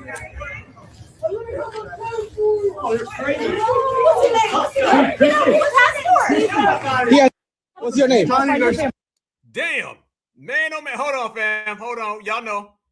Hold up. Wait a minute. Let's go. Jonathan Aguilar Garcia. I'm not a U.S. citizen. One more time. Oh, hell no. One more back. Let's go. Slow down. Remix. Jonathan Aguilar Garcia. I'm not a U.S. citizen.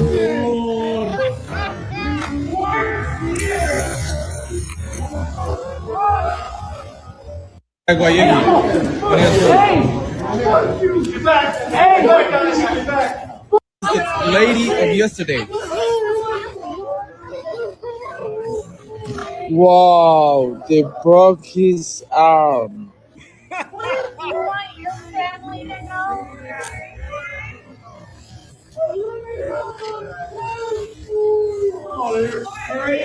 Stop. Look at this, fam. This right here is what I want to show y'all. Look at this. Hold on, right? Hold up. Whoa. Run it back. One more back. Watch this. Right there. What do you see right there, brothers and sisters? Certified, foundational, Black Americans. What do you see? What I see is a bunch of Mexicans getting arrested and getting deported. What I see is a bunch of W's doing what? Y'all got your little cameras. You're recording it. You're making up phrases. But notice what they ain't doing. They ain't doing a damn thing. No, they not. Where does this take me to, family? I'm going to tell you where it takes me to. The same way I told y'all that Benjamin Crump done got his ass G-checked and wrecked, so now he's running to their community. It's the same thing that's happening with the white liberal. Let me tell y'all the hidden thing, the hidden factor on what foundational Black Americans have done and accomplished. FBA done ran the W liberal so far the hell out of our business. Now they way the hell over there at the Home Depot trying to save Julio with a chalupa. You feel me? Y'all see what we done did? One of the most massive things that foundational Black Americans have accomplished in this Renaissance reparations generation is running the white liberal out of our affairs. Malcolm X told us about the white liberal way the hell back in the day. And do y'all notice the same tactics, the same hustling and scamming that they always did to the Black Democratic voter? Y'all notice they doing that now to Julio? Y'all notice they dancing for Julio? They singing for Julio? They holding up phones, but they ain't putting no policy on the table. Let me tell you about the system of supremacy. And this is what all this is about. This is what Tucker Carlson is about. This is what Byron Donalds is about. This is what the lip check dude is all about. This is what all of them are about. The liberal pretends to want to fight for the black person or the melanated person, and the conservative comes down on them with law enforcement. The liberal always pretends that they got your back, but the only thing they really gonna do is go dance for you, go sing for you, but they ain't gonna write no laws for you. They ain't ever going to impede their fellow white supremacist relative and that fellow white supremacist relative's assault on anybody who isn't white. Don't let these people fool you. They fooled black folks for years with all of that. They would always see us out there with the billy clubs. Let me tell you something they don't tell you about history. Go and look at every single thing that's ever happened to black Americans. And I'm telling you right now, the liberal was out there singing. They was dancing. They was locking arms, but they wasn't ever stopping their brother-in-law. They wasn't ever stopping their grandma. They wasn't ever stopping their cousins. They don't never do nothing. How many times did you see something happen to a black person and the only thing that a W liberal did was come to you, sing and dance a song, and then tell you come vote? That's all it is. So we done ran their asses so far out of our community that they took them same washed up, dried up, buster ass tactics that they ran on black folks. Now they doing it on all the illegals. Have you noticed that discourse in America that ain't nobody talking about other than us? And I'm rejoicing in it. Shout out to all of my foundational black Americans. We done took a lot of people that were in our circle and ran them out. So now we standing on our square. We got all the bad people from our circle. Now it's square time. We standing on it. Notice this, y'all. The African can't get in our circle by saying we all black. The person of color can't get in our circle. The yes, we can. The boule, they can't get in our circle. And the white liberal add them to the group. They can't get in our circle no more. Isn't it good to sit back now that we've gotten rid of them, that we've canceled the white liberal? Isn't it good now to sit back and watch everything that they're doing to these other people that they were doing with us? Now we get a clear picture of it. We always knew. Black Americans always knew. But now we're sitting back and we're watching and we're going, wait a minute. They singing and dancing still, but they singing and dancing for the illegals. Oh, they're running that. I can't do nothing about it. Oh, they're doing that with the illegals. You got to understand, there's an unwritten handshake agreement amongst the conservative on the right and the liberal on the left in white supremacy, the two arms of supremacy, the tactics of supremacy. There's an unwritten law that anytime the Republican or the Democrat are having some type of discourse or some type of dispute, that one is supposed to be quiet about it. All right. Anytime a Republican is crashing down on a person of color, the liberal's not supposed to do nothing. Only thing he can do is sing and dance. Family, why do you think that every time something happened, they'd show up and dance for us? Remember when the people got unalived at the church? What did Barack Obama do? Showed up and sang a song. Yep. What about the time that black Americans were unalived in Jacksonville, Florida on Kings Road? I was there. What happened? Joe Biden, he ended up having a meeting with Al Sharpton. Didn't do anything. Remember all the we don't know yet? We can't help y'all. Notice that every single time there's an issue going on globally, the liberal and the conservative get on the same page. Anytime they're practicing white supremacy on black Americans, the liberal and the conservative pretend that they don't get along, but in essence, the liberals letting it slide. Now we have put ourselves in a position by being smart and intelligent and getting those people out of our business and canceling them, that they've taken their tactics. They put them all in a big ass jar of Miracle Whip. They took the sing and put it in the Miracle Whip. They took the dance and put it in the Miracle Whip. They took the we don't know yet.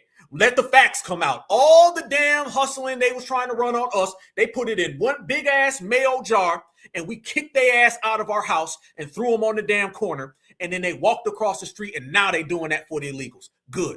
The best thing that we done was get them out of our business. Let me tell you, how do I know we did this, brothers and sisters? I'm going to show y'all this right here. A damn liberal guy comes out. This is a liberal dude. And this liberal guy, he starts saying, where the hell are all the liberals at? He said, I got a question. He said, why haven't y'all done anything for the Hispanics? Here's, I'm going to tell y'all the illegals. Let me give the illegals a little game real quick. I know a lot of the illegals don't speak English, so they might just need to go ahead and get them some translation. All of y'all illegals, them W's ain't going to do nothing for y'all, because you're going to find out that the W liberal and the W conservative all still go home and sit down and talk about supremacy over some lamb chowder and some Brussels sprouts. You're going to fall for that game. How long was black folks thinking their liberal friend was going to do something and step up? How long, family? Didn't they always think that? They always thought somebody was going to step up and put an end to it. That's what it was. That's basically what politics was in America. We're going to go ahead and preach a little bit, fam. Politics in America was the conservatives came down on you with overt aggression. And black folks always looked to their liberal friend and said, aren't you going to stop your brother? And then they did a little dance for you. And then they still whooped your ass. Then you would see the overt aggression play itself out with, I don't know, Breonna Taylor. And black folks would look and tell all their little liberal friends, aren't you going to stop your supremacist brother? And then do another little dance for you. You notice you would always see a conservative W harm a black person, and then the black person would expect the liberal W to jump in the middle and stop them. But the liberal W would always give you some type of reason why they had their hands tied and couldn't do nothing. You know, immigration is harming the black community. I can't do nothing. You know, they beat up Rodney King. I can't do nothing. You know, they hit us with billy clubs. I can't do nothing. Everything that you see that's been documented with black Americans receiving white supremacist aggression, the white liberal was always their dancing fam. They were dancing for you instead of condemning or reprimanding their own supremacist brother, because that would be a violation of the code and they can't go home and have those cold ass Brussels sprouts. That's not how the system of supremacy works, family. No. Anything that's acceptable in the system of supremacy is for a liberal to do a dance for you. That's it. That's all they can provide to somebody who isn't a W. They'll sing a song or they'll dance. So now we're sitting there saying, oh, they're not singing for black folks no more. They're singing for illegals. Oh, they're not dancing for black folks no more. They're dancing for illegals. Eventually, don't be surprised if Bill Clinton pops up with a damn saxophone for illegals. You know why they're not doing any of that for black Americans? You know why there's no saxophone, no dancing, and no singing from white liberals? You know why you ain't seen no white liberals dancing and singing for black folks? Because FBA ran their ass out the paint. We have canceled the white liberal. Therefore, they're not accepted to come into our house. They better keep their ass over there on the illegal side. Look at this right here, family. Check this out. This is another example of what we're talking about. And notice what this guy says. He says, how come the liberals aren't doing anything to help the illegals? Now they're finding out what we've always known. Don't believe that the white liberal is going to interfere and stop the white conservative to help anybody else who isn't white, because that would be a violation of white supremacy. If you know, you know. Where are the Democrats? Where are the Democrats? Where are the Democrats? Why is it that I hate Republicans more than the Democratic Party? Their job is supposed to be the opposition party. You are supposed to be stopping the Republicans from doing this. And right now you have unbelievable anger from even the most moderate Democratic voters. People are out there in the streets. Classic liberals are getting radicalized, saying to themselves, we don't want this authoritarian regime sending masked thugs with weapons to our houses, going door to door to harass our civil liberties. And the Democratic Party, silent. This should be your opportunity to defund ICE, to completely prosecute everybody in the Trump regime, and yet there's no resistance whatsoever. What about the 75 Democrats who voted to express gratitude for ICE? This is the thing, folks. The Democrats, they just don't hate Republicans as much as we do. They actually kind of like Republicans. No. He thinks he got it. No, it's not about the Democrats don't really hate the Republicans. Is that the liberal supremacist is still a relative of the conservative supremacist. You hear what he's saying? Family, where are the Democrats? I'm asking everybody right now. Are the Democrats out in the streets? Are the Democrats out there doing anything? Notice the Democrats are zero, quiet, hush. You don't see the Democrats out there. The Democrats are the only people on the planet that ask you to vote for them and then tell you to do all the work after you voted for them to do the damn work. It's not like that. Let me tell y'all something. Hold up. Wait a minute. Mayo, Matthew, we'll get back to you in a second. Let me tell y'all something. Y'all notice this? When somebody votes Republican, Republicans go immediately and start writing laws. They don't notice this, fam. Donald Trump does not ask his voter bloc to go out and protest. Donald Trump does not ask his voter bloc to be the resistance. You ever notice that, fam? This is nothing but a pendulum. It's an illusion. It's a mirage of supremacy. White supremacy has to give you this illusion that the right and the left are always at arms. They're not at arms in conjunction about you. They're at arms based on what tactics are going to be the predominant tactics. What white supremacy is going to reign supreme. And there's only two different sides of that wing, y'all. But they got to make everybody else who's non-white believe that there's some type of internal conflict that will ever impede their relationship. One of the main key components to white supremacy is that white supremacists have to feed you a delusion that they're going to be at arms and somehow you can persuade one side. Okay. All of the Republicans who are melanated mops, they think that they can persuade the Republicans who are white. No, you cannot. All of the Democrats who are melanated mops, they think they can persuade the liberal. See, black folks used to believe that for a long time until we showed up. Now, with the knowledge that I'm kicking right here today, now everybody understands the liberal and the conservative are still family members, and they will always pick each other over you. You're the only one melanated mop who believes that these individuals are going to say, you know what? I'm going to risk the system of supremacy so I can go defend Hula. You really think they're going to do that? This is why the Democrats have been quiet. They ain't been saying nothing.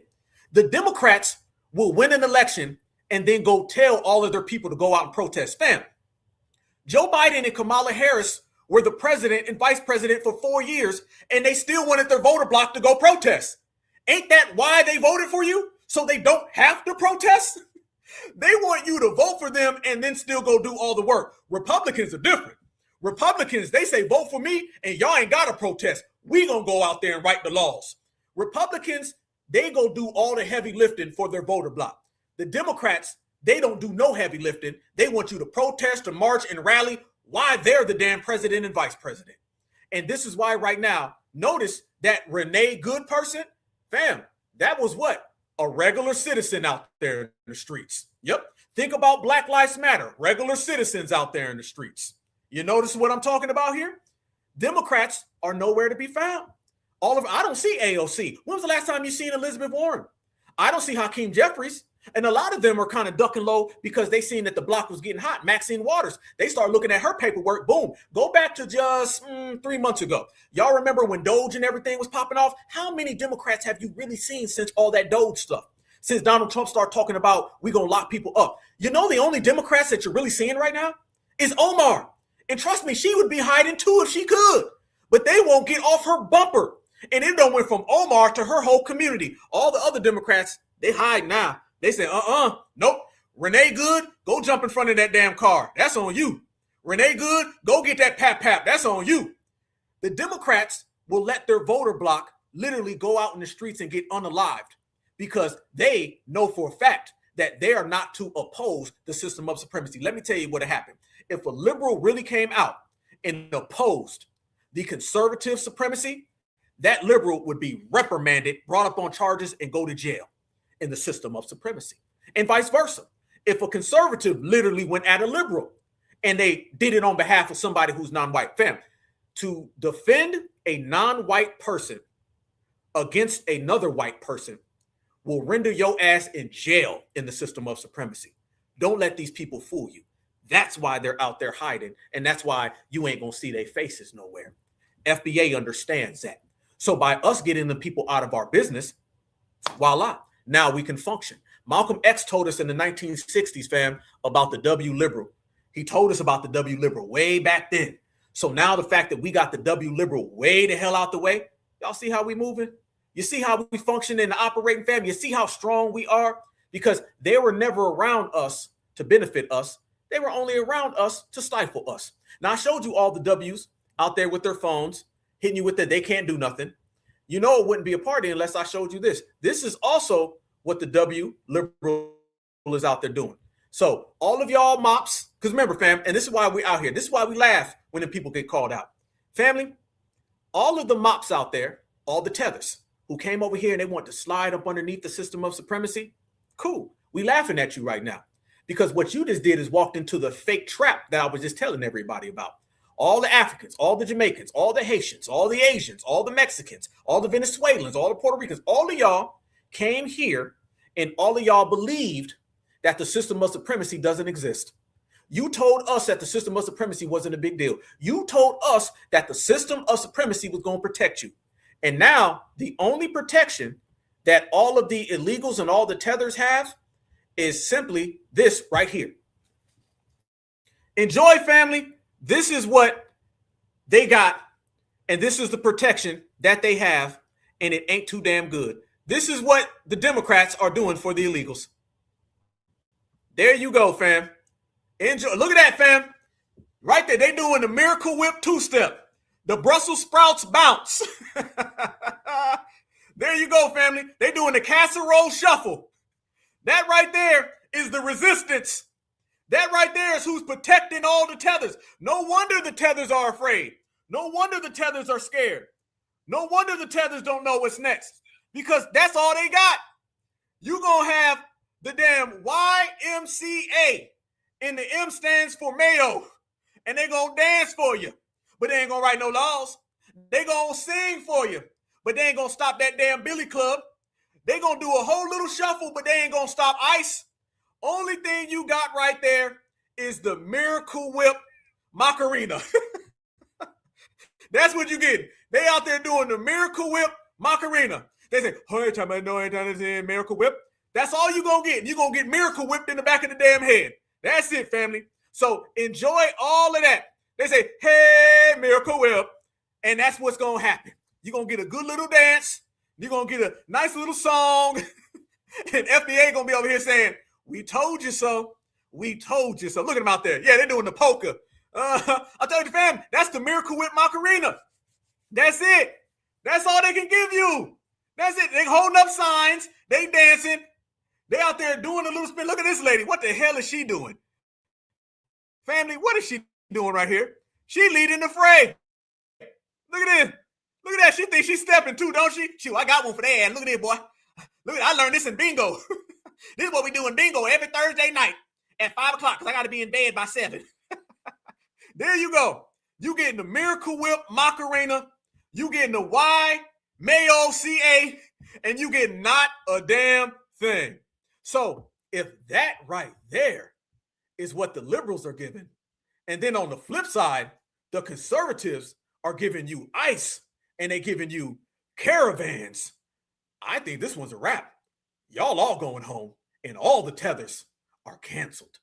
And family, when you talk about people being canceled, and you tell everybody that these individuals thought they was slick, they thought they was on it, they thought they was going to come over here, and what we've done is that we have cast a light and exposed every little tether that was in every little nook and cranny, every little crevice, every little sewer that these damn tethers done crawled out of with their ashy ass hands, ashy ass knuckles, ankles, kneecaps. All of those tethers, fam, that been running around here thinking that things were sweet. Now they're realizing, y'all, it ain't too sweet. So you may turn out just like that right there, because you thought that you was going this right there. But this right there tells everybody about that right there. And then the whole time you was doing that right there. And then you looked around and found out that that right there cannot help you from this right here. Damn. So you're bootlicking, you're shoe shining, you're mopping floors, and you still are a damn tether. And it's not just foundational Black Americans who are out here calling y'all tethers, in which you are. Now you got every single last little Mayo available, and all of the Mayos are out there. And what are they doing, family? The Mayos are doing the same damn thing. The Mayos are out here, and they're calling all y'all a bunch of tethers. And y'all know what we say about all the tethers, fam. They can try to flock together. They can try to get on the same page, but the only thing that they're going to be on is the same page of going home. Tether this, tether that, tether every damn where. And foundational Black Americans, we know the play. Let me tell you what the play is, fam. They done showed up with Bimbo Barb. Bimbo Barbara says she don't like Byron Donalds neither. So family, he done had Lip Chick, Tucker Carlson, he done had the Heritage Americans, and now he got Bimbo Barb And Bimbo Barb has left this message for you, Byron, and it ain't too good. You are a damn tether.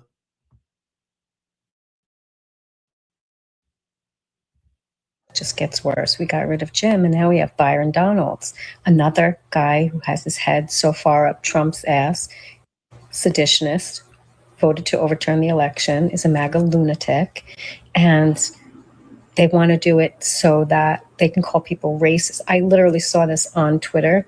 Let's get him in so then when Democrats don't vote for him, we can call them racist and go scorched earth.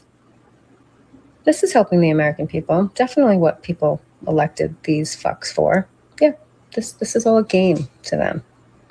Byron Donalds is a horrible person. It's just like they're trying to one-up each other with the next more terrible human being. Donalds is a horrible person. It's a horrible person.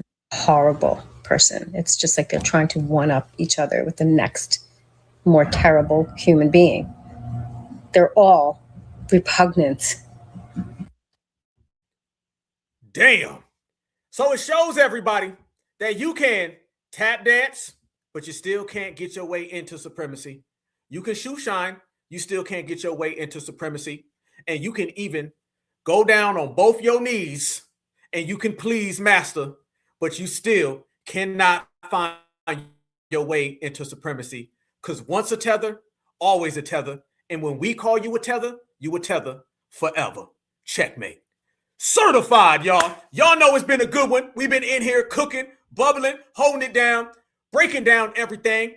We had a lot of good game tonight. We broke down a lot of things historically, a lot of current modern events. We talked about how foundational Black American delineation is worldwide, and it's a FBA Renaissance thing. Everybody was talking about FBA, and they all watching FBA. We told them FBA is always front and center on the main stage, and that's the way the game goes. Foundational Black Americans run it all, and everything we say is always right, and we've always been right, and we're just better than everybody, okay? Because our females are the most pretty, and our brothers are the most handsome. We all got the most style. I mean, we hold it down. We out here G'd up from the feet up, not toe up from the flow up, and everybody's just going to have to stake it, and they're going to have to deal with it. But one thing for certain, fam, like I tell everybody, we're not asking, we're not begging, we're enforcing. And we're enforcing every single thing that we have always said we was going to do. And if you notice, y'all, like I'm always talking about and we're always discussing, family, we keep taking it a step further. We're going notch by notch by notch. When we're already at the top. Fam, let me tell you something. We're at the top by ourselves, but we still going up higher. Doesn't it seem like every time we broadcast, fam, we breaking it down and we going through the line of everything? Y'all know one thing about us. We're going to go all the way down the list. I showed you every single community. I showed you every single op. I showed you all different tethers, all the people of color, the tethers of color. And I showed you one thing for certain. They're all trying to take FBA talking points and they're embarrassing themselves. They're all trying to steal FBA narratives and they're embarrassing themselves. They're all out here trying their best to come up with their version of what we do, but there's no other version of what we do because we're the only ones who are authentic. Foundational Black American culture, our lineage, our nationality, who we are, our DNA, our bloodline, our roots, our surface, our family, everything in between. It exists in a playing field, in a realm all by itself. So when I tell you, family, that we out here putting in that certified work, you know it and you feel it. At this point, it's not nothing that people ain't feeling. You feel it every single second. You hear it every single second. You see it. So you put all of that in one combination, fam, and you got us, the certified ones. And when I tell y'all we certified, there was something we did last week, and it was a rap song. And I just wanted to see how my brothers and sisters would understand what we're talking about. Remember we did DMX last week, fam, and I wanted to know, did y'all know exactly what lyrics we were? And I gave y'all about 80% of a line. And by the way, all of y'all was correct. Shout out, rest in peace to DMX, fam. We put all that on the line. So all of y'all got that little dosage right there, but I want to do a little something extra real quick. And by the way, let me say this before we proceed. Happy birthday yesterday to Khalid Muhammad. Much love and respect. Certified salute up above, because y'all know we represent our lineage and we certify all the time, so you know what it is. Shout out to you. Shout out to my sister April. Much love and respect. Certified.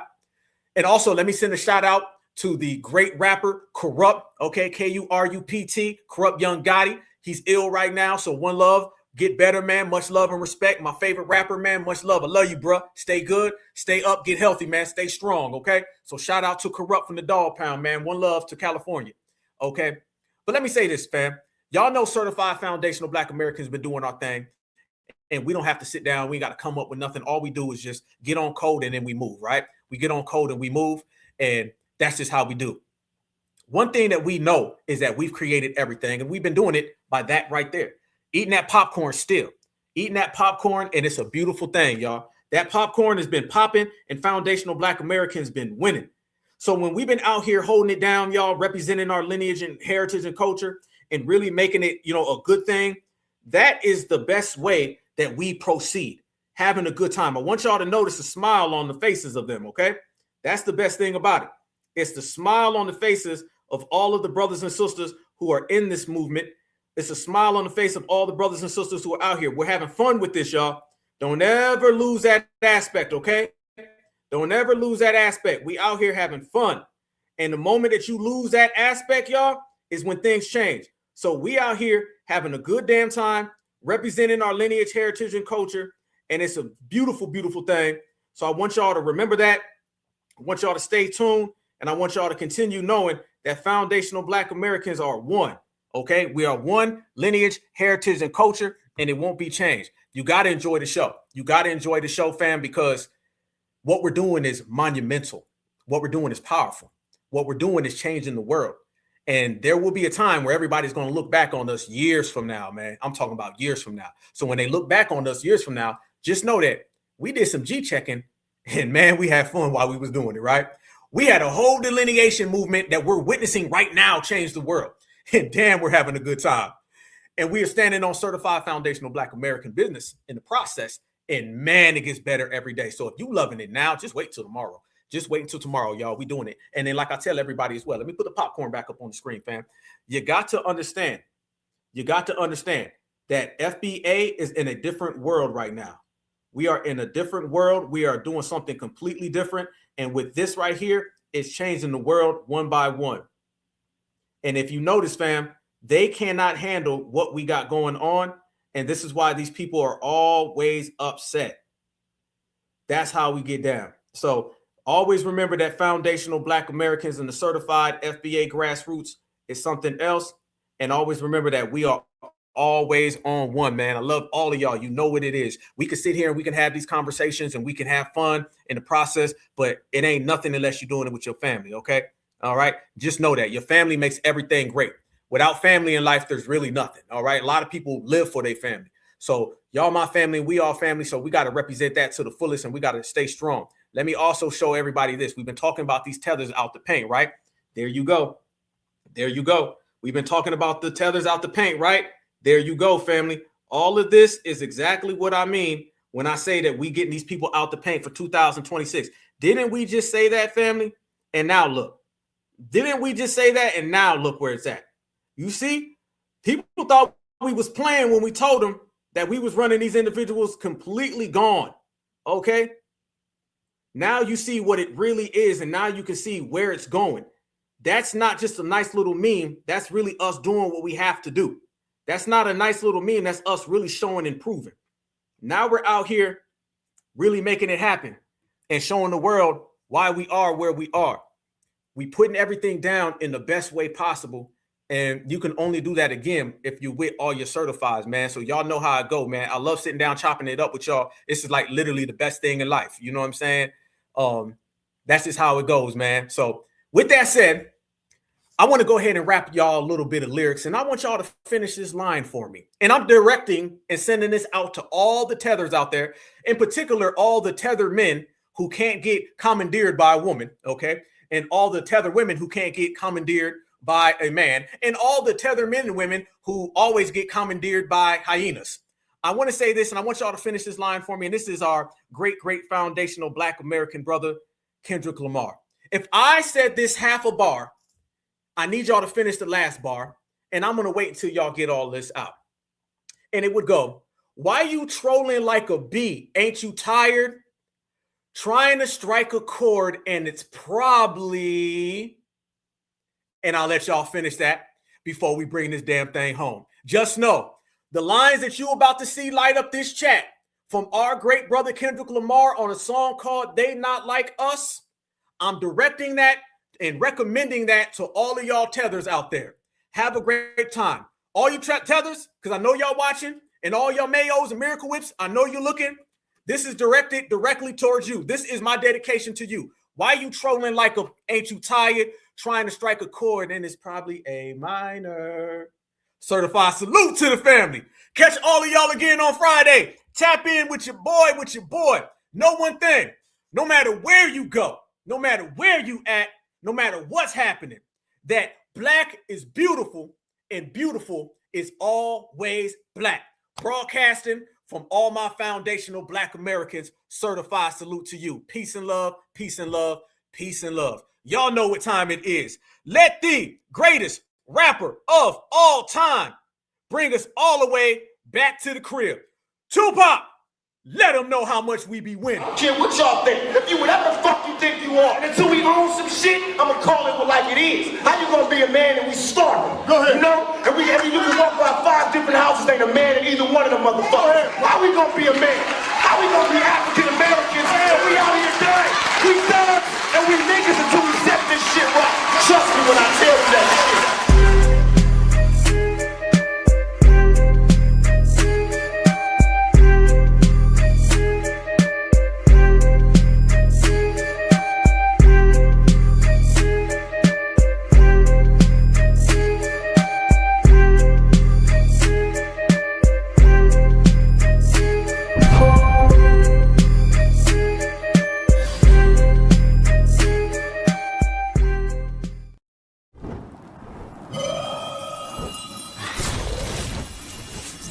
Black Alpha Network. Home of Black excellence. Power to the people.